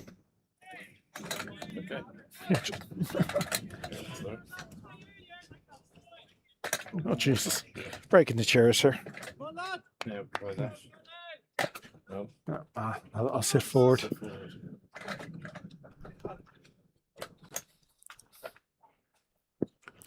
In comes Camphor. Wiry old. It's a great bit of fielding. Got a hand to it. Certainly saved 2. Definitely saved 2. We've seen today anything that gets into the outfield cleanly is going gone, for yeah. 4. Absolutely. But Sheriff has joined Garrett at the crease. He got off the mark on his first delivery. So 9 gone, 58 for 2. Again, the run rate, not an issue at the moment. And I don't think it will be an issue run rate. I think it's going to be wickets from a Clontarf perspective. And quite simply, if Pembroke bat the overs, they'll win the game. That's my prediction at an early stage. Well, it's the type of outfield that you can get singles and 4s and nick them along and stuff. So keeping up with a 6.5 run rate is doable. Yeah. Not easy, because like that, once this over is complete, the field will spread a bit. You might see, who did you say went off injured? John McNally. I was going to say his spin put in. Actually, would be no. John is. You're thinking of Killian MacDonald. I think. Yeah. That's who I'm thinking of. Yeah. Sorry, my bad. Yeah. John is a very, very useful cricketer, as he showed with bat in hand and rapid 20 odd. Yeah, batted very well.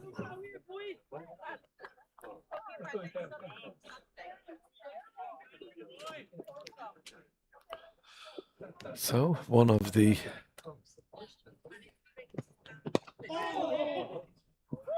I'll ask you who the 4. So if I look at the seam attack, Fionn Hand, Ireland, Reuben Wilson, Ireland, Curtis Camphor, Ireland, David Delaney, Ireland. Wow. Yeah. 4 seamers. Wow.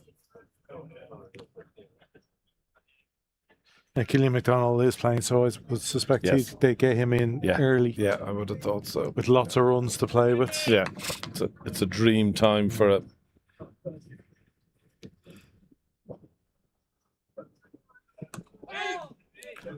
Nicely played. Of course, the last time we had Paul Ryan on camera, he took one of the most incredible catches you'll ever see. Fielding where? I forget where. All I remember is the moment. I can't remember. It was fielding similar to where he is now. Okay. One-handed.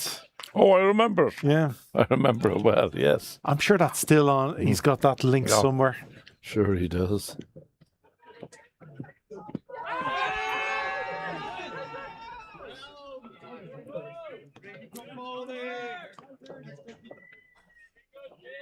I think Garth gesticulating to Sheriff there that those...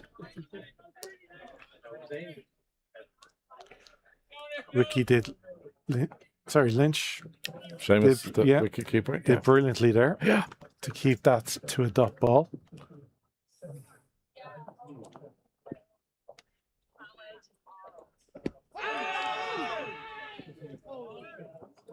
It's been a very good over this from Fionn Hand. But again, you don't mind the odd good over. Sometimes the bowler is on top. Not throwing it away is the more important. Where the next one? Yeah.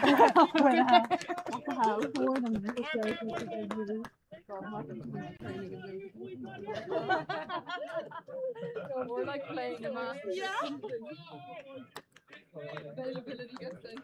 See Sarah Forbes, the Irish opening. She's in a boot. Yeah, she's injured. Yeah. Could be at least 6 weeks. 6 weeks is nearly the back end of the season. The England series. She's in trouble for that, obviously. Yeah. Actually, one of the things about the Nets moving also is no more with the women's matches in the evening. Will the men be practicing behind them? Here, I'll help you now. So we see the end of the power play. Pembroke 59 for 2.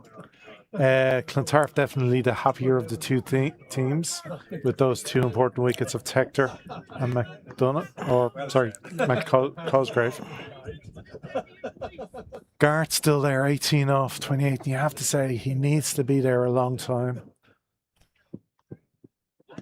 Looks a wide delivery is given as 1. So that brings up the...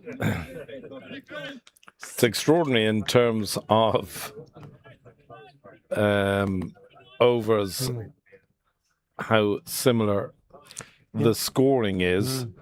Obviously, I think Clontarf were 60 or 61 for 1. Yeah. They lost first or second ball after the power play. It's a good shot. That's going to race to the You won't boundary. stop that, I'm afraid. Again, I wouldn't think. Yeah. No, placement is key. And that does for... Again, it's drifted onto the legs, and at this level, you expect the batsman to be able to tuck that away. Doesn't always happen, but he did. It has brought a change in the field. A deep square leg has gone out. The aforementioned Paul Ryan. Yeah. He's a great old campaigner, is Ryan, around a long time now. He's played a lot of cricket. Not all for Clontarf. No, absolutely. No, he spent a couple of years at North Kildare. Yeah. Been with Clontarf a long time now, though. Oh, yeah. No, he's a Clontarf match. Delighted to see Curtis back bowling, Graham. You know, he's been bedecked and beset with injuries and just got back for the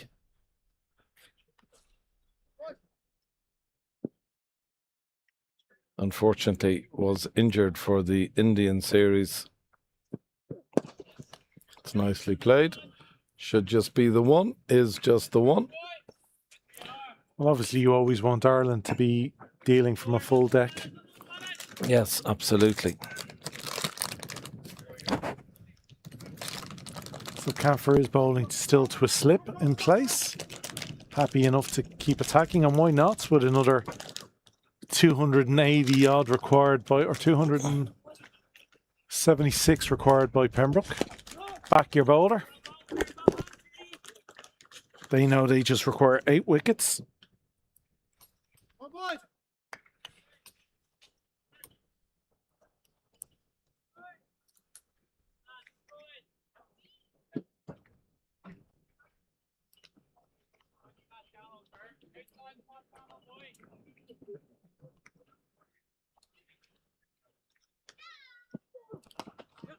It's a nice shot.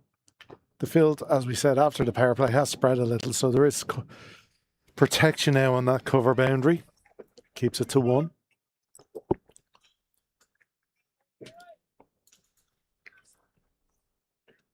You'd have to say the next couple of partnerships. You know, Garth, Sheriff, whoever comes in 5 now, with whoever the not out batsman. You know, they are key partnerships coming up now, and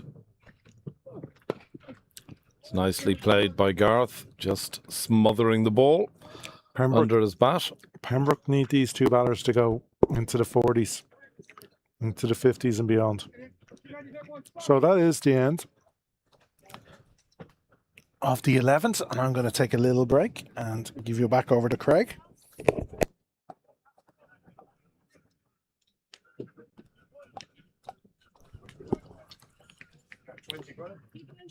Yeah, I'm still doing a lap. How lovely to be joined for the first time today by my partner in crime. Hello, Craig. We kept missing each other. We did. We both ended up with Graham. We were like ships in the night. I was saying to Graham, I had been looking forward to this game all week. Clontarf, serious outfit. They certainly have an excellent lineup, don't they? Oh, superb. Showed it with the batting. But again, they have suffered with injuries this year, and they just seem to be hitting their straps now, which is an unfortunate time for Pembroke. Well, this is a big game for them because, you know, if they were to lose this, there is the possibility they won't end up in the top 6. Well, certainly for a side of this talent, that would be wrong. Yeah. No, we know. We're just like overthinking it. So what do you think of our new view without the nets? Isn't it transformational? I feel slightly naked. We feel exposed out Yeah, I here now. do, totally. Feels weird, if the truth be known. We should be hidden round behind the net, so the people walking round weren't looking straight at us the whole time. But it's a great view now of that corner that we could never see whether there was a fielder there or not.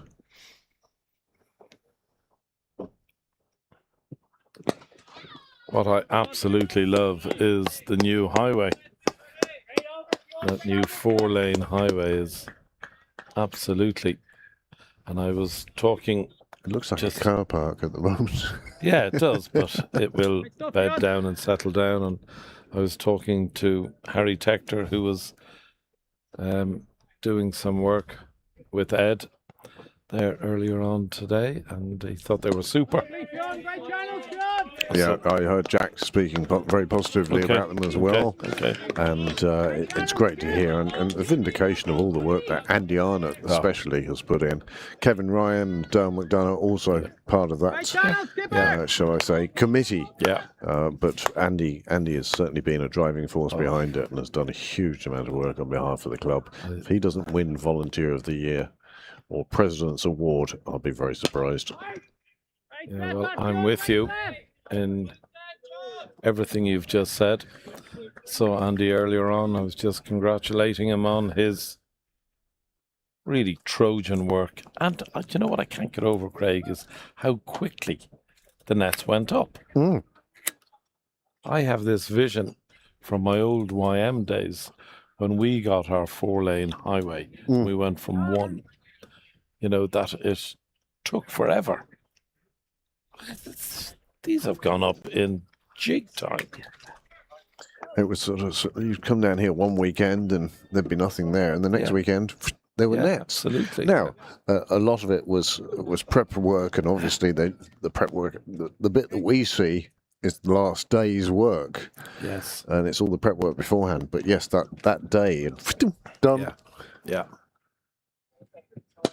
That's a nice shot down the ground. That's shot of the day from a Pembroke perspective, I'd have to say. Yeah, certainly. JJ Garth just leant into that with consummate ease. When he's on, he's very, very on.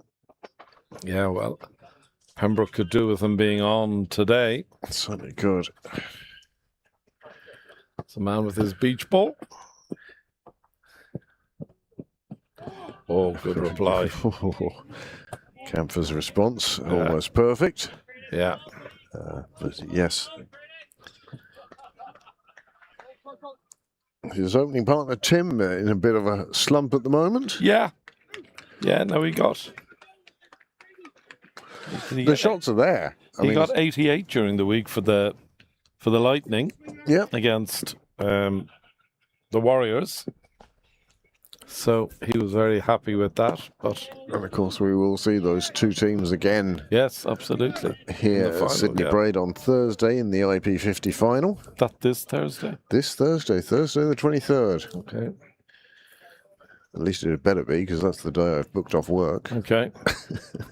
Well, if it's not, we're all in trouble. Yeah.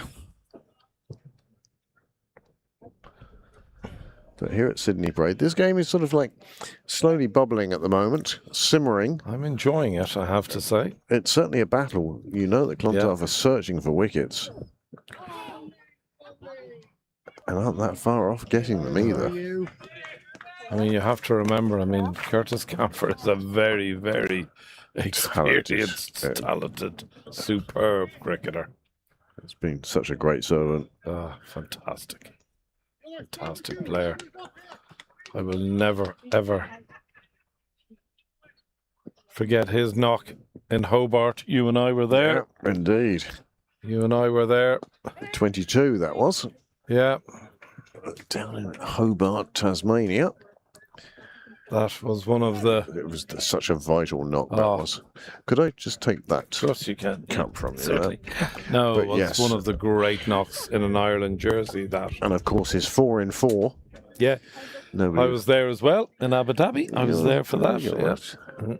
Haven't done the Abu Dhabi trip myself. Oh, now, Craig, there's something I'm going to recommend to yourself and Amanda. It is absolutely fantastic. Our destinations are certainly based on sporting events and grandchildren. Yeah, I get that. I get that. It's it makes a big change. Oh. So 13 overs have now been bowled. Pembroke moving on to 74 for the loss of 2 wickets. The 2 men out. The 2 men to fall are Tim Tector and McDara Cosgrave. The 2 men standing are Sheriff and Garth. Well, Sheriff having a fine season in the black of Pembroke. Oh, he's been fantastic all year. Fantastic, Craig, I think. And following in big shoes to fill. Nicely played. In the words of somebody whose words I trust when it comes to cricket, this boy could play for Australia. Yeah, yeah. And as fierce as competition is for the baggy green, you wouldn't be surprised. Pembroke have been very fortunate in their pros in recent years. Nick Stapleton, Blake McDonald. Blake went on to play Big Bash. John O'Cook went on to play Big Bash. Yeah. But to see one actually make it in the green and gold would be very special. Well, I think who was the pro last year? Was it Nick? No, Blake. Blake, of course. Sorry, yeah. Blake, yeah. Blake McDonald went on to play in the Big Bash. Yes, he did, of course. And prior to Blake was Nick. Yep. Nick was 2 years. He did. 2 years with the 2 club. years. Yeah. And the 3rd year came back for his wedding. Yeah. Yeah. That's nicely played. Shot. Steered that lovely. You can run, but you cannot hide. It perfectly bisected the 2 fielders to reach the rope. He was onto it so quickly. That's the niceness of that shot. It's played around the corner. It disappears. And as I say, 2 fielders arrived at the scene of the crime. Yeah. Breaking and exiting the field of play. Now doing his best to keep the sun off me here. Niall spends his time looking after us. He does, doesn't he? It's like having a butler. He's marvellous. A butler who tells you what to do.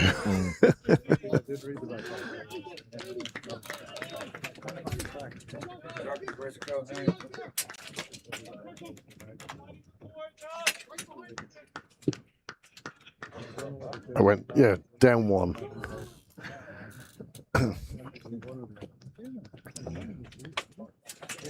There we go. That's perfect.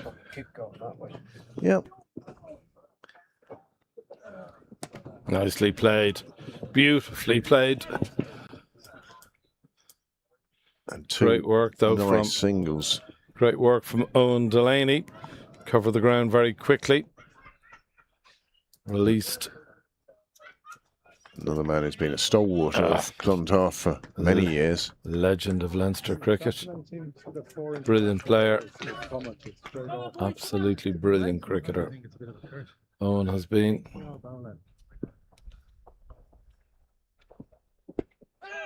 Whilst they're an excellent force and they're all kind of the same. That we really can. So that is the completion of the 14th over. Pembroke moving on to 82 now for the loss of 2 wickets. Garth on 32. Addison Sheriff on 10. Nice little partnership, this. Starting to build, isn't it? Yes, it is. And it's what Pembroke need. Yeah. I mean, if you look at the Clontarf innings, the first 3 wickets all produced at least 50 partnerships. Yes, yes. And that gave them such a foundation to work on then. Yes. Whereas Pembroke's first 2 wickets have fallen, dare I say, too quickly. Yeah. Sure. That's what makes the game. That's why we love it. And many ways to skin a cat. Yeah. Although Absolutely. who's going around skinning cats is quite beyond me. Balbriggan are skinning a cat today. Well, they did very well today, didn't they? Skinned an early cat today. Really put it up to Railway Union.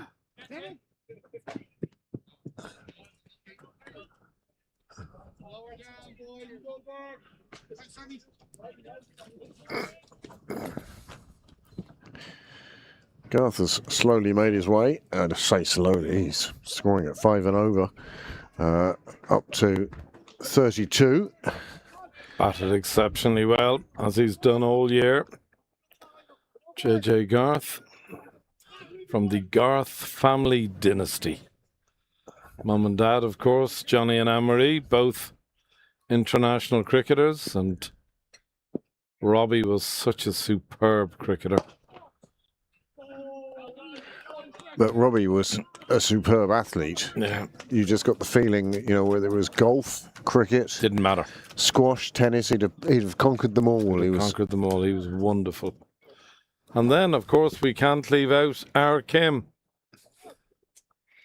the brilliant Kim Garth, bagging another World Cup medal there last week. Yes, indeed. 1 for 24, I think the figures were. Fantastic. I love Kim. It's just how she's taken life on full frontal. Met every challenge that's been put to her, and now reaping the rewards. Yeah. She's been a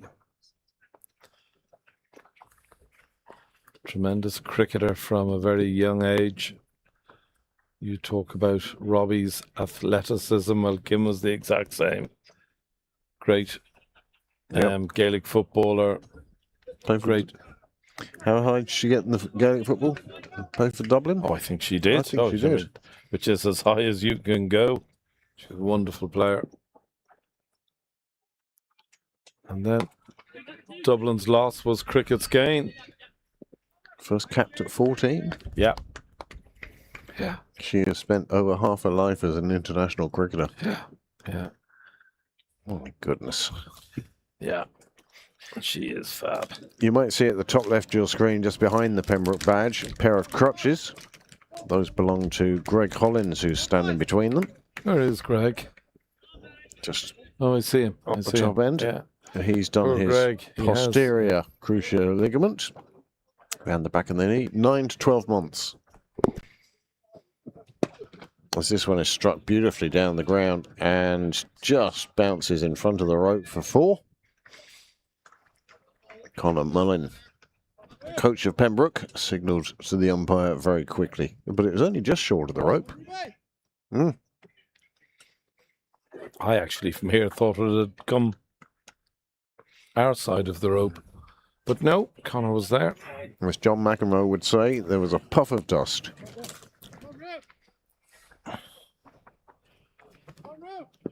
There was chalk dust, sir. Chalk dust. Yeah, that was John McEnroe's call. Again, just nicely played away. I'll take that. Going along at a runner ball, and as I say, I for one on the Pembroke side would say that is absolutely perfect at the moment. It's the loss of no more wickets here again. Beautiful shot down the ground, holds his form, and that's JJ all over. When the bat comes swinging back, he's got no intention of running. He knows that he has hit that and it has gone a long, long way. I will 90 for 2 then off 15. Reuben Wilson makes way for Hand to return his 5th over. Thank you very much, gentlemen. All right, Craig.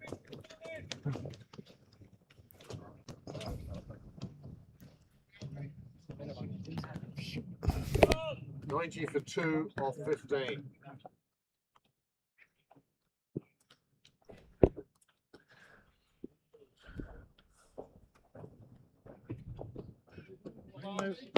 It's a wide delivery, I would have thought. Yeah. Well, every one of those more than welcome.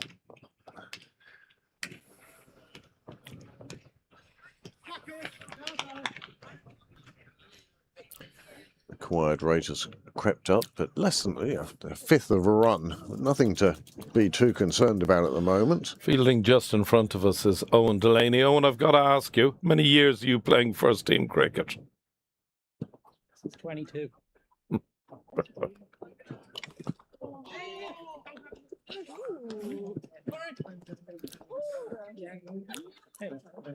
Oh, Jesus, sorry. That's not my. Oh. This is 22. Wow. My 400 match earlier this year. 400th. Earlier this year, yeah. Congratulations. For the firsts? Tell us. First team, yeah. Wow. That is seriously impressive. 400 games of senior cricket. 22 years. So that is... He's hardly ever missed a game. unavailable. Yes.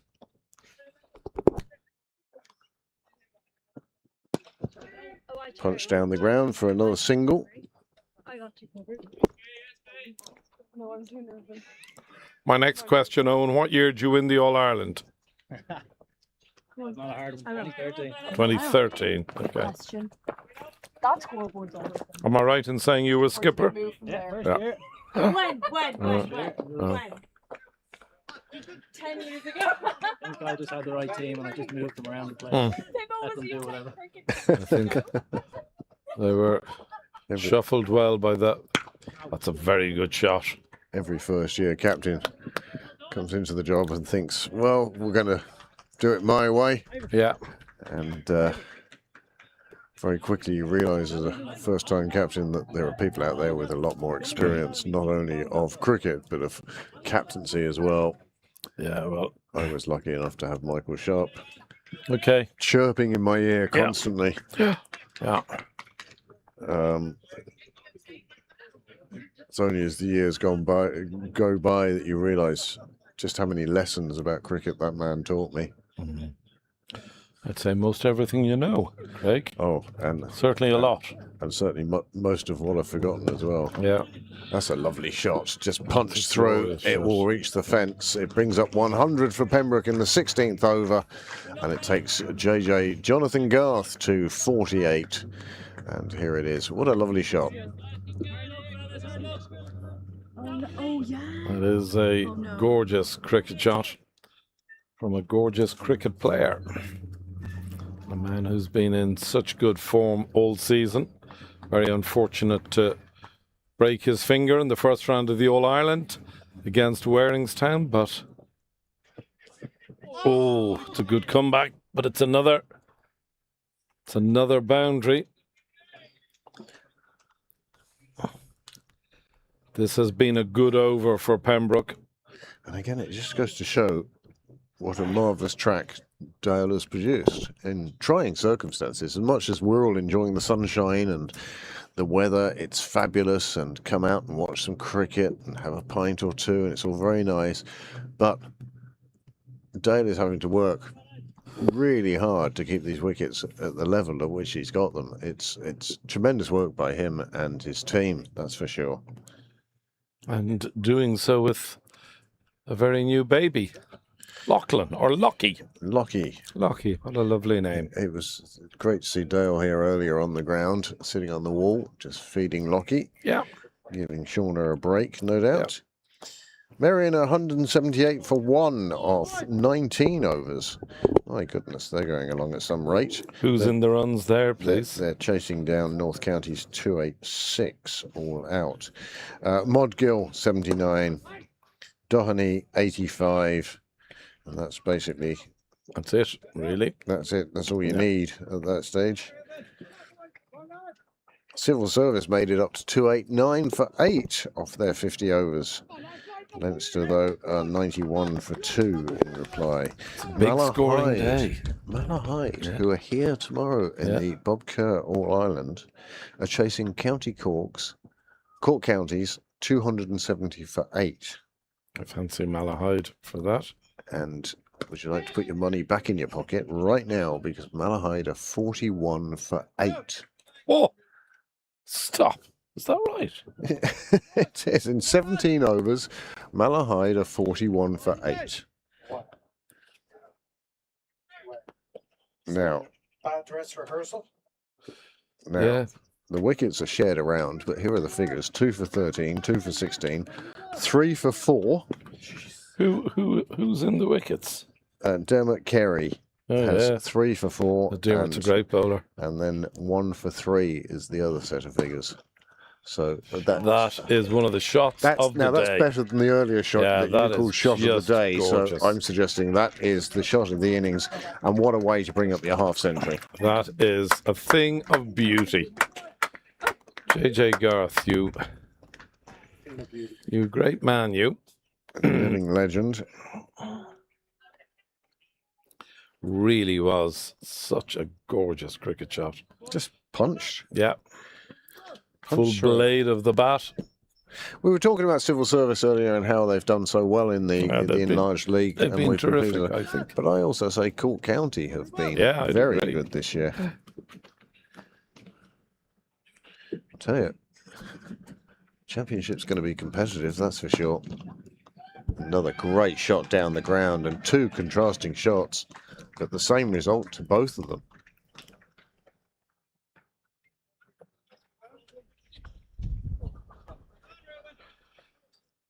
Well, of course I know his mum and dad all my life. And Johnny is possibly one of the worst watchers of cricket. But I hope he's enjoying this. I don't think I'm giving any secrets away, but I used to bring down a second packet of cigarettes. So I'd be standing in front of the chapel and Johnny would come up to you, give us a fag, give us a fag. Yeah. When any of his children are batting it as well.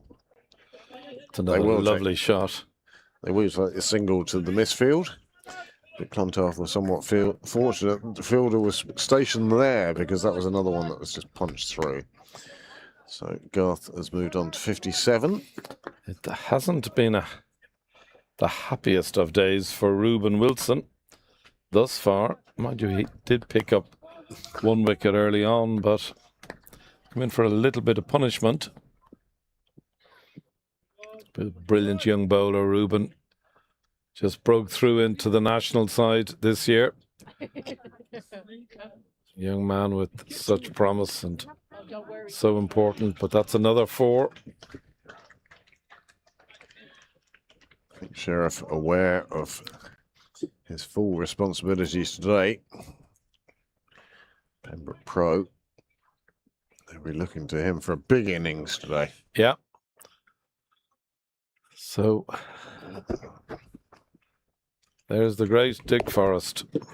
Thank you, Hartley. What have you done to yourself? I went for a short single. Yeah. Never advised. Well, what about that for a first touch, though? And that was my bad leg. I just need you in a pair of orange pants, Dick. 119 for 2. The players have gone off for drinks. Garth has reached his half century. He's moved on to 57. And how Pembroke need him to keep going at this stage. Sheriff at 17 off just 21. But again, it's the loss of wickets that's going to undo Pembroke, if anything is. But their run rate is above that run rate that is required. And this one looks like... I personally think had you offered Pembroke this start to be 119 for 2 after 17... I actually think they would have taken it, Craig. I think so too. Yeah. I do think so. Now, there may have been some argument about which batsmen you want to be the 2 that are out, which 2 you want to be still in. But Garth is proving his worth once again, and Sheriff, well, as I say, there's some responsibility on him today. These are the sort of games that you expect him to stand up in. Yeah. The 6 has got 272. We all know of his quality, and I think it was Graham Mooney was saying to me earlier. He's a young man with big ambitions, and deservedly so. I mean, absolutely. Aim for the stars. He's a wonderful cricketer.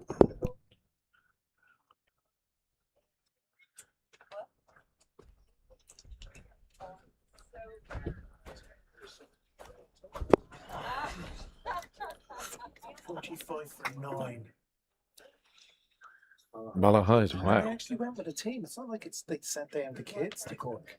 Well, We went with a team. they may have stopped off on the way down, perhaps, and had a good breakfast. I mean, circumstances, we have no idea of what's going on down there. Absolutely. I mean, I'm sure Malahide will be as disappointed, perhaps, that they've half a mind on tomorrow as well. Very hard not to. Very hard not to have half a mind on it. The best chance of silverware all year. You're going to put all your effort into the Sunday game. And there's nothing like an All-Ireland semi-final. Nothing. Newlands, Shoebridge. Most of their first team. Yeah. Once you see when you're not sleeping, it's absolute hell. They're fulfilling a fixture but don't want to get.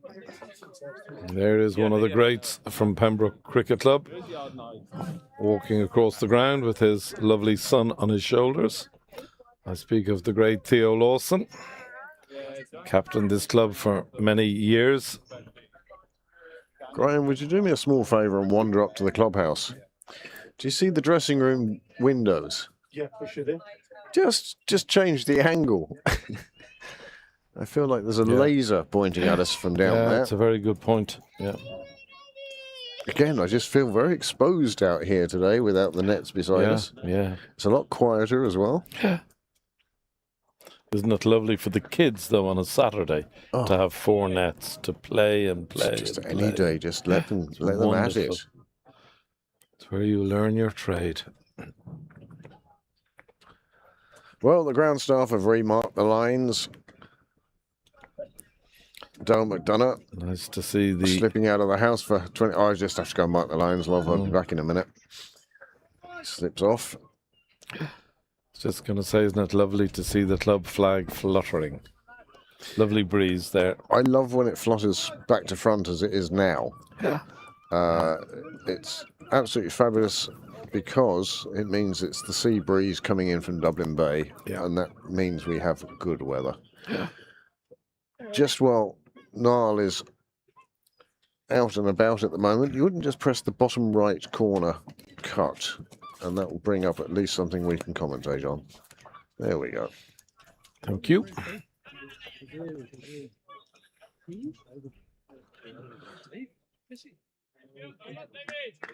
Graham's now gone up to close the windows. If not close, he will certainly... There we go. Any second now. Looks like a change of bowling. David Delaney coming back into the attack.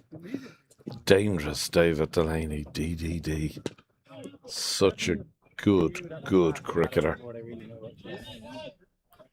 As I said, one of the great all-rounders in Irish cricket, David. Really good batter. Wonderful fielder. And I wouldn't fancy facing him. He's certainly one of the legends of Leinster cricket. Absolutely, has been for a long time.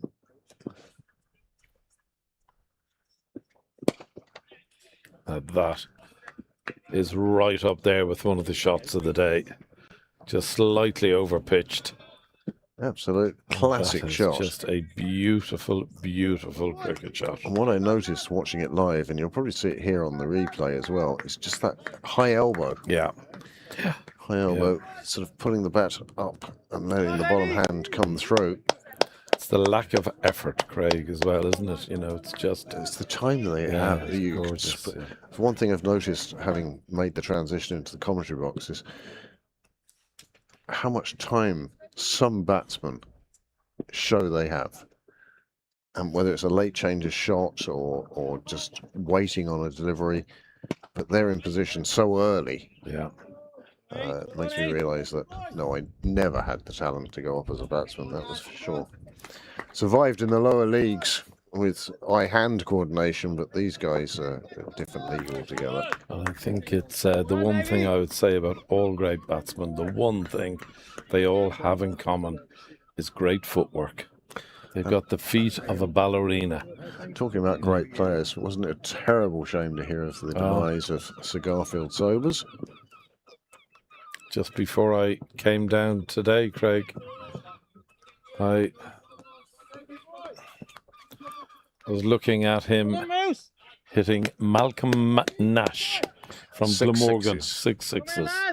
The I remember TV company weren't even, or the TV crew were meant to be packed up at that stage. And it's like streaming here, and streaming the chase that we had for the Leinster Lightning the other day, the 414. But without that record of those 6-6s, it would have just faded away into history. Absolutely, yeah. It was the first televised 6-6s in an over.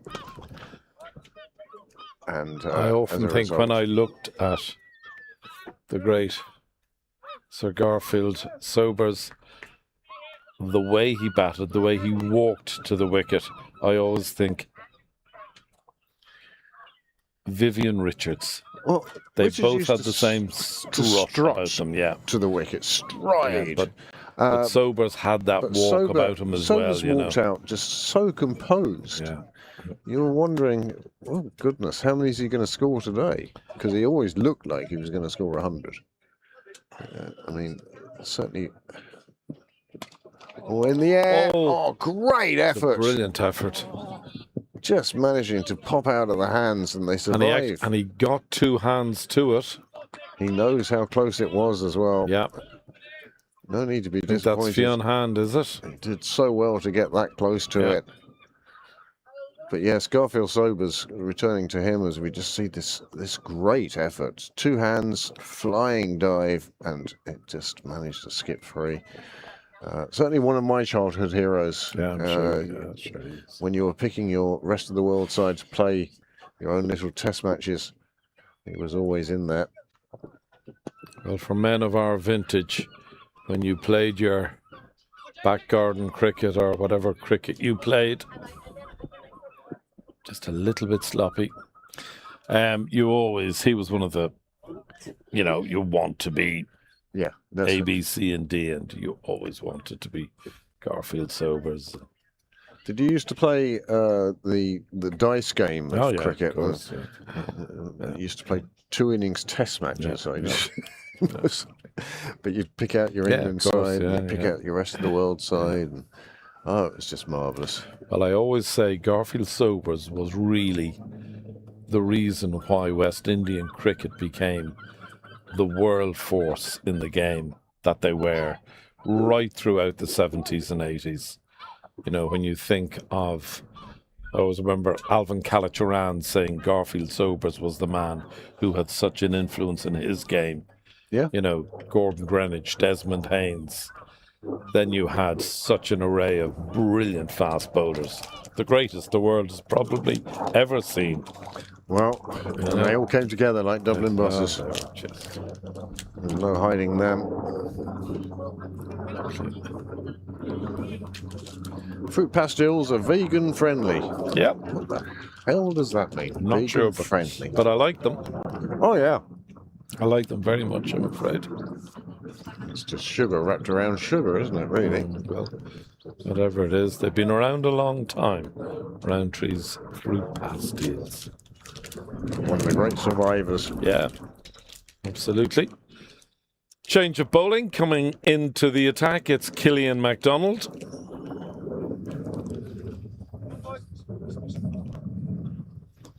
Left arm tweaker. Seen a lot of Killian when he was a little boy.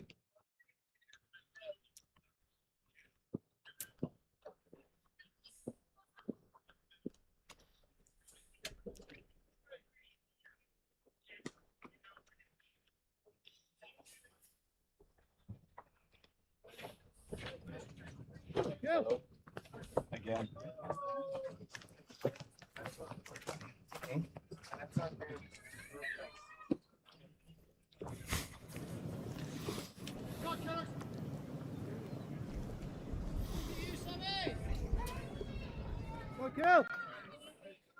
If there's one man who deserves the sun to play for Ireland at some stage,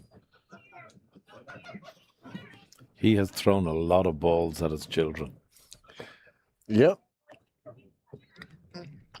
Plenty of games of corridor cricket in the Clark household. I would have thought so. Oh, No, there was bat involved, and that's what stopped the bowler going up.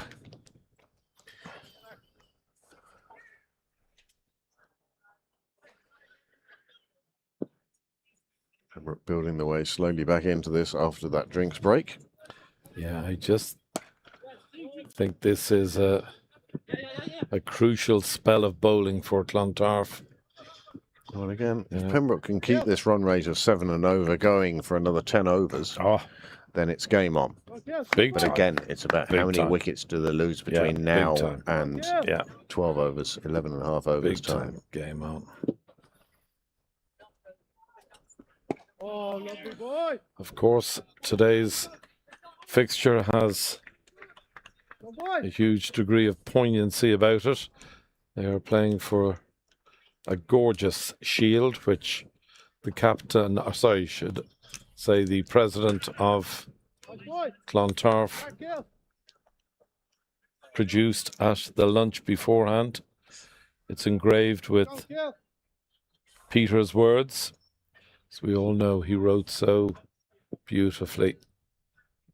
And Trish received the pennant from Conor Darcy, president of Clontarf, and it was a lovely moment. And I also have to say, a fortnight ago, with Clontarf celebrating their 150th year, Craig. Yes. They awarded every player who's still alive, who played for the Firsts, a Clontarf baggie with a number on it. And the great Peter Prendergast, I think, was number 220, and it was presented to his wife at lunch. And it was just gorgeous. It was moving, it was beautifully done. It was just lovely. Such a fantastic cricket man, Peter Prendergast. How he'd love to be here and how we'd love to.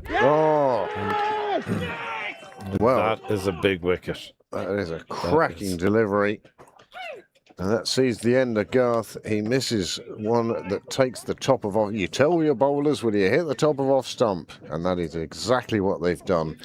Delaney comes in and takes a fabulous, fabulous delivery to remove JJ Garth. JJ Garth, 67, and has now departed.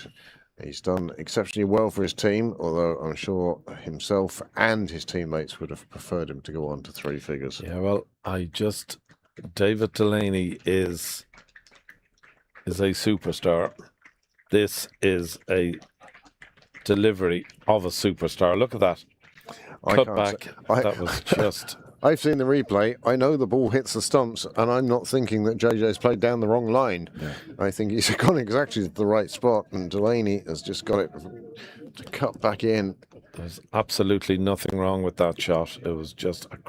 And you can see what it means to DD. Yeah, he knew what a good delivery it was. He is pumped. Well, at this opportunity, with the change in the bat, I'm going to ask Graham to come back in.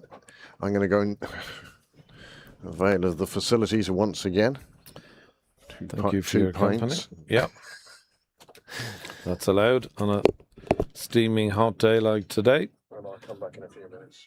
So, Craig departs, and delighted to welcome back Graham Mooney. I said I watched the replay. I still don't think JJ played down the wrong line. It's good. Davey said it missed. Yeah, it did. Great delivery. Welcome back, Graham. Good to be back. Very important juncture in the game. Just coming up on 20 overs with 200 needed. So 200 off 30, still within. That chair has caused you grief today. Why is that what it is? I don't know myself. Just be careful. Yeah, I think I'll just be careful. In comes Delaney. The new batsman is Jack Tector. Oh. A little bit of a fluff of the lines. There should be 2 there.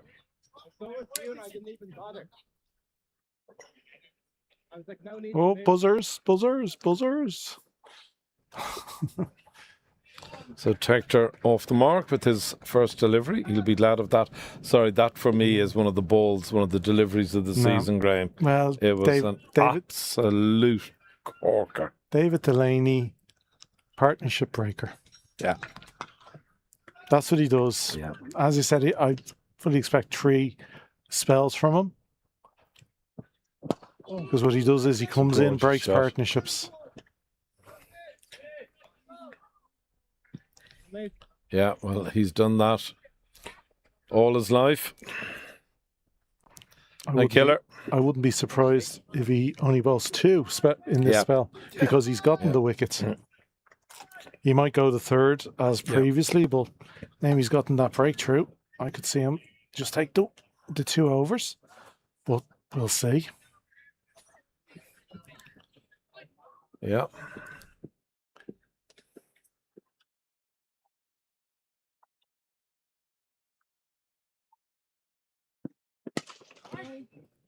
That's very good fielding. That's a brilliant. Again, not just because he stopped it, but where he stopped it. That's a superb bit of fielding. I'm not sure who it is. Stopped on the edge of the mat. Yeah, which makes it so, because it was beautifully hit. Oh, it's 4 runs if it beats the fielder. Literally a half a foot either side. And that's gone for 4.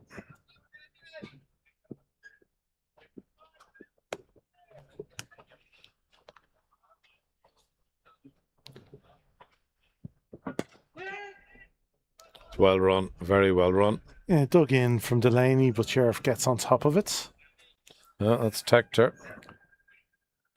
Oh, sorry, my apologies. Anyway, I know the difference between these two is Addy's back grip is yellow. Yeah, so he faced that delivery. Oh, you're right. My apologies. Sorry. Listen, you have four children. You don't need to remember them all. Sorry. That's why you have 4. Yeah, you know, redundancy.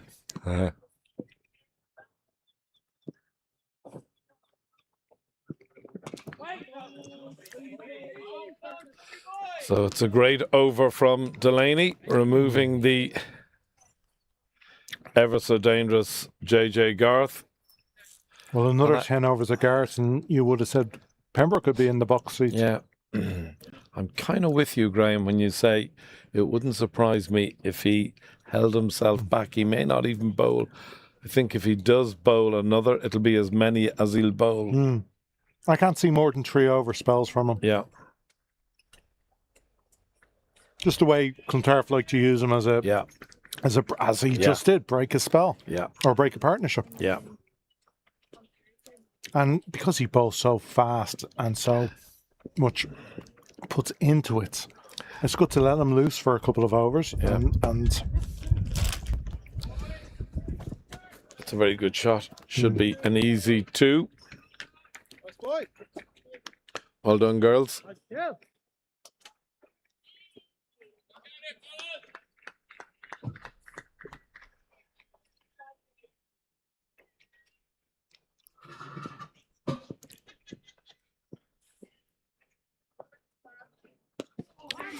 that was a little bit close for comfort. Yeah. Died a little on Sheriff. Gets it out though. It's a fine bowler, Killian MacDonald. Well, he went through Pembroke in the All-Ireland semi. Absolutely. A game I remember very well. Nicely played. Just pushed into the covers. Nice kill. Lovely boy. Again, this game is very much about who blinks. Yeah. Pembroke are not under the cosh yet. There's plenty of overs. Plenty of batting. Like, again, we spoke earlier in the Clontarf innings, when they got to 30 overs and they'd only a couple of wickets down, we were talking right now they'll go into T20 mode. Pembroke have gotten the score down to 203 required. That's a T20 nowadays. Yes, when you say it that way, you're right. So it's not about the next 10 overs is just getting themselves in. Yeah. For me. Yeah. Yeah. Obviously getting that score down as much as possible in that 10 overs. Ideally 140, 150. That's a run of ball. And then you're going into the last 20 with what most of these teams would go for in a T20. Absolutely. Yeah. So hopefully in their heads they're thinking along those lines of don't panic. Well, you'd like to think that both these. Oh, it's nicely played. That's a perfectly gorgeous played. shot. And the fielder again, no chance. No Once chance. it beats you, you might as well sit down and let somebody from the sidelines throw it back to you. It's a case of good night, Irene. And he just picks the left arm around. You have to be so careful. Yeah.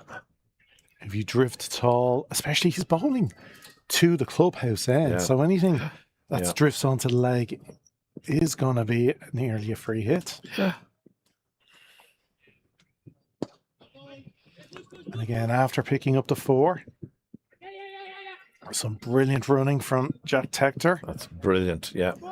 It brings up to 2. Yeah. 6 Yeah, in and over. Yeah. God, I love simple cricket. Yeah. I'm boring as hell, but I love it. Well, you would think that potentially if these two could take the score past 210? Yeah. 220? Yeah. They would take that. Yeah, well, I would agree. I would say if Pembroke are 220 for 4, that means both of these batsmen would be in a set position. So one of them went. Yes. The other might be able to take control and guide. Yes. As we said, now there are plenty of batters with skill. It's applying it when they come in. Yeah. And if they have the opportunity to do so. Yeah.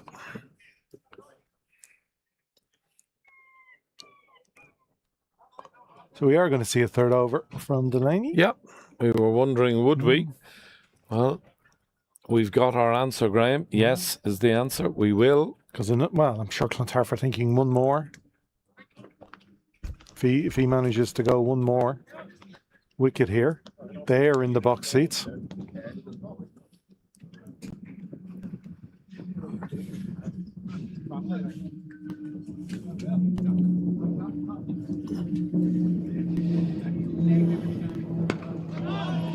Nicely played.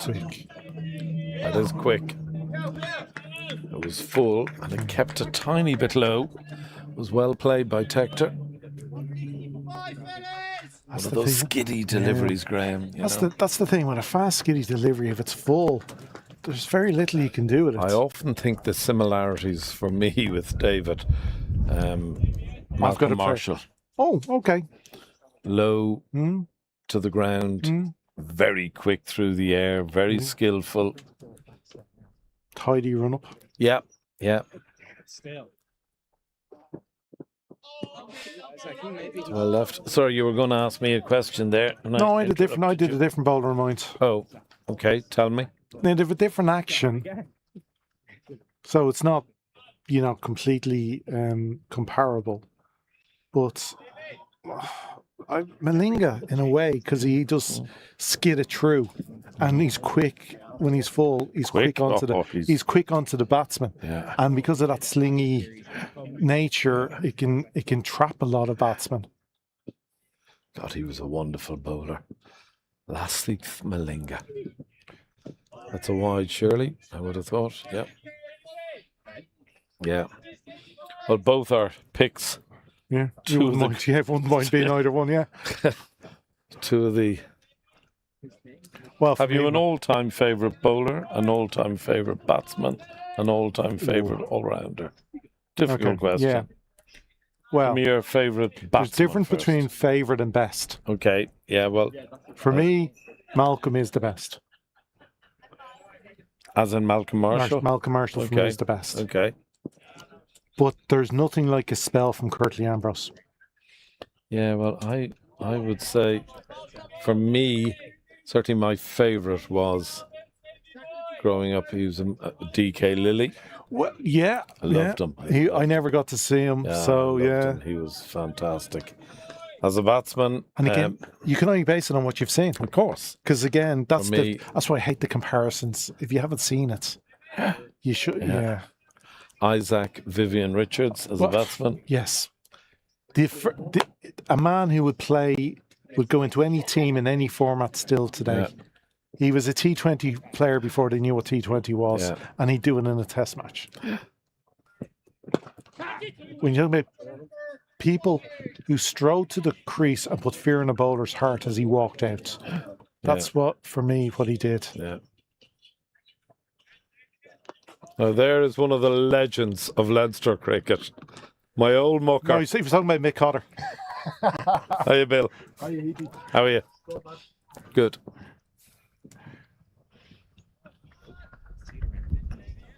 And then all-rounder.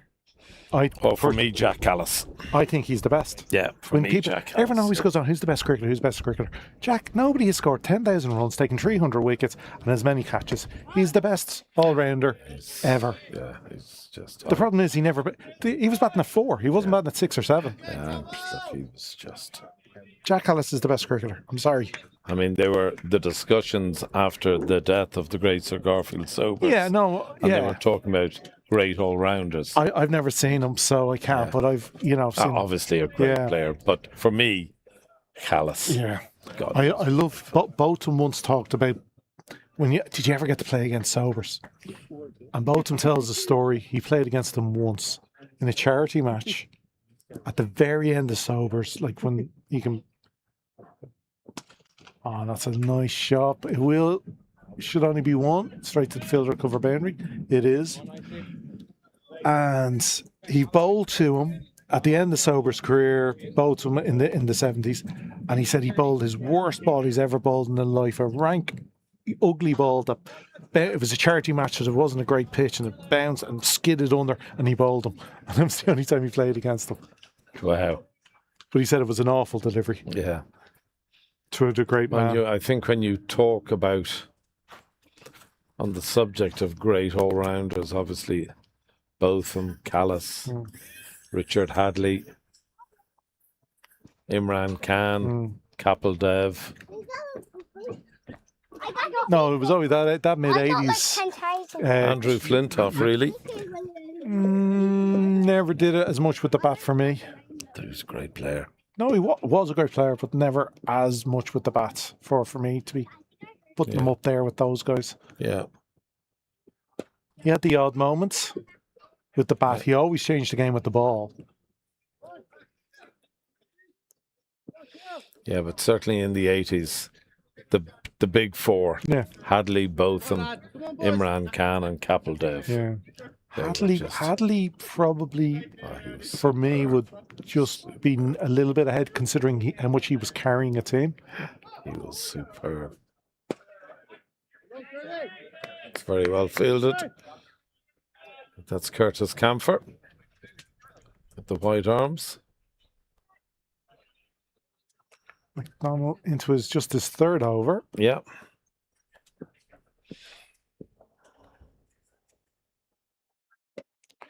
That is placed a little bit better this time. There could be two there. I'd say there will be two there. Yeah. These guys are quick between the wickets. Very.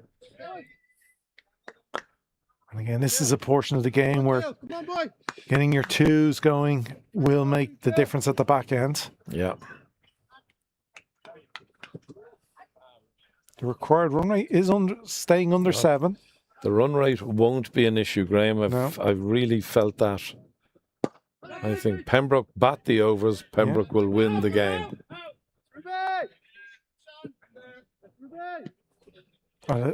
As long as the right batsmen are there at 45 to 50. Yeah. I just like if it's 9-10 in Jack at 45, then it's a little bit different. But I'm just saying if they bat 49.5 overs, I think they'll win the game. Yeah. It's on this track. Yeah. It's hard to see otherwise because it is playing so well. It's a nice shot, just pushed down the ground for a single.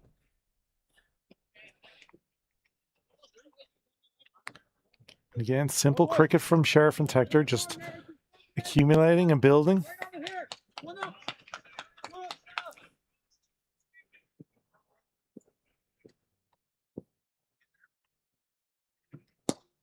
Nicely floated. Again, that's a good call from Tector. Pushing Sheriff. Sheriff was thinking 1, but Tector straight away got him moving. He knew any little fumble or misfield, and it could have been 2. So that's the end of the 23rd over. If you are just joining us, hello and good afternoon from a sun-drenched Sydney Parade. Really is a gorgeous afternoon. We're delighted to have you with us. Earlier on, when Clontarf batted, they amassed a really brilliant total of 341, I think, which meant that Pembroke required 342 for victory, and in reply they are 156 for 3. 20 overs have been bowled. It's a change of bowling. Delaney comes off, and I think this is Ethan Marshall coming on.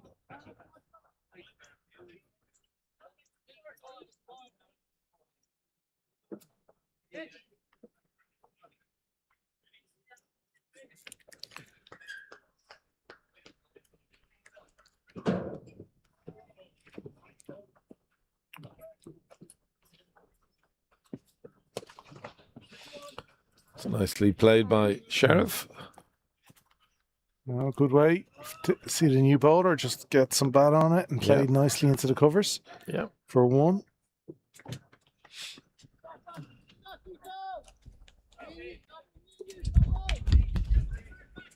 The breeze is lovely, isn't it? Yeah.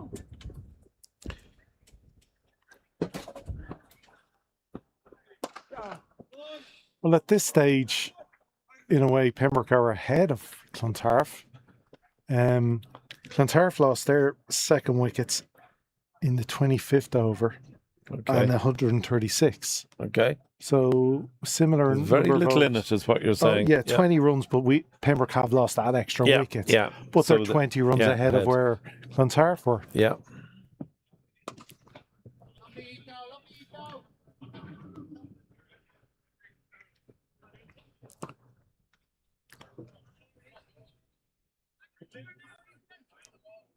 In fact, when...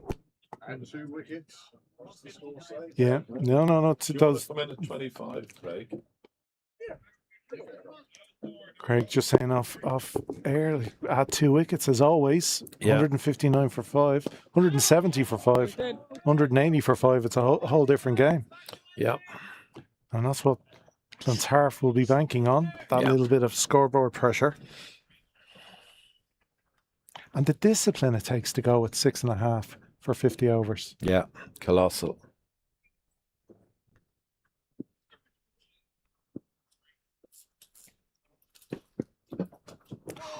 Bottom edge, racing away. Here's 4. Despairing dive. 4 brilliant runs. effort. Yeah. But it is 4 to the board. Again, we've seen anything that beats any form of infielder. Yeah. It's just gone for 4. Yeah, it was pushed out wide. In fact, the umpire might have been getting his arms warmed up there. But Tector got a little inside edge on it. And just enough. Just enough. That's all you want.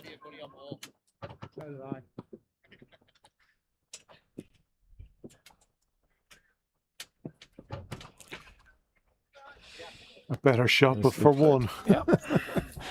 Why hit the better shot when the other one brings you 4? So it's a very good first over, really, from a Pembroke perspective. Just 8, just batting. Batting and taking 8 off the over. Take your 1s and 2s, and the odd 4 will appear. Absolutely. So 24 overs gone. Pembroke have moved to 164 for 3. Funny how both men are virtually going at a run a ball. Sheriff face 36 is on 15. Tector's face 16 and is on 15. No.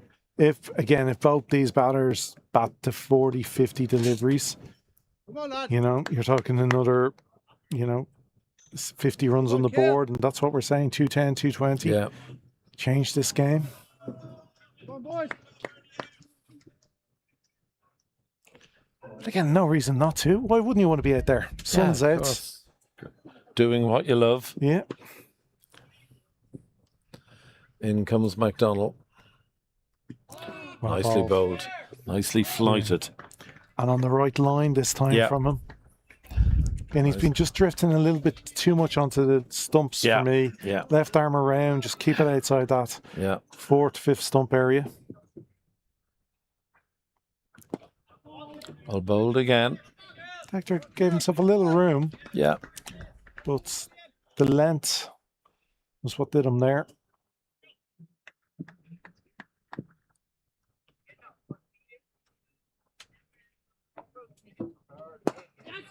Use of the feet. And they are able to get a single. Well run. It's excellent running. It's been one of the hallmarks of this partnership, Graham, has been the running. Yeah. As you so rightly have said, they've taken their twos very well, taken their singles very well. Well, nothing puts a fielding side under more pressure. Then, like if you're bowling if you bowl an over and you've gone for a boundary, but everything else is dots, you don't mind that. Yeah, absolutely.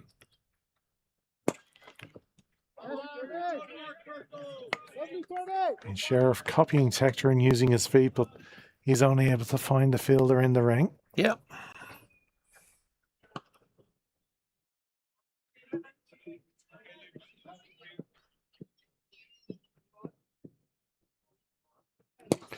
Goes big. But careful, guys. Careful. And that just drops, plugs a little safely to the boundary for 4. But again, you know, what they've done, I don't remember an over in the last 10 where there hasn't been a boundary ball. Yeah.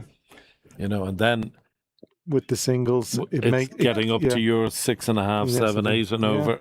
Exactly as you've said. And again, that's a safe shot from Sheriff. No, very. Sure, there's nobody between there. deep mid on and deep square leg. And there's just a single. Takes a single, another really to good finish the over. over. It's an excellent over. I think it's risk reward really. That there was low risk. Yeah. But lots of reward in that shot, and that's what made it good. So halfway point. Pembroke have reached 170 for 3. So halfway in the overs, halfway in the score. Yeah. I think probably both sides are happy. 55-45. In whose favour are you going? I'm leaning Pembroke at the moment. 2 wickets changes the match completely. Yeah, totally, yeah. But I'm on a slight lean. Another 20, 30 runs from these two. Yeah. Again, swings it the other way, doesn't it? It makes it easier at the bottom end for the guys coming in. The tail.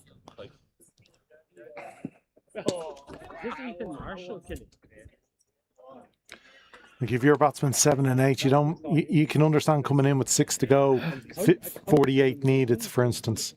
You can handle that more than coming in with 15 to go and it's 150. Oh, there's the Sri Lankan 3.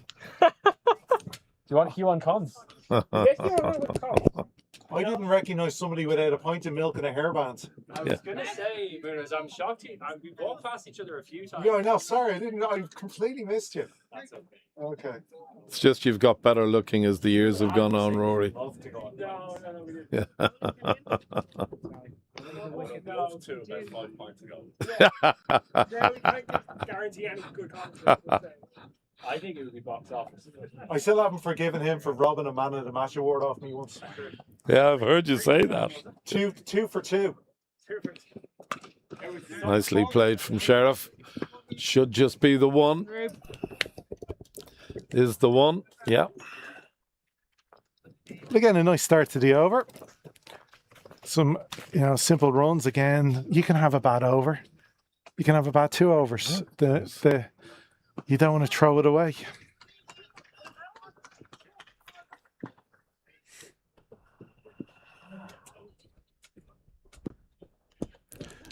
Nice tick. Beautifully played. Possibility it's 1. It's in his hand. Don't take it. It's a good call. It is a good call. Yeah.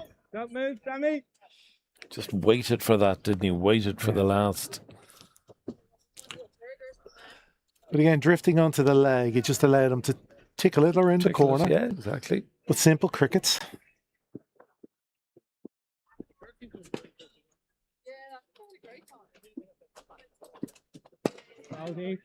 Oh, that's super running.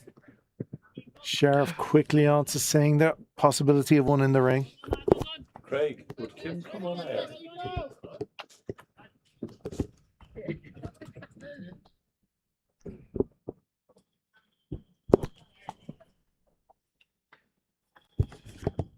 No, I'm fine. I wasn't pointing to you. Huh? Why do you think I was pointing Great. to you? Ed's happy to do it. Wow. I can't I'd stop. love to interview you. I stopped I've done before a and number JJ of- got out, so now I have to keep walking. Okay. Okay. We couldn't understand it last week while you weren't here watching them. What do you mean? Why weren't you at this game here last week? You were playing it Lords. So that is 26 overs complete. Pembroke 179 for 3. I'm going to have a little break. Have a tiny little break. I'm going to do one lap, and in the meantime, I'm going to hand over to my friend, the most skilled of practitioners in the comms box. It's Craig Senior coming in.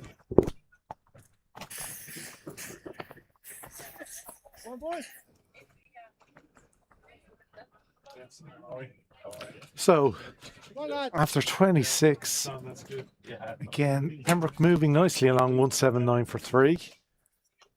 Clontarf know they're still in this with just one wicket to break this partnership. We'll get them right back in it.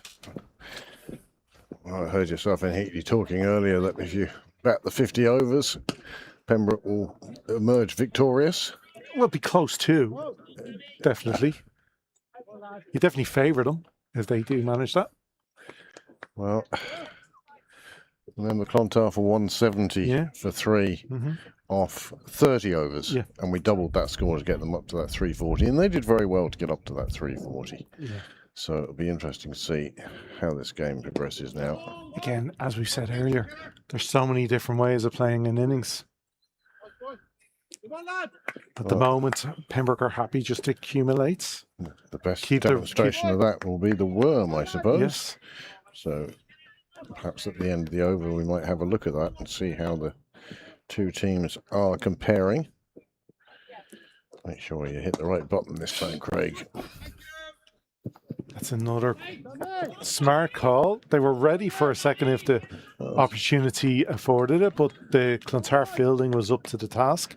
Keeps it to 1. Something that we have seen from the Pembroke sides throughout the year is the ability to run the first one fast, even if it is only a single, just to see what possibilities open up. Who are you waving at? David Pickett. Ex-teammate. Lifted.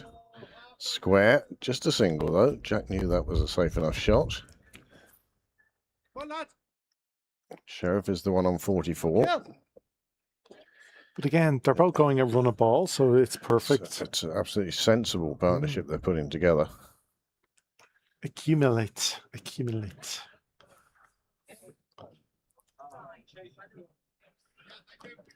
Do you...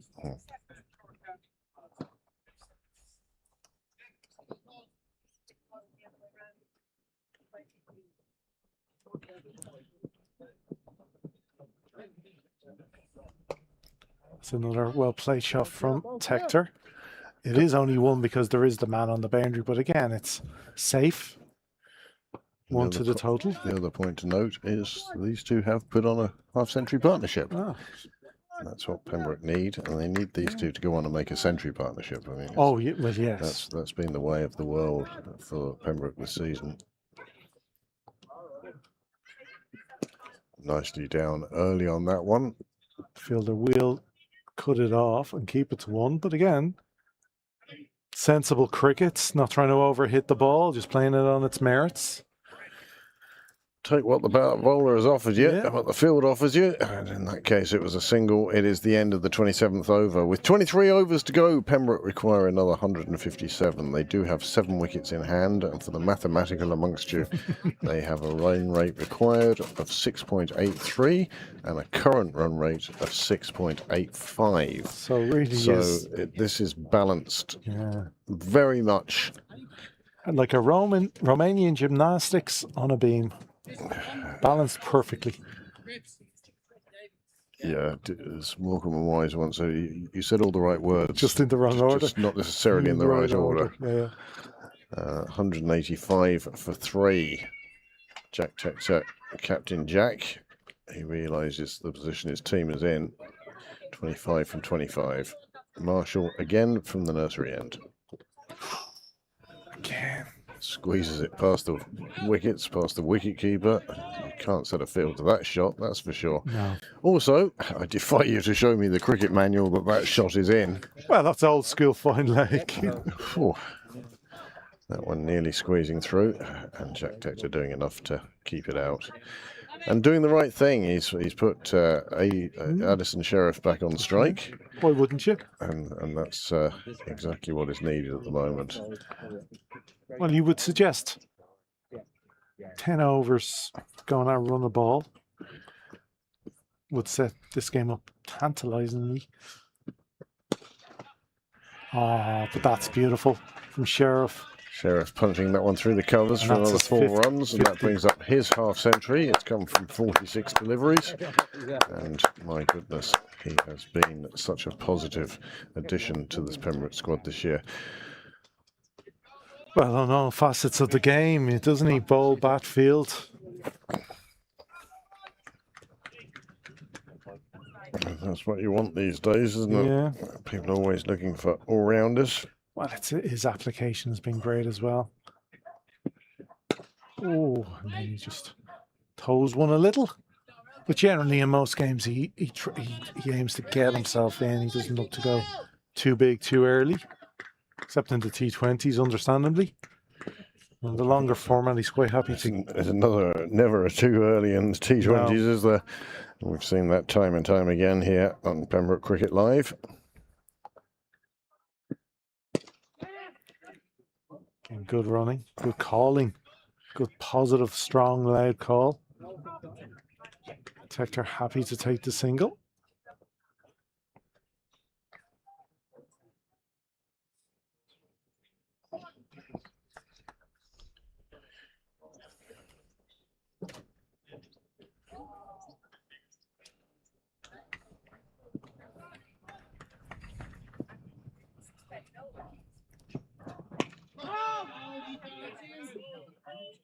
You reckon they'll chase it down? They missed this weekend, right?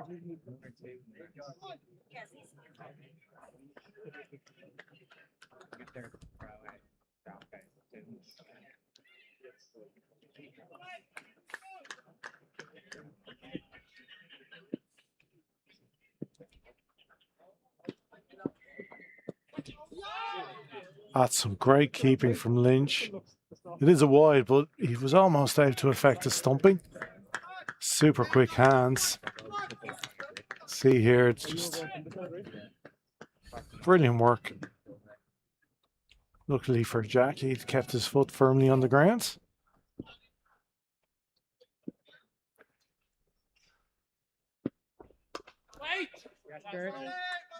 It makes such a difference when you have a keeper who can stand up to your seamers and do so with confidence. It pins the batsman back and stops them going down the track to you.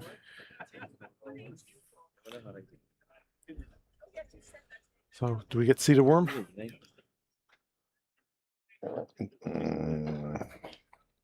Now that we've reached 28 overs.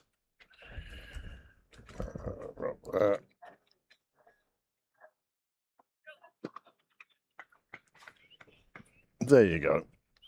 28 overs gone. Pembroke appear to be ahead on that, but again, it's all about wickets for Clontarf, and that just demonstrates just how much it is about wickets for Clontarf. Pembroke ahead at the moment. No. Oh, Don't worry, you're not on camera. Oh, It looks like Dale is now weighed down by as much equipment in his personal life as he is in his professional life. I am a natural. Natural in everything I do. It's the 0-0 that makes the difference.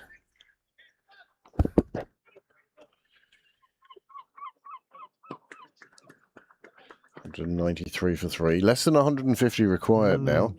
And again, still in a 7 T20. wickets in hand, so you know, perhaps the pendulum of success. Well, nobody is sitting easy in Pembroke. No, because everyone realises it's still on a knife edge and can swing quickly with a couple of wickets. And somebody like David Delaney or Curtis Camphor, their ability can Swing in a again. moment and an over. There are plenty of match winners in that Clontarf side. You can see Delaney warming again. Or is that Curtis? Sorry, son. Looks like Curtis Camper. Warming up. It's nicely played out, but the fielder out there, I have no problem with that. And with a flick of the wrist, gets it back into the keeper. It's amazing. Well, I think that one of the keys will be don't force it. No need to in these 10 overs. Well, coming up on 30 overs shortly. Again, just milking, taking what's on offer. And it's a single down. Oh, they're looking to take the second on a misfield. That is brilliant work from Jack Tector. Spotted early the fumble. Come on, boys. Alert to it, took it on straight away. But he's been running every time he's been running that first one hard, just on the opportunity, on the possibility. You can certainly add 40% to your score if you run and run hard. Just played into a gap there this time. And again. And 2 picked up again as the fielder can't keep his feet. He gets the ball back in, but not until Pembroke have completed 2 runs to finish off the 29th over. 198 for 3 after 29. We're now down to a gross of 21. I always feel that's more demoralising for a fielding team than a couple of boundaries. Lots of 1s and 2s run quickly where there shouldn't be. You don't notice them really. Oh, it's just a single, just a single. And then you look up the scoreboard and say, how did they get to 180? They were 120 a minute ago. They have just run their singles properly. I once acted as a runner to Harry Bell-Burney, and he scored 28, and he came off the field saying, how many? No, there's no way I scored 28. Craig was running for you. Should have been more then. So, yeah. There was nothing... I think it's one of the most underrated parts of the game is running between the wickets. Jack Tector gets it. Yeah. He gets it. Speaking personally, I know how demoralising it was to field against you. I tell my players, he's going to take the one. He's going to take the one. Oh, we played one game against you, I seem to remember, where I told you what it was, basically what I was going to do, and your players just wouldn't believe you. Yeah, I know. I'd be like, he is going to shout, he's going to put you off, he's going to run. And I would shout, I would put them off, and I would run. Yeah. Now, I also suffered my fair share of run-outs. Yeah, but not that many. Yeah. Not that many. Well, but the funny thing is, the people who are members of Pembroke now think of me as a batsman. And not as a bowler. Yeah. Well, again, the last few years. Oh, no, it's obviously the way my life has gone and everything else, but everyone forgets that it used to be a young tearaway. Yes. Speaking as one of your bunnies, yes.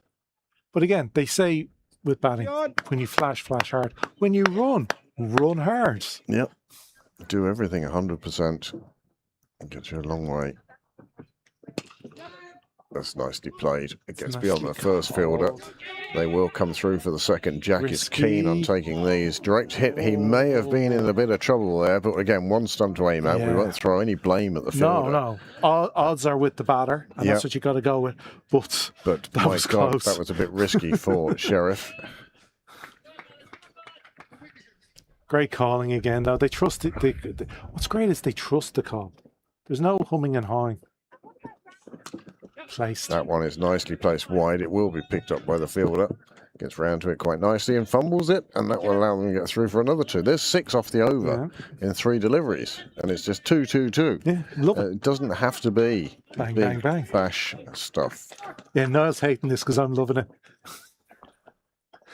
No one likes a good ground out game of cricket as much as the next man. He's more modern than I. He is.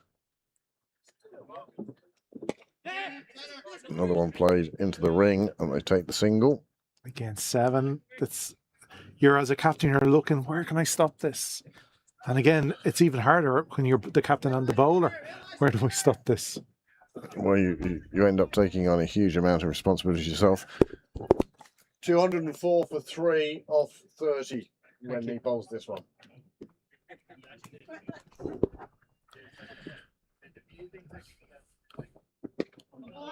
This is a strange innings as well, though, because, like as I say, Clontarf fans has 170 for about 3 at 30 overs and went on to score 340. Yeah. You know, the old doubling the score at 30 overs. If Pembroke were batting first here, would we be looking at Pembroke scoring over 400? Well, I don't think so. We were talking at one stage when Camphor was in and flowing that Clontarf could have gone that way. How many wickets down? But 3 down, they had 2 down, yeah. What is the Nile equation on 3 wickets down with 20 to go?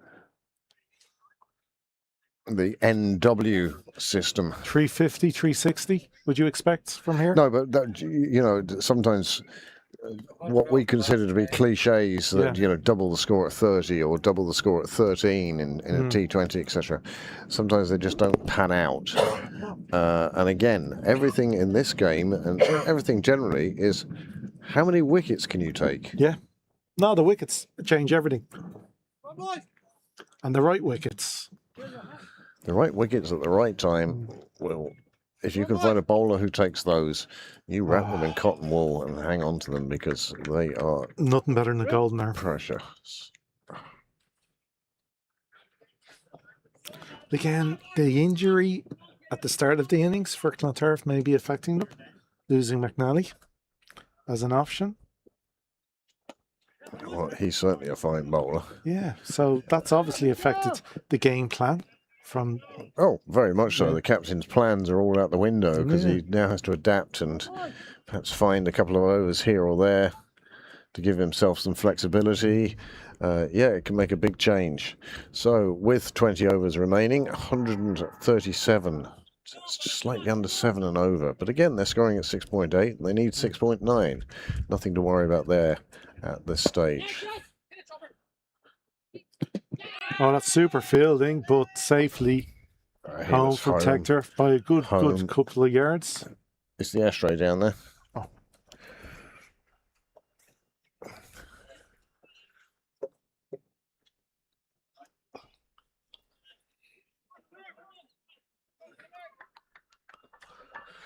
Well, I don't think there's any point referring that one to VAR, DLS, or whatever set of initials it applies to these days. No, it was a good piece of fielding, but he was safely in his crease. Well bowled. Very well bowled. Come on, boys, come on. Nick Cotter in his traditional cricket Leinster top. Strides past. Covering game of the day, I feel, for cricket Leinster today. A few photos, a right up at the end. That's the thing about cricket clubs now, it provides you with your write up. Oh. AI does all that for you now. They don't run on the misfield, and that usually is a good idea. They weren't sure, and if you're not sure, don't do it. Yeah, no, don't. When you have your foot slightly, I won't say fully on, but slightly on the throat to the opposition, you don't want to let it up by giving them an easy one. Oh, it's not even having your foot on the throat, it's just trying to apply some pressure. And every single like that then just releases a little bit. But again, you don't mind the odd good over to the bowlers. No, absolutely. And this is a good over so far from McDonald.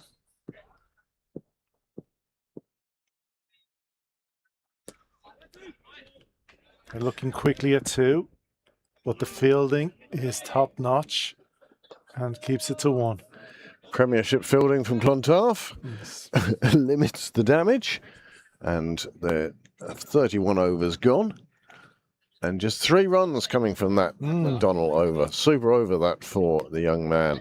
So 19 overs to go, 135 at 7.11. No, it will be a knife edge until we get to 45. It just won't change. You're fine. Just mics. You're fine to go. We're only warning you that we're listening to your conversations. And the singing. The singing was nice. Blushing. Even in this sun, you can sense that they are blushing now. Greg Collins still on his crutches up at the top end. I feel so sorry. It's PCL. He had an injury last season as well. Look, he throws himself around without due care and attention if he was driving. Yeah, that catch he took in the semi-finals of the Cup. Look, he was a big part of that T20 victory. Yes. And he played through having done his ligament. Oh, I wondered why it hurt. So he's going to find out more tomorrow, I believe. He's a tough lad. But even with a full rehab program, you suspect it's going to be long 9 months anyway, if he's back for the start of next season. And of course, he's an expectant father as well. He's that knee fully bounceable upon. Yeah.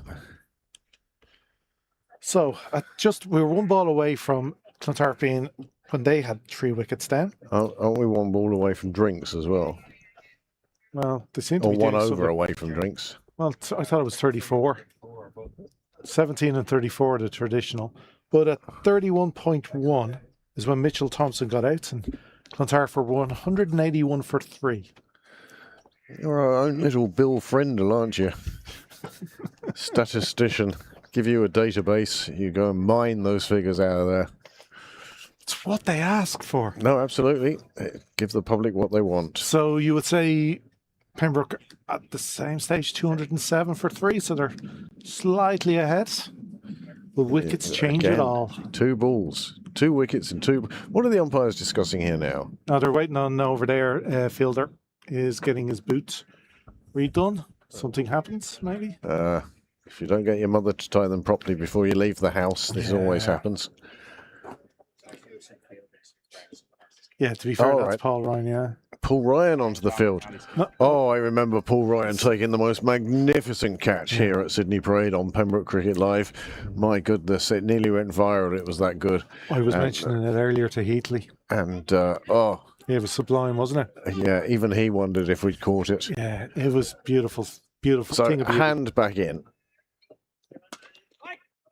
And that one gets past the first fielder. I think that's Reuben Wilson doing the covering behind. Oh, risky. Not at all. Oh. Sheriff knew exactly what he was taking on and how he was taking it on. Good afternoon, ladies. Welcome to this end of the ground. That was unfortunate for the fielder at point. He just kicked on him.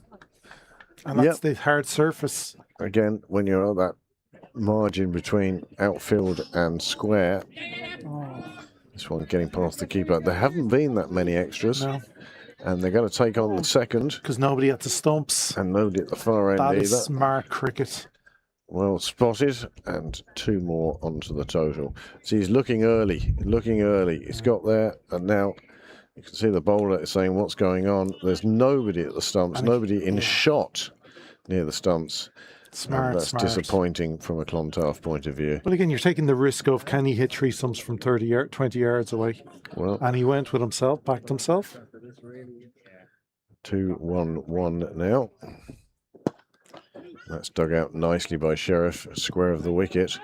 Again, they're looking for 2, and this time they decide, rather wisely, I'd say, oh, absolutely, not to take the second. But again, no harm in coming down a couple of yards and being sent back. No, once again, don't strand yourself, but don't hesitate about how far down you want to go. Again, it's great calling. It's trusting what the other guy's doing. He said no, you'd go back.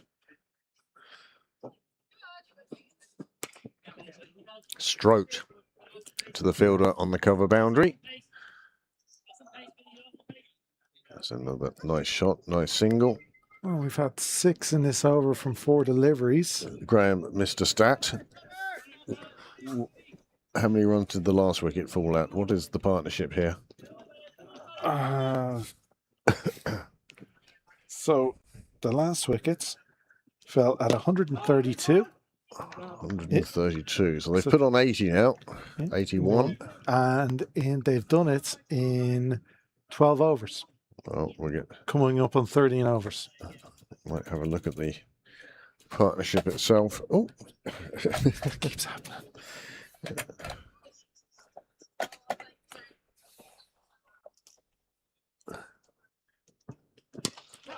Again, well placed from Sheriff. Quick call of luck, and they will take on the arm. And the Again. throw again is wide. There is backing up there. And that is the end of the over. And just to demonstrate what we were talking about there a minute ago, there is the partnership. Addison Sheriff 49 now. Jack Tector on 30 of 36. That's been their contribution to this partnership. Addison now, of course, is on 68 of just 64 deliveries. Again, that over, you know, yielded 8 runs with no boundaries. Just hard, fast running. Yep. And that's exactly what Captain Jack Tector will be looking for. And it's what he tries to instill into the rest of his team as well, in fairness. You know, it's not just work ethic. Not just that. Don't lose because the other team tried harder. Oh, wise one. So a change in bowling from the St. John's Road end, Curtis Camper. My next one would be, do you work in a sandwich shop and could you make me one with everything? My Dalai Lama joke. I have a limit of 1 a week.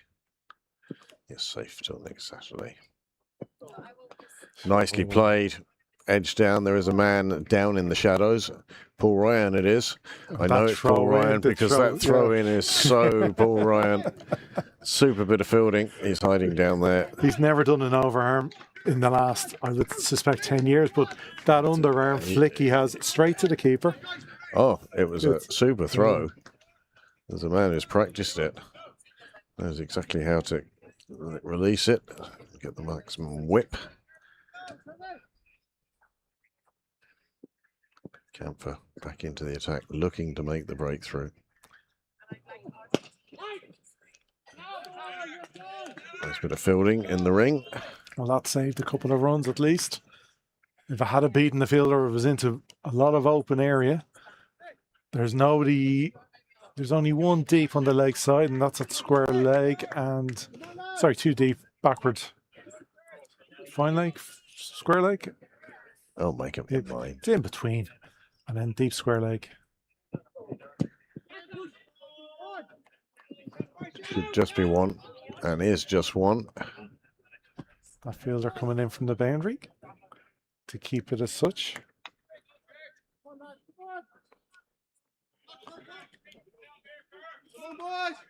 But they have afforded themselves of getting into a position where they can have see out the odd over. Yep. And not worry about it. The run rate is under control as far as Pembroke are concerned. Again, this is all about wickets. Exactly. Wickets will slow the run rate. Build the pressure. Yep. Build the tension on the seats in front of the clubhouse. Well, you can generally tell how the game is going from the amount of chatter along the wall, along Cyril's Way, outside the especially outside the chapel.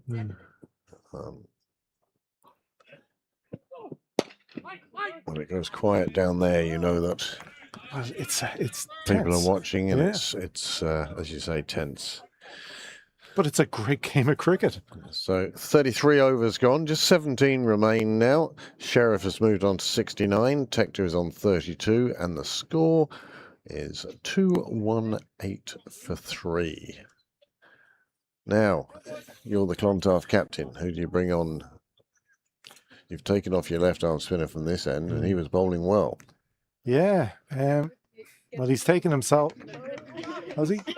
It is if you want to continue. Well, the risk is, do you go Delaney for another 2 blasts? That's Wilson. Oh, that's Reuben Wilson, and you're right. Reuben Wilson now from the nursery end. Or, with still 124 to get, do you try a joker? Do you risk a joker for an over? Well, this one is in the air.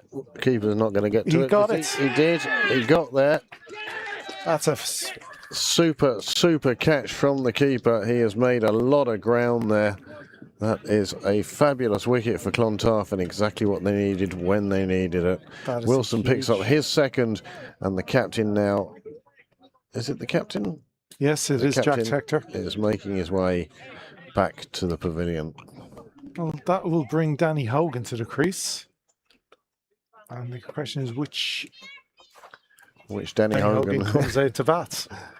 We don't quite need the T20 Danny Hogan just yet. Well, again, Danny will be very aware of the position. Super catch that. He has made a huge amount of ground. I didn't think he was going to get there, and he persevered. He just kept going. It just was hanging. Up there an awful long time. He kept his eyes on it brilliantly. Great piece of work from him, from Lynch. He just, got right under at the top part of the bats, and you did for a moment feel it would drop in between the two fielders, and when your luck is in, that's what happens. Well, the players are taking drinks now. Yeah. I'm looking to see the various graphs that cricket clubs offer that don't really work, so we'll go back to the worm and just show that now. After Niall shows this replay. Well, the fourth wicket fell, interestingly. It was David Delaney at 37.3, 227. So you can see that wicket just brings the worms back together. Well, there hadn't been runs scored in that previous over, and as a result, that dot is down. It's assumed that 6 balls are bowled there, but no, it's just the wicket. Pembroke's still slightly ahead, but the loss of a wicket means a slowdown in the run rate, and perhaps a little bit of consolidation from Pembroke. As you said, they don't need to be going after every over fully. They just take it as it comes. 218 for 4. As I said, a previous over, they got 8 from just running 2s and 1s quickly. Yeah. You would hope Hogan will come in and realise, bat on ball, get off strike. Well, that's his job at the moment, is to get Addison Sheriff on strike and let Addison continue on his merry way. And let himself build into the game. And we know what a destructive batsman he can be when his eye is in and he's connecting. Absolutely. So take your time and get your eye in. But he's 17 over. It's 17 overs. So this one just coming a bit high on the bat for Jack's liking. Yeah. But just tucked him up nicely. Brilliant. Lovely work from the keeper. Yeah. Covered a lot of ground and got his gloves out there and held on. That was the important thing, was the holding on, because as he went to ground, there's often the times when you bounce, and on this occasion he managed to extend his arms and keep the ball safe. So Pembroke need 124 in 101 balls, which on a normal day you wouldn't be too concerned. If it was a T20 game, you wouldn't be concerned about it. But the fact is, Pembroke aren't chasing 124. They're chasing 124, and they have 6 wickets left. It's they're not for 4 in the first over type thing. But yeah, it's it's important part. The next 5 overs will say a lot of which way this game swings. Well, that's why we watch. Just wait and find out. You do see a little spike in the run rate because, again, as you said, no runs in the over. We sold a few academy players. I'm up to 120. Yeah. I'm fuming at that.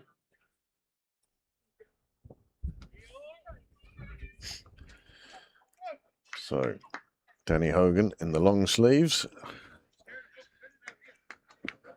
Which batters he brought with him today? The straight one or the flashing one? Straight one. One ball does not a summer make. No, it does not. We know that. We know that very well. But solid start. And again, yes, it's going to be, this will be a bad over for Pembroke, but it's, they've gotten themselves into a position where they can have a bad over and not panic. Well, Wilson will be a man rejuvenated, taking a wicket with the first ball of his comeback spell. His 6th over overall. His first ball was a wicket, and then he went at 9 and over for the first 5. First ball of his second spell is a wicket. You'd think, why not give him 10 one-over spells? He'd finish off a side in no time at all. It's a simple game, really. Sometimes, statistically, it can throw up all sorts of anomalies. Yeah, I heard that recently on an Australian obituary of baseball. And the thing, oh, you can hit a ball for 6. Why don't you hit every ball for 6?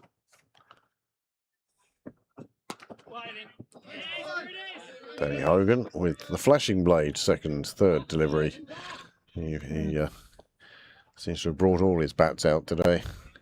Let's hope he finds one The only use. the only one that matters is the red ink one. Well, that would be a good one to have in his hands at the moment.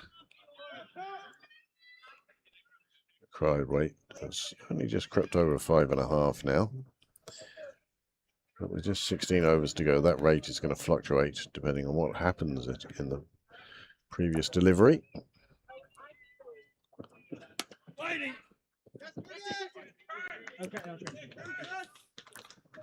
And Hogan gets off the mark. He's been looking for that cut shot.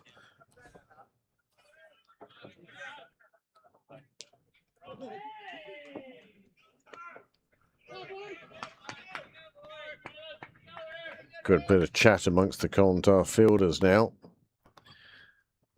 They're obviously feeling with the departure of Jack Tector that they are well in this game.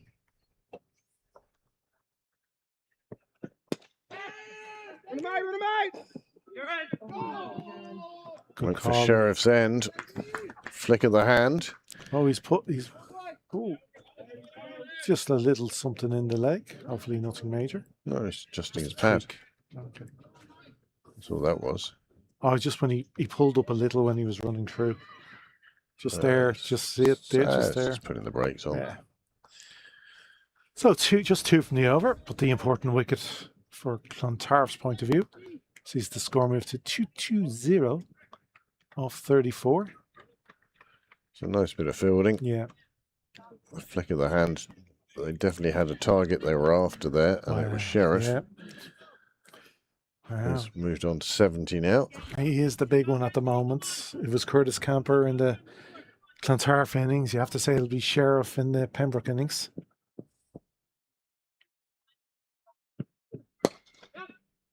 That's nicely fielded, closing the gap between the two fielders. Making sure it goes nowhere else. Single taken. Camphor now into his 6th over.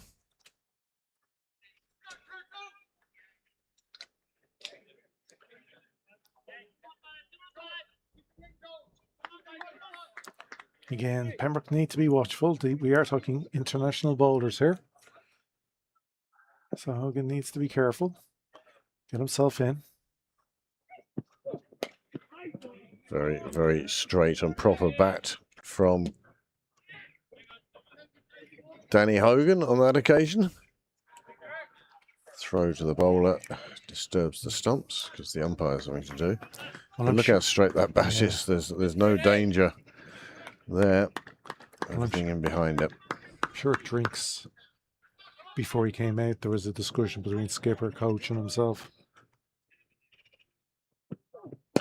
Looks to go short. Hogan is onto that straight away, and he's powerfully pulled it to mid-wicket to Cyril's way, and it reaches the boundary, and Hogan is off and running. 2-2-5 for 4. Oh, Danny Hogan will just eat those for breakfast. He really does like that short pitched and on the body. Query over foots. Addison claiming, I think, a no ball should have been called. Umpire not interested. It's got nothing to do with him. Exactly.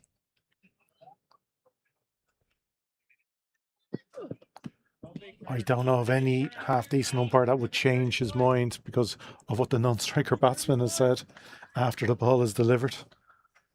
Yes, boys, yes, boys. Miss Curdy.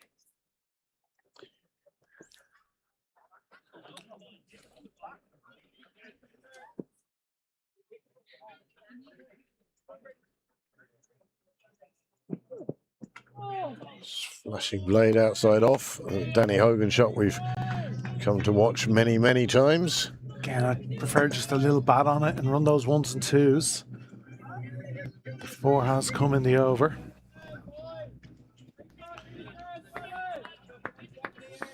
Stick with what's working, or what has been working so far.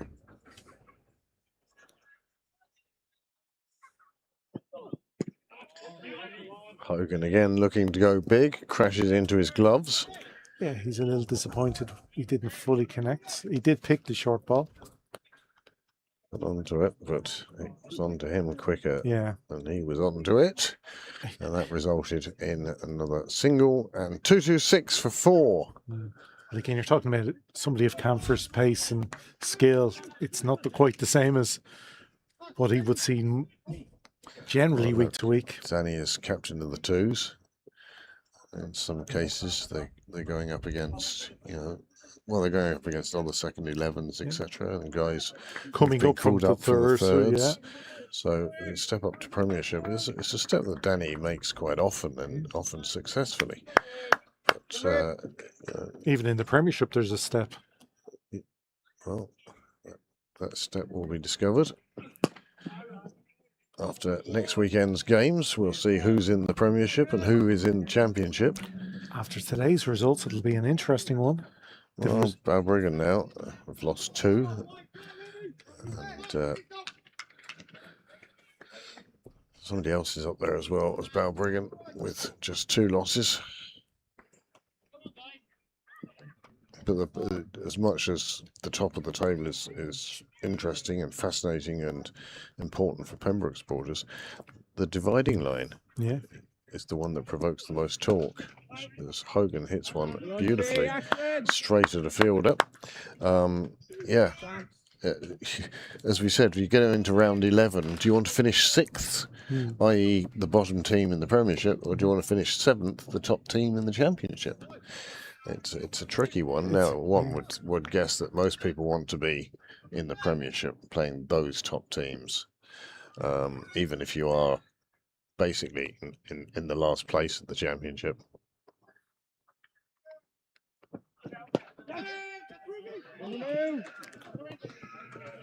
Well, after today's results, Marion have won and Malahide have lost, so Marion will skip ahead into 3rd. Balbriggan will still be 2nd. Pembroke should be top, no matter what the result at the end of today. So that's 1, 2, 3, 4. Yeah, Pat Pong was with us today. He's had to pop out now, but Silver Foxes is playing on the same day as the IP50 game. Good ball. It is a wide, but it's still a very good delivery. Quick from Wilson.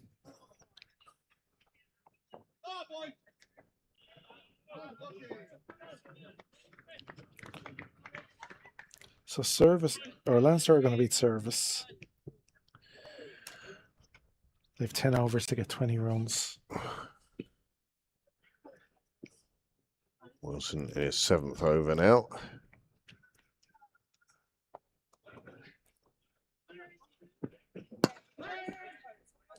Sheriff quick to take the single.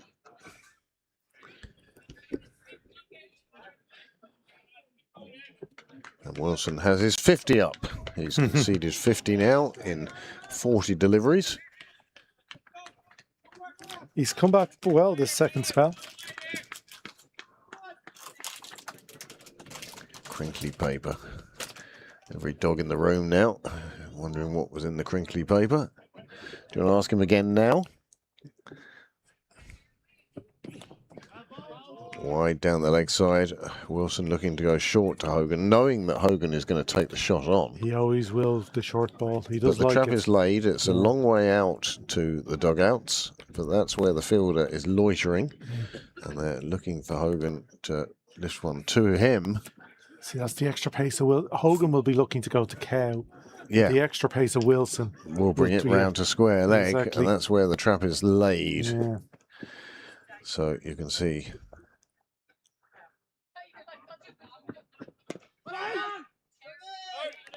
Straight into the fielder's hands, prevents the run being taken. 230 on the board, 112 required now in just 14.1 overs. And, well, Heatley was of the impression that if Pembroke bat the overs, they will win. Anything's gettable in the last 5 if the right wickets are left.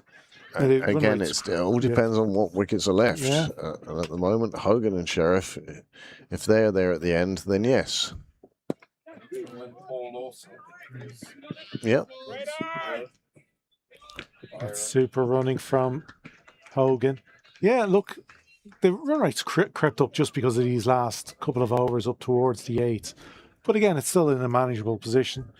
Where I am going to leave you and bring back for the moment, Keitler. Graham, and Heatley will step in for Graham.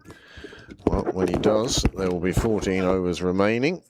There's 110 runs required, and Pembroke have 6 wickets in hand. Danny Hogan on 9 from 14, and a super knock here from Addy Sheriff.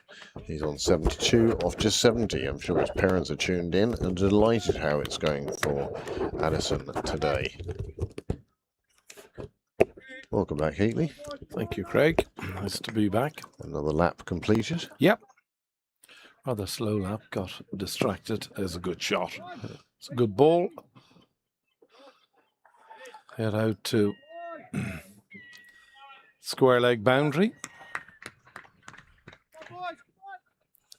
Well, can't fit into his 7th over now. Run rate starting to creep up a bit, but with Hogan and Sheriff there, if they're there for 5 overs, I suspect that the run rate required would have come down. Shots like that don't find the fielder. And once Hogan gets his range finder working. But this game very much in the balance, I'd say, Heatley. Both sides in with a great chance. I've been looking forward to this game all week, Craig. Could I ask you just to turn the volume in my cans up a tiny bit, please? Just keep talking. So in comes Curtis Canford. We could get it a little bit louder. That's just lovely. Thank you, Craig. There you go. Yeah, I'd been looking forward to this game all week, and it has lived up to my expectations. It's a fantastic game of cricket. It is Cricket Leinster's game of the day. Yeah. They've picked the right game for big it. Time, yeah, big time. Yeah. I am.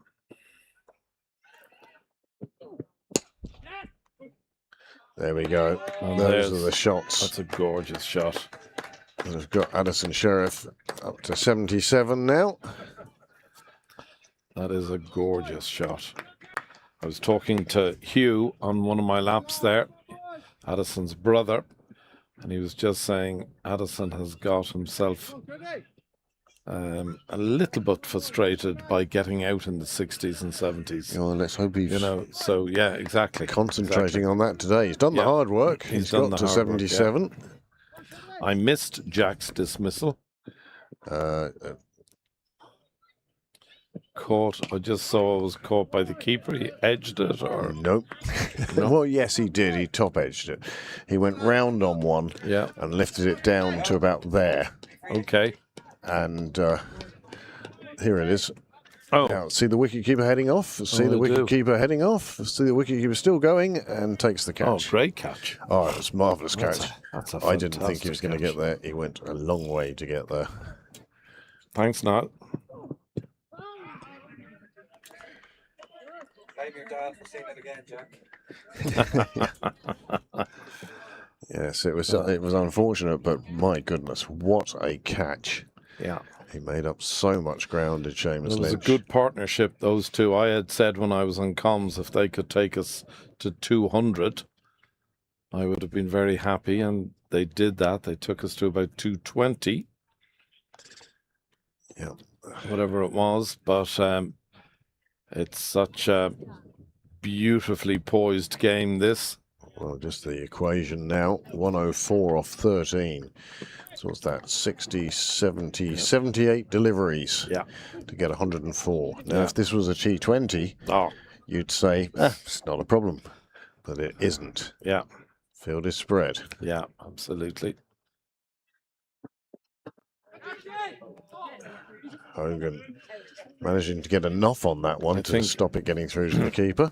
I think what they've done very well here is they're aware of Danny's appetite to pull at the short delivery. What a great way of describing it.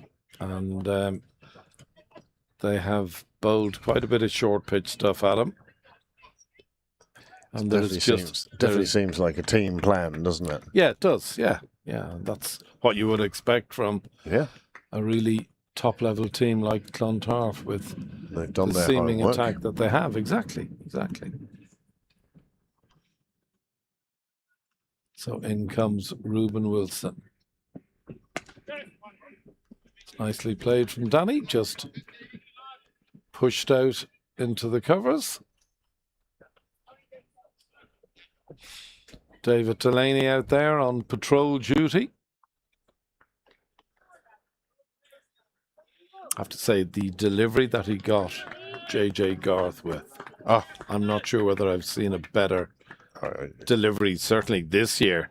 I could. Yeah, no, it was an one for the ages. Certainly. absolute cracking delivery. Again, that's nicely played. And they pick up the overthrow as the ball careers into the stumps, and in fact pick up 2. So a dodgy shot into the outfield turns into a very comfortable 3. Yeah. And Pembroke can go on. Which just makes it a good over. Just played out. The fielder's there, but Addison willing to take him on. And it was a nice throw, good bit of fielding. But once it ricocheted off the stumps, there was nobody who backing up could stop that.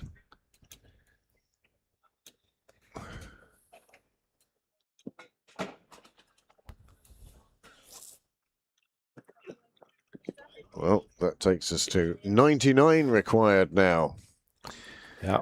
The countdown begins down to double digits, and that's always a psychological thing as well for a team. Huge. Less than 100 required, 6 wickets in hand, 12 and a half overs to go.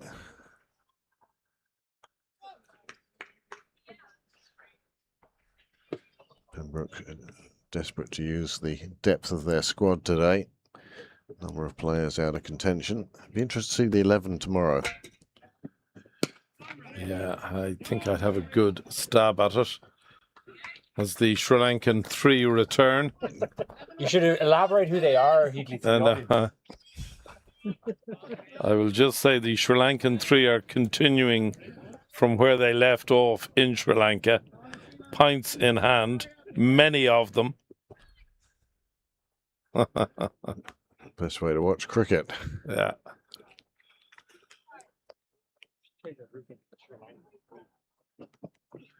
No, and he's in trouble here. Oh, just got away with that one a little bit. But again, it's this, what is a strength for Danny Hogan is also a weakness. Yeah. And, you know, you have to remember this is an international seam attack. Yes. You know, you've Curtis Camphor, you've David Delaney, you have Fionn Hand, and you've Reuben Wilson. They're all maybe just a little quicker than Danny is used to. Yep. I was saying earlier with Graham that, you know, Danny's captain of the 2s. Yeah. There's times he's facing thirds bowlers. Yeah. Who have been moved up to the 2s because somebody's not available, etc. Of course, yeah.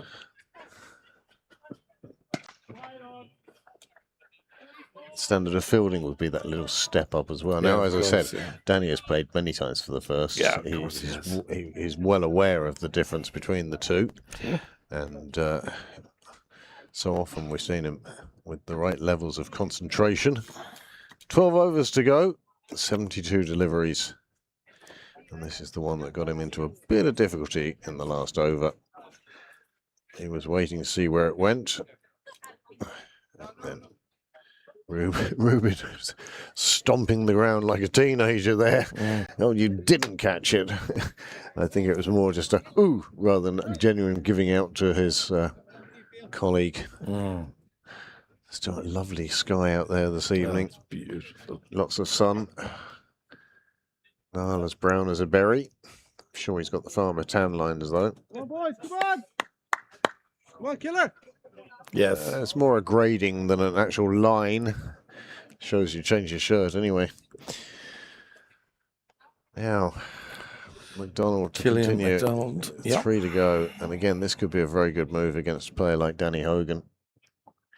Make him put the pace on it. Yeah. Big vacant area, sort of out at cow. Yeah. A shot that Addison plays very well.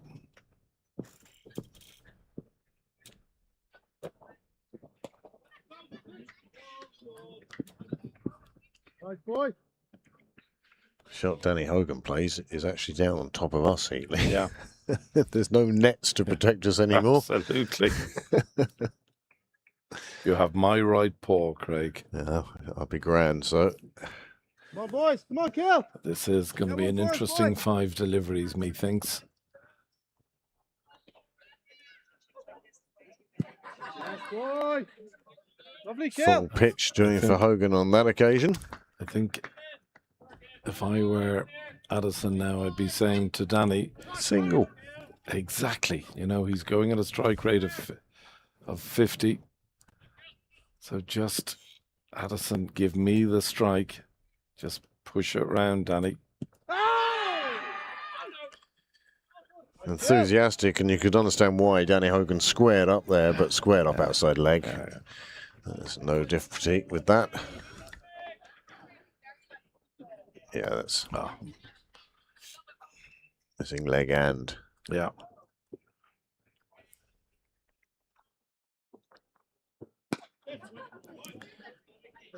Just push down the ground for a single, and that's exactly what we're talking about. Just your job, your mission, should you choose to accept it. Yeah, nice kill, nice boy.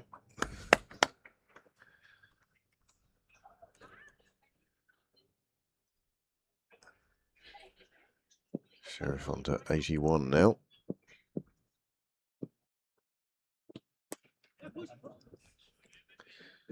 There will be no 2 there. Oh, misfield again. Costs Clontarf another run. Could do without that. It also keeps Sheriff on strike. Absolutely. Perfect outcome for Pembroke anyway. Now the question is, does he just take a single here?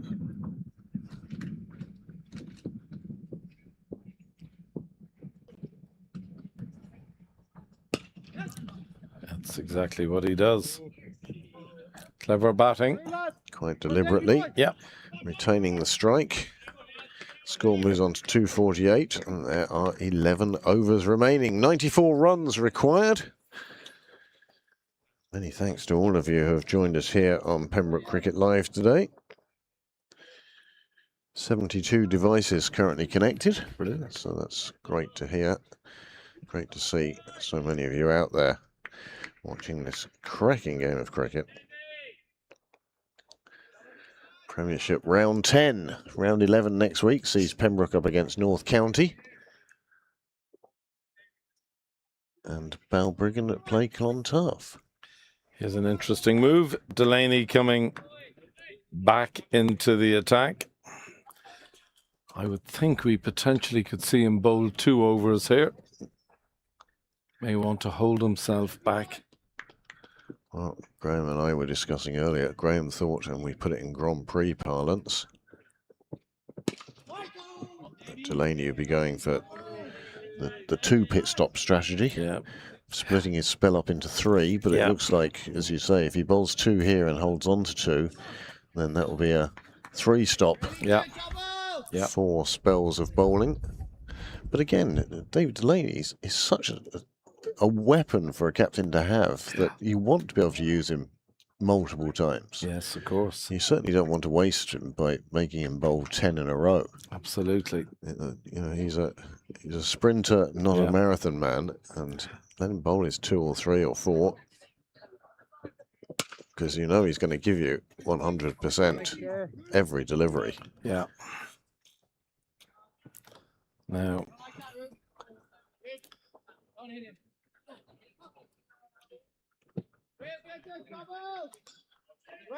Some checking on the field. 5-4 field. Important couple of deliveries coming up now.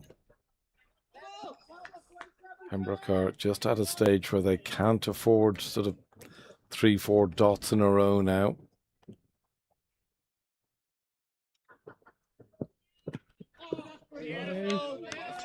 Well, that is experience personified. Delaney knew exactly where he wanted to deliver that ball, and he did so. And the dot results. Oh, fired in at the feet of Danny Hogan, not giving him anything to. That was a wonderful delivery. Away. Good crowd here today for this Premiership game. And it's a quiet crowd, you know, because they're appreciating this game is... The conversation have died away, and people have been pulled more and more into this game. Absolutely. As we head into, well, just 3 balls away from the final 10 overs. Well, I don't think that was quite what Delaney was looking for, but it was effective. Yeah. Waist high full toss. Hogan was certainly waiting for it to bounce.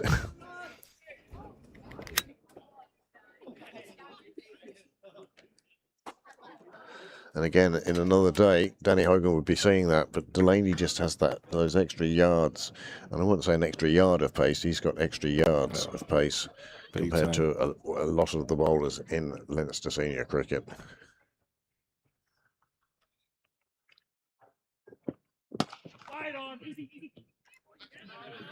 There's my 3 dots in a row that I said. Once Addy takes a single off the first ball, you know, Danny's strike rate is now, you know, it's down, striking down at 30. 50%. 50, sorry, I beg your pardon, 26. I thought it was 36, yeah. Yeah. But again, he's providing the partner that Addison Sheriff needs at the moment. Oh, absolutely. From a Pembroke point of view. Big delivery, this. David will be keen to get out with a dot, preferably from his perspective, a wicket.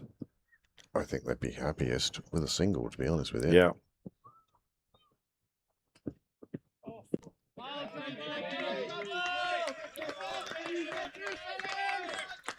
Well, it was a dot ball. It does leave Addison Sheriff on strike now for the next over, but there are 10 overs left and 93 runs required. And this now, well, it's starting to look more and more like a T20. Yeah, yeah. Oops. Yeah, I think new chairs for a new season will be required. Oh, yeah, no, it's... That, or else we just super glue the arms in place. Never take them down again. Absolutely. Come on, boys! So, you know, this is interesting now. Does Sheriff take a single early in the over? Or does he learn his lesson? Does he? Yeah. But he probably trusts Danny better. Stop lifting them. Yeah. Stay where you are. Have to duct tape them down for you. There's already one there.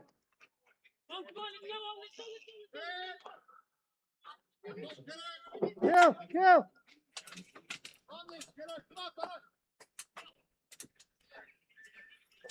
Gazebo adjustment time. Yep. Keeps the sun at bay. That's neat. That's neatly really done round the corner. The question is, will it reach the rope? And yes, it does. The answer is yes, it does. 250 up for Pembroke now. That's a wonderful shot. And you get the feeling that passing that 10 overs to go mark has, well, ignited Addison. Yeah. That's a lovely shot. Gorgeous. It's causing questions in the Clontarf ranks now. And now Cow Corner is even more open. Even the path to Cow Corner is open as the fielder goes from mid-wicket round the corner, try and stop those laps around. There's nearly you push it out to mid-wicket or out to Cow. There's 2 there. And there's certainly 2, if not 3 here. It's misfielded. And they do get through for the third. 7 off 2 deliveries, I think, shows the intent of these 2 now. To the over, absolutely. It's a great start to the over. Exactly what they... And now Addison is telling Danny, get me a single. Yep. Anything on the leg side. I'm surprised actually that the fielder remains behind square on the leg side. Yeah. You don't expect the same sort of lap shots from Danny Hogan, but as you say, that push into mid-wicket now gives him the single he wants. Instead he pushes it, defies everything we say. Very good shot. Yeah, it was indeed. Right shot to the right ball. Yeah, gets lovely shot. Gets Sheriff back on strike. He's into the 90s now. If he thought he was disappointed getting out for 60, try getting out in the 90s. He'll be livid with himself. So he'll want to keep an eye on that.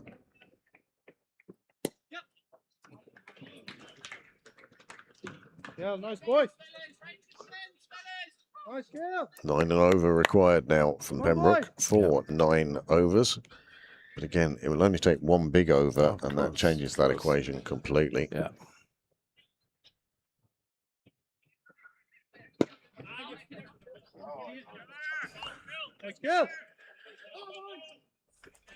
Danny Hogan just looking to push that one into that space we were talking about. Just getting slightly frustrated with himself. Yes, boy. And by golly, he's able to find a fielder at the moment. However, that is the end of the 41st. 89 required from 9.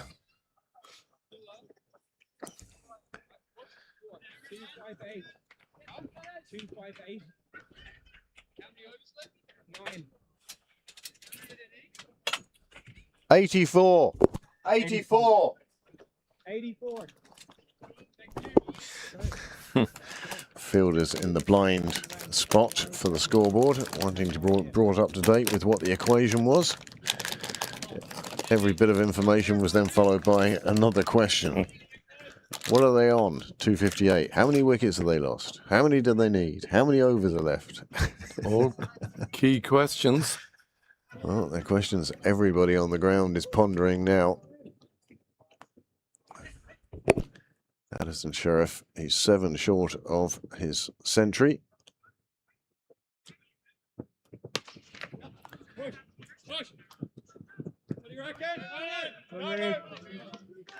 Another single from the first ball.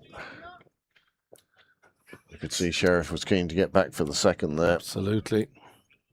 Wasn't to be on this occasion. And now Delaney in his 8th over. I mean, if your hand, do you bowl Delaney for his 4 overs, hoping that he's going to push the run rate so high that they'll take unnecessary risks then against his other bowlers, including himself?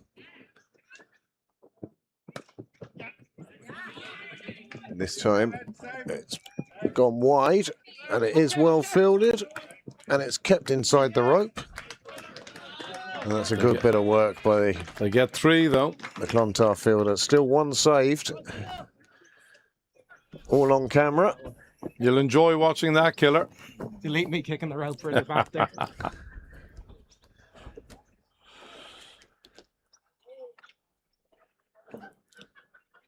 Nice killer.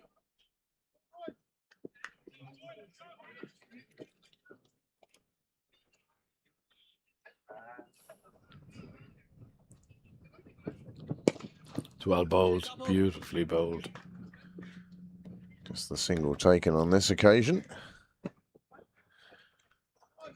Really good, Tubble. Really good, Tubble.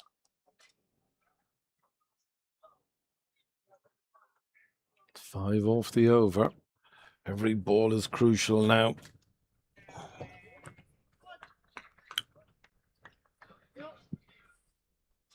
It's been as good a game of cricket, Craig, as we've... It's right up there. It Even the is, dart has this year. stopped alongside. Yeah.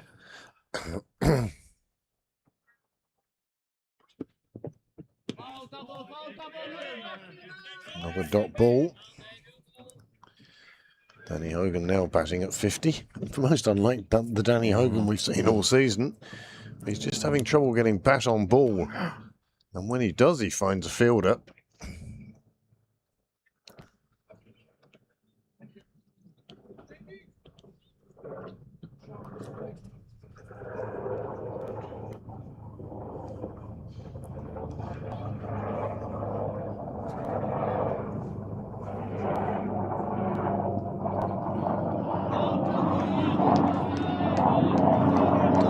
doing a super job of containing Hogan here.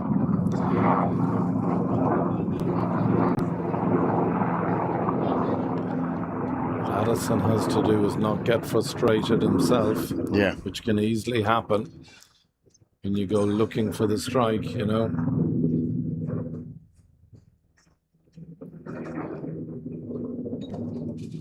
That's ball of the over. This be a full flashing blade from Hogan. Be an even be a number short or a one. wicket.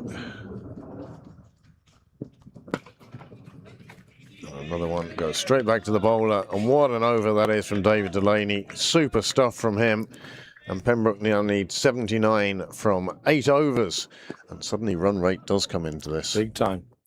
Hogan having Big time. real trouble getting the ball off the square today. Most unlike him. Yeah, but it's just a different calibre of bowling that he's facing. David Delaney, absolute legend in Leinster cricket.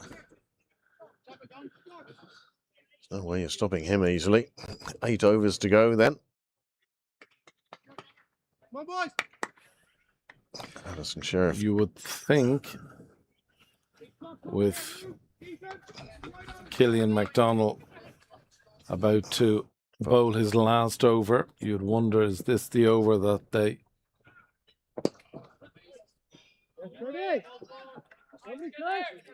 Single off the first ball.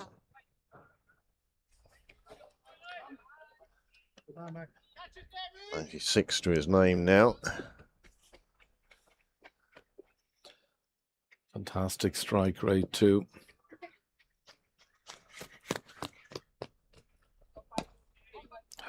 Again, finds the fielder. I don't understand why he won't just push it to mid-wicket. Just by hook or by crook, get it out on the leg side. Get it out on the leg side, yeah. This time he does find the man on the boundary, and it's just a single. It's a good shot.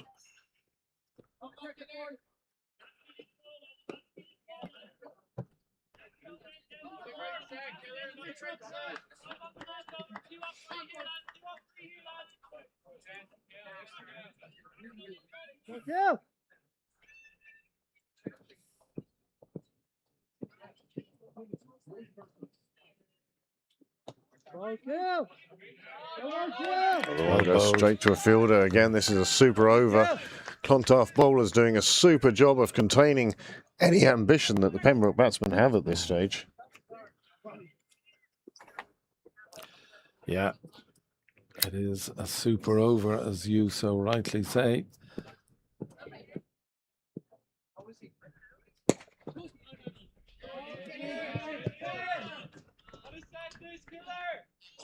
Gets down to the far end.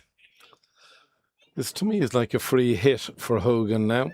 Very much so, as I say. You just want it to be an even number. Yeah. 4 or 6 preferably. Naught or wicket otherwise.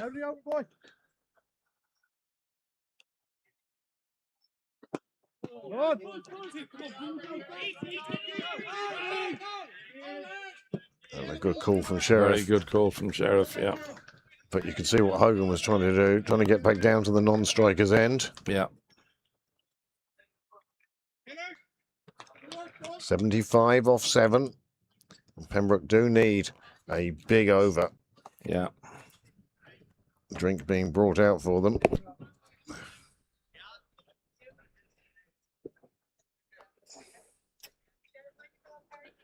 Quick look at the scoreboard.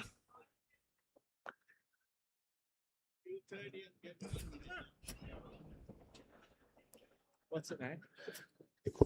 They need 75 off 7. Thanks, Greg.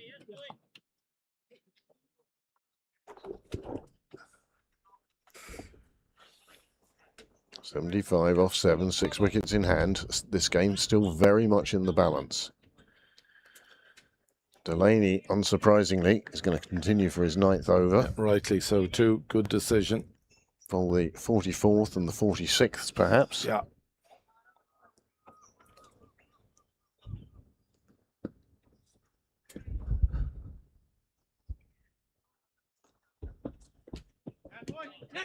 Come on! Oh, easy. Well, that's exactly what Pembroke, best result Pembroke could have had there. Absolutely. Go on, Davey. 41 balls now to get 74 runs. That sounds a lot more difficult that way, doesn't it? Does, but I don't know whether you saw the Somerset Yorkshire. Vitality Did you Blast. see it? No. Yeah, that was incredible. Probably one of the first times that this is now impossible. And then Overton just bang, bang, bang. Oh, I saw Overton. Yes, sorry, I did see that. That was incredible. Incredible. Cricket, always teaching you something new. Well, that is a big blow for Pembroke. Addison Sheriff has perished for 94. He's just pushed at one from Delaney, and Delaney with an athletic dive, making a fine catch. That was a brilliant catch, Craig. Brilliant catch. Well, Let's see that back now. Clontarf will feel they have taken the upper hand there now as a result of that delivery. David Delaney doing all the work himself, and he's picked up his second wicket, and this is how he did it.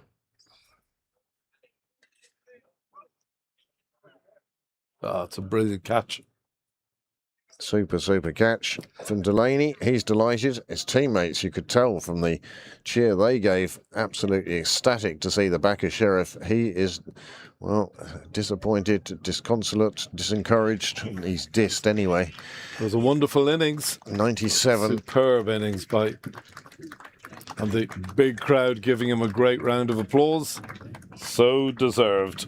Well battered, Addison Sheriff. You may be disappointed, but you held your team in this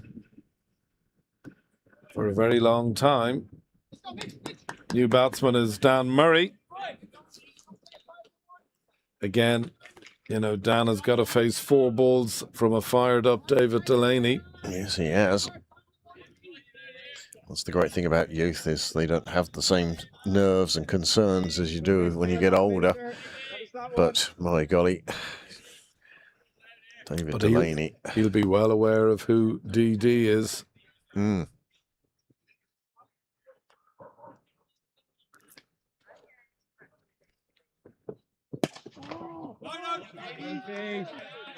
a good shot, I like that. Got right into line. Give him a little bit of confidence. He got right behind it.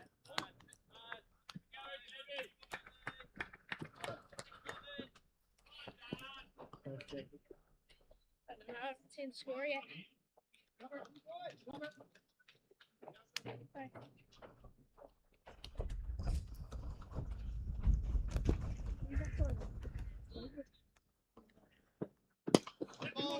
One drifts onto his legs, and Murray gets that away and decides to take on the second, and does so successfully. Very good shot, Dan Murray. Well done, Dan Murray. Absolutely well done, Dan Murray. Very good.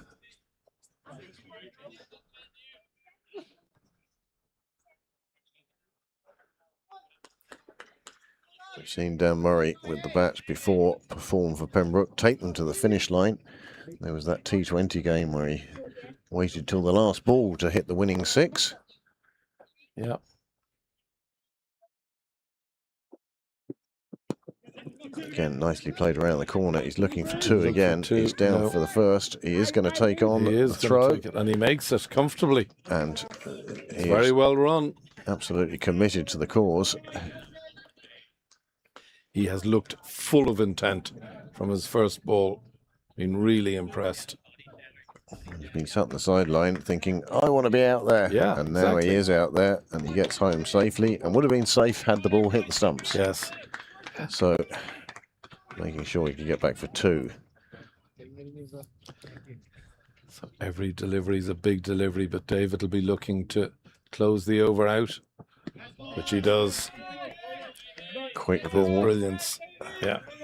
Sheer pace getting that one through to the wicketkeeper. 6 overs to go. 36 deliveries. You look back. Yeah, I don't look back. You don't. You're not supposed to.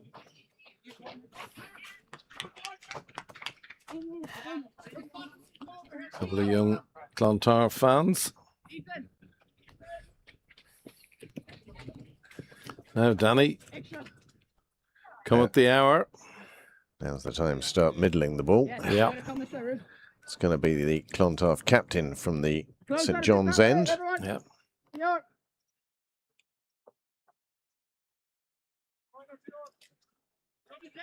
No. Now they're tempting Danny with third man as well as square leg. Yeah, in comes Fionn Hand, right arm over the wicket.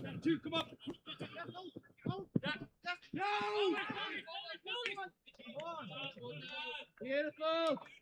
Fionn. Fionn. Bring him up. Clontarf looking to put a bit of a squeeze on now, bringing men into the circle. Can you try feet out? Double. Third man now dropping back down to the fence as a consequence. Roof's a little bit square.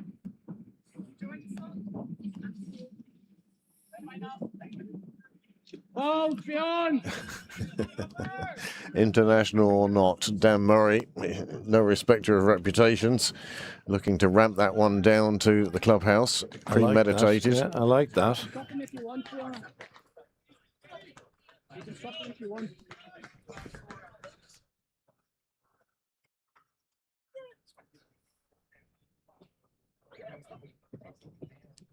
Ball, Fionn! And this is good work from Clontarf. They are squeezing Pembroke out of this game now. Required rate over 2 a ball. And that's usually a barrier that is one too many to come back from. Yeah. Oh! You would really think Pembroke need one very big over now.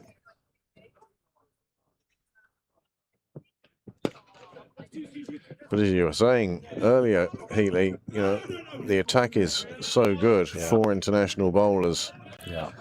That very hard to pick who you're going to take those runs from. Absolutely. We're gone, Sammy.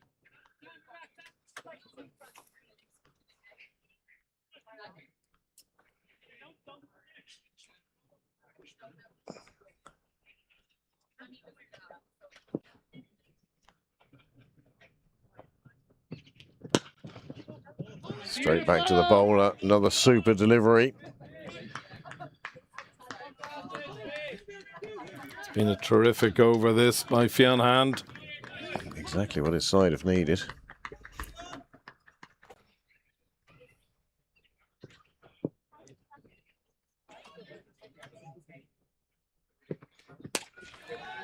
Hogan gets hold of one on the full, and that will disappear down to the Willfield Road gate, and that's 4 onto the total. But is it too little too late, or has Hogan now found his mojo? But he picked up on this full toss very quickly and carved it away. You can see the way his whole body arced, he was looking to lift that down there. Yeah. And lifted it is. Really good shot. Well played, Danny Hogan. 5 overs remain. 64 runs required. There has to be a lot more of that finding the boundary. And I think you're going to see Reuben Wilson come back into the attack now. Maybe I'm wrong. Nope. No, you're absolutely right. Very distinctive, Reuben, on a cricket field. Yeah.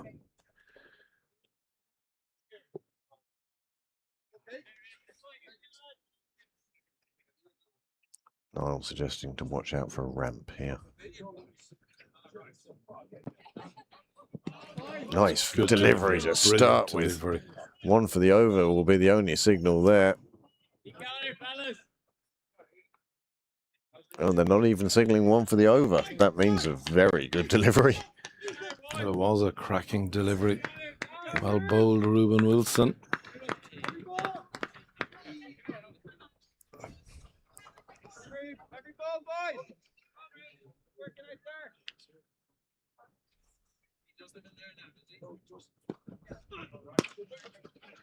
Big blow. There is a man out there under it. Should be taken easily, and is. Murray going for death or glory, suffers demise and heads back to the pavilion. Well, there's not much else to be done at this stage. No, he You've was got to dead take right. those shots on. Dead right. He got one that was near the middle of his bat. He probably felt good about it, but on this occasion, the fielder felt better about it. And this is the shot. He's pulled it from way outside off. If he'd stepped across a little bit for that, he may have got the extra power he needed. But as it was, comfortable catch above the eye line. Yeah, it was a catch which is never easy, but made to look very easy. It's always the fear your hands are too hard up Yeah, there absolutely, and it's going to yeah. bounce out of Yeah, them. yeah. But no such Just fear. on this rode it occasion. nicely, just rode the catch well. There we are. Beautiful catch. So, Joe Prendergast comes to the middle. How apt that he be in the middle now. Absolutely. Well The said. conclusion of this game, when A, they're playing for the Prendergast Trophy, and B, magnificent lunch.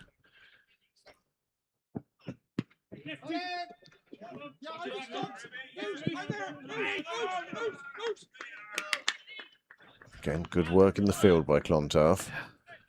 There's an eagerness about them that a scoreboard like this would give you.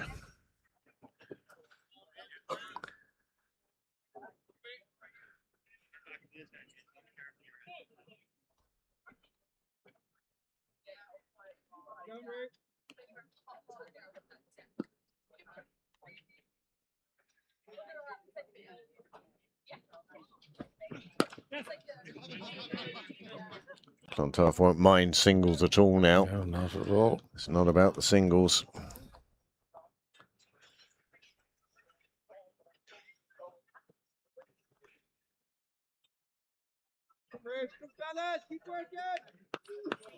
Got to hand it to Fionn Hand. I think he's managed his bowlers exceptionally well today.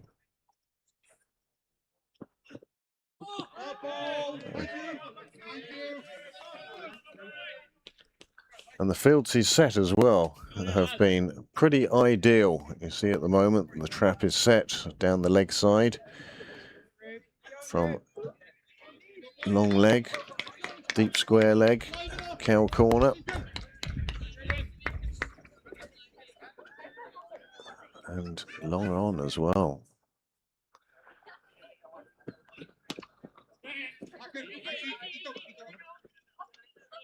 Again, single is just a win for Clontarf.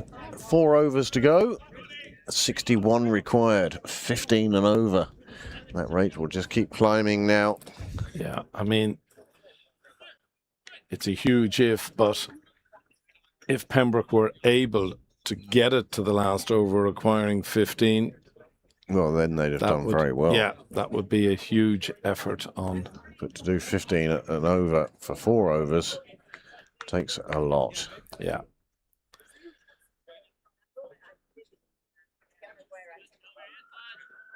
Just hasn't fallen for Pembroke today. Yeah, but it's been a cracking game of cricket. Fantastic. A game that Peter would have loved.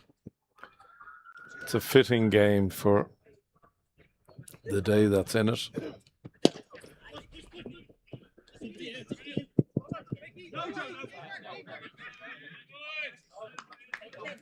Again, you'll find Curtis has been in the key positions.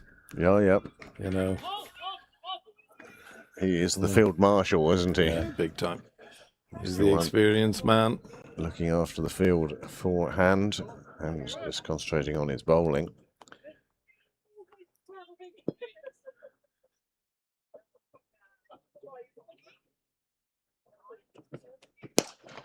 And that's a good shot. Well, that is a super shot down the ground. That's what Hogan's been looking for quite a while. That's a superb cricket shot.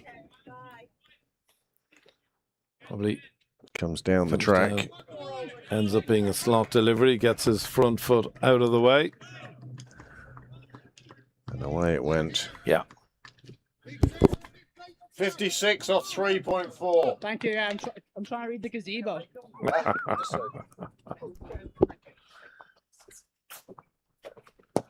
Wow.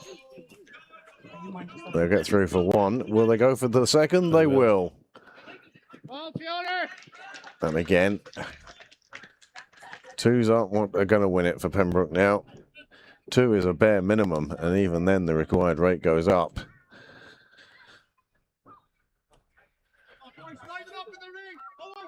This has been an excellent performance from Clontarf. It's all started with the winning of the toss this morning, and they decided to bat first. Good and toss to win. Boy, didn't they do well, having won the toss. 341 in that first innings.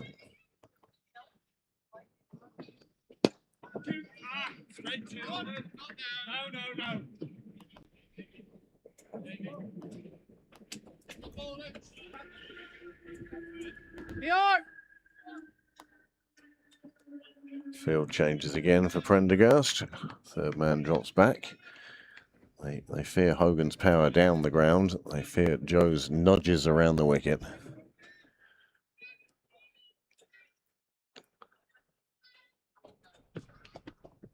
Ball shutter! No bat on that one.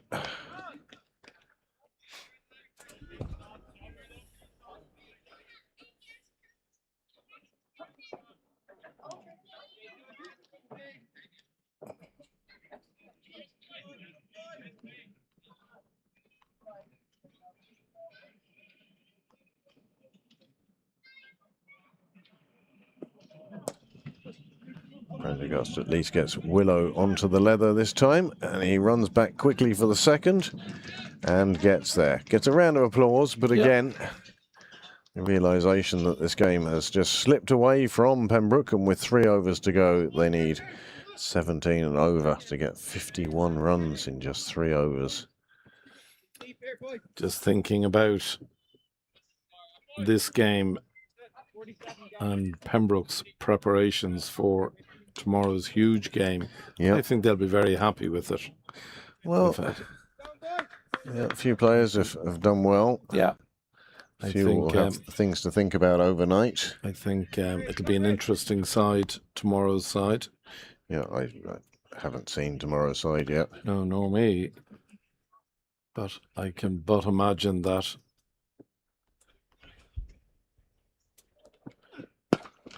you're going to see the likes of Lorcan, Harry, Gavin, Ollie, Albo, Ollie, all come back into contention tomorrow.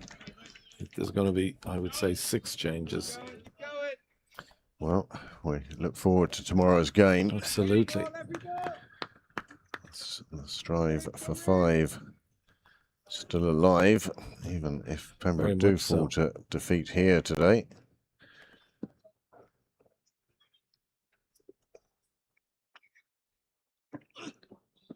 Lovely length from Wilson. Gets it past the swinging blade of Danny Hogan.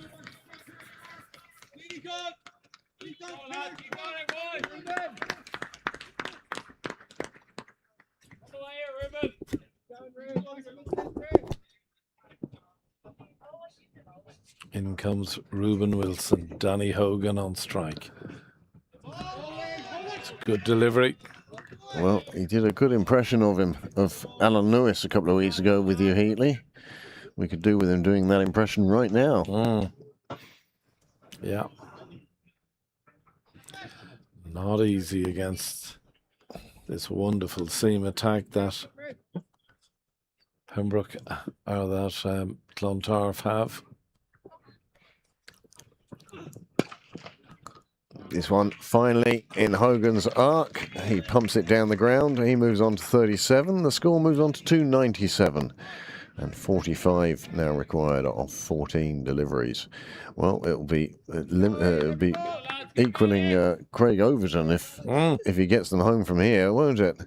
Well, this is what Overton did, exactly what he did. But I think I'm right in saying there was certainly 2, if not 3 sixes in a row in the penultimate over. Always a big help, isn't Yeah, it? of course. Brings the momentum your way. Makes bowlers a little bit nervous. Yeah.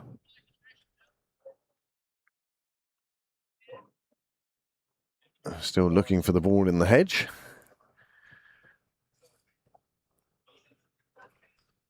Mission accomplished.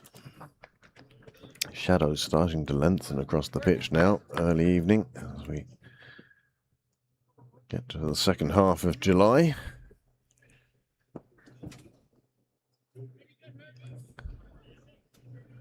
Noon start for this game. Now 10-8.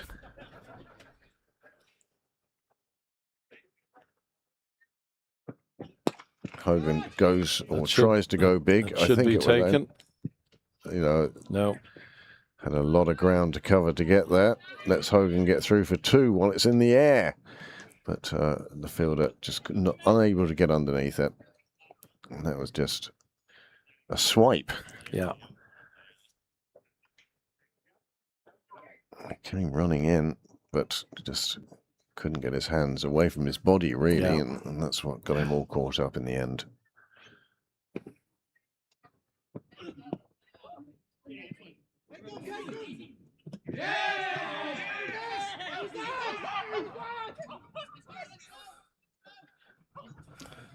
And that brings up the 300 for Pembroke. 300 now for the loss of 6 wickets. The attempted ramp runs down. Joe Prendergast takes on the arm. I think that's a good decision. I think the umpire's got that spot on, despite the thoughts of the Clontarf players. And with 2 overs to go, 42 runs required. Well, at a very minimum, they're going to need 23 off this over. 6 fours would do it. I'd be happy with that. That would make it a very exciting last over.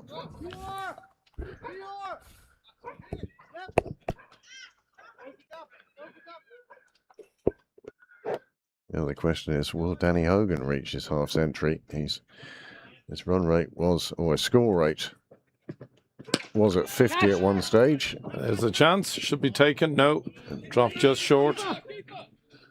Well, lovely little flick from David Delaney. Either or, double. Either go or pull back completely. All or nothing, says the field marshal.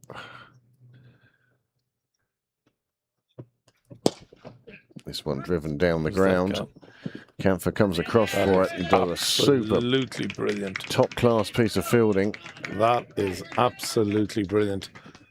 Even at this stage, with Pembroke needing 38 off 10 to see the Curtis Kampfer throwing himself around like that.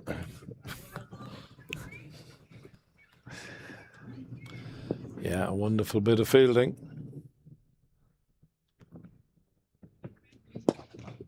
Hogan this time goes square of the wicket, and he will find the boundary on this occasion. Very good, mate.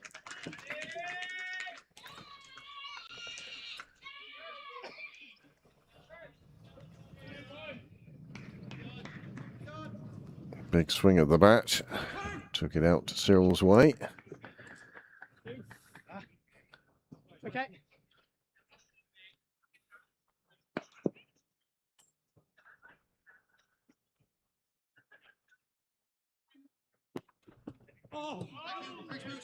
Danny Hogan about to pull a muscle in his back there. Went with such ferocity at the shot. It's a cracking delivery.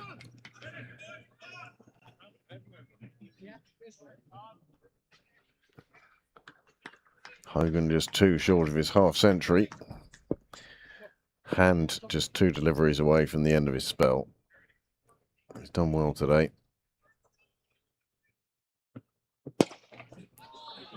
That is a big shot from Hogan down onto Cyril's way. It's a maximum. And now it's 28 off 7, so 4 every ball. And he's got to get down the other end. Yeah. I don't think Clontarf want to bowl any no balls here. Yeah. It's just been a fantastic game of cricket. 27, 28. And there is the single, and that means Danny Hogan will need to score 27 from the last over. Not an impossible task, but Well, pretty close to it, I'd say. If he does achieve this, I reckon he might be chaired off the field. He'll certainly get mobbed, that's for sure. There is the possible run out. Oh, do you know what? That's one of those bang-bang decisions. I watch umpires in American baseball, Major League Baseball, and how they judge the ball hitting the glove and the foot hitting the bag is quite beyond me. It all happens so quickly. So, David Delaney will bowl the last over, and I can't see Pembroke hitting 27 off David Delaney. Well, if they do, it'll be one for the history books. Absolutely. In comes David Delaney.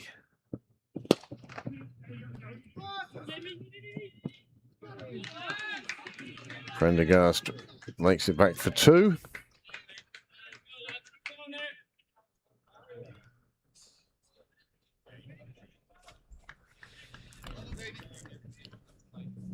Danny has done terribly well here. Well, from the start he had. From the start he had, yeah. He's now up really to 57 off 58. Yeah, his strike rate has gone from mid-40s up to 100.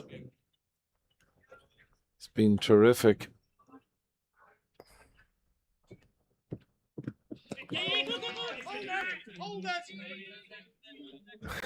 Joe allowed to get back down to the non-striker's end. There was no panic amongst the Clontarf players. They knew now that Pembroke would require more than a 6 every ball. 4 6s for the super over. Niall living on the edge of needing a super over in a league game. Scorer's light left on.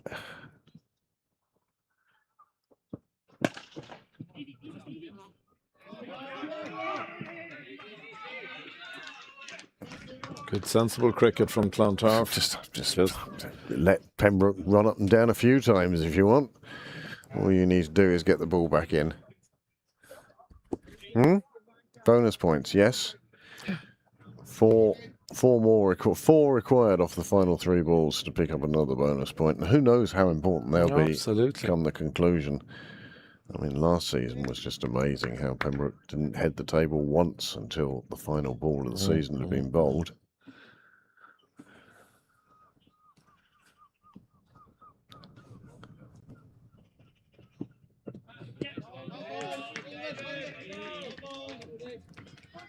Hogan hoping for the wide, didn't get it.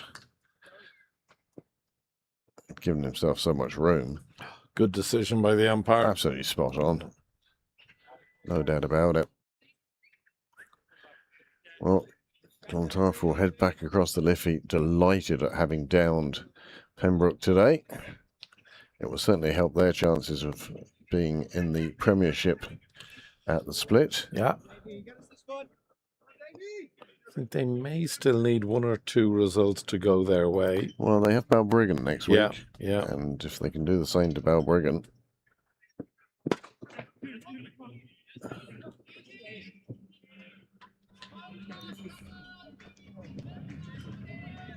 Another 2 onto the total.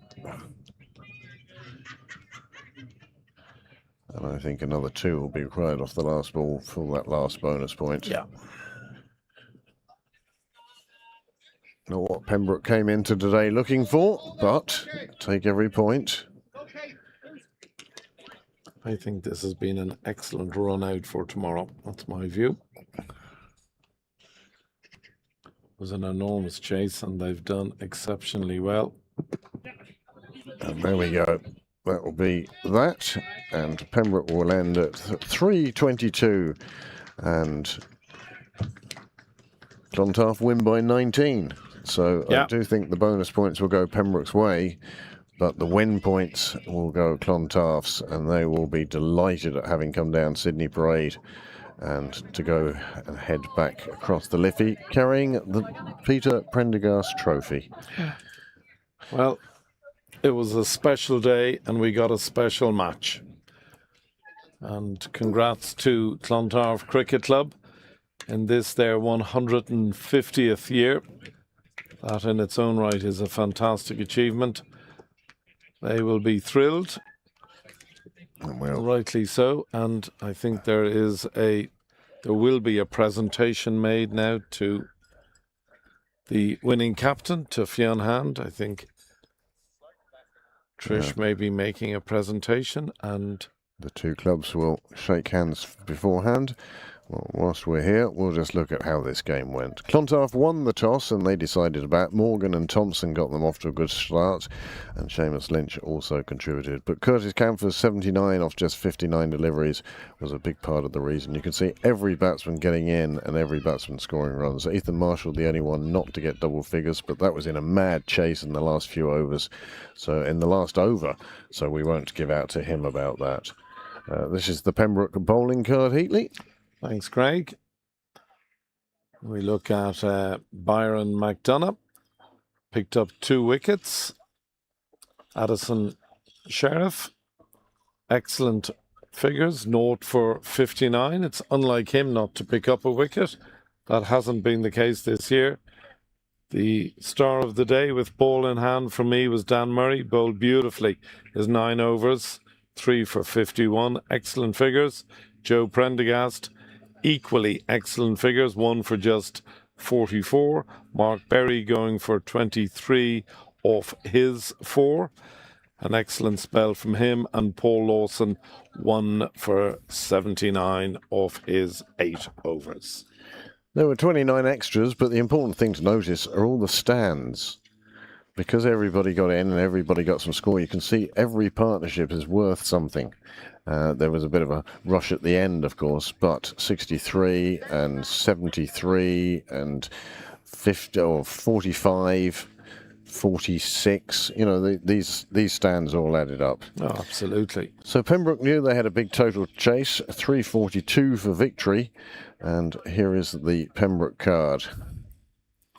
So Tim Tector going cheaply, 8 off 5.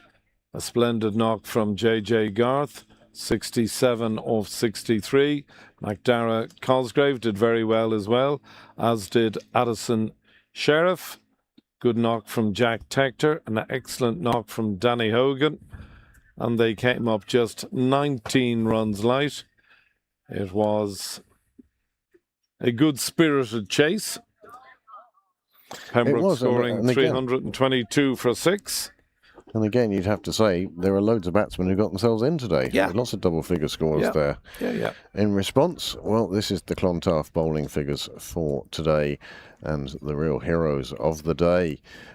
Certainly, Reuben Wilson, 3 for 69. He took the wicket of Tim Tector early on and set the tone and bowled exceptionally well. David Delaney, well, 3 pit stop strategy for him, and he bowled exceptionally well for his 2 for 46. He looked a class above the other bowlers today. Curtis Camphor, he also took a wicket, 1 for 47.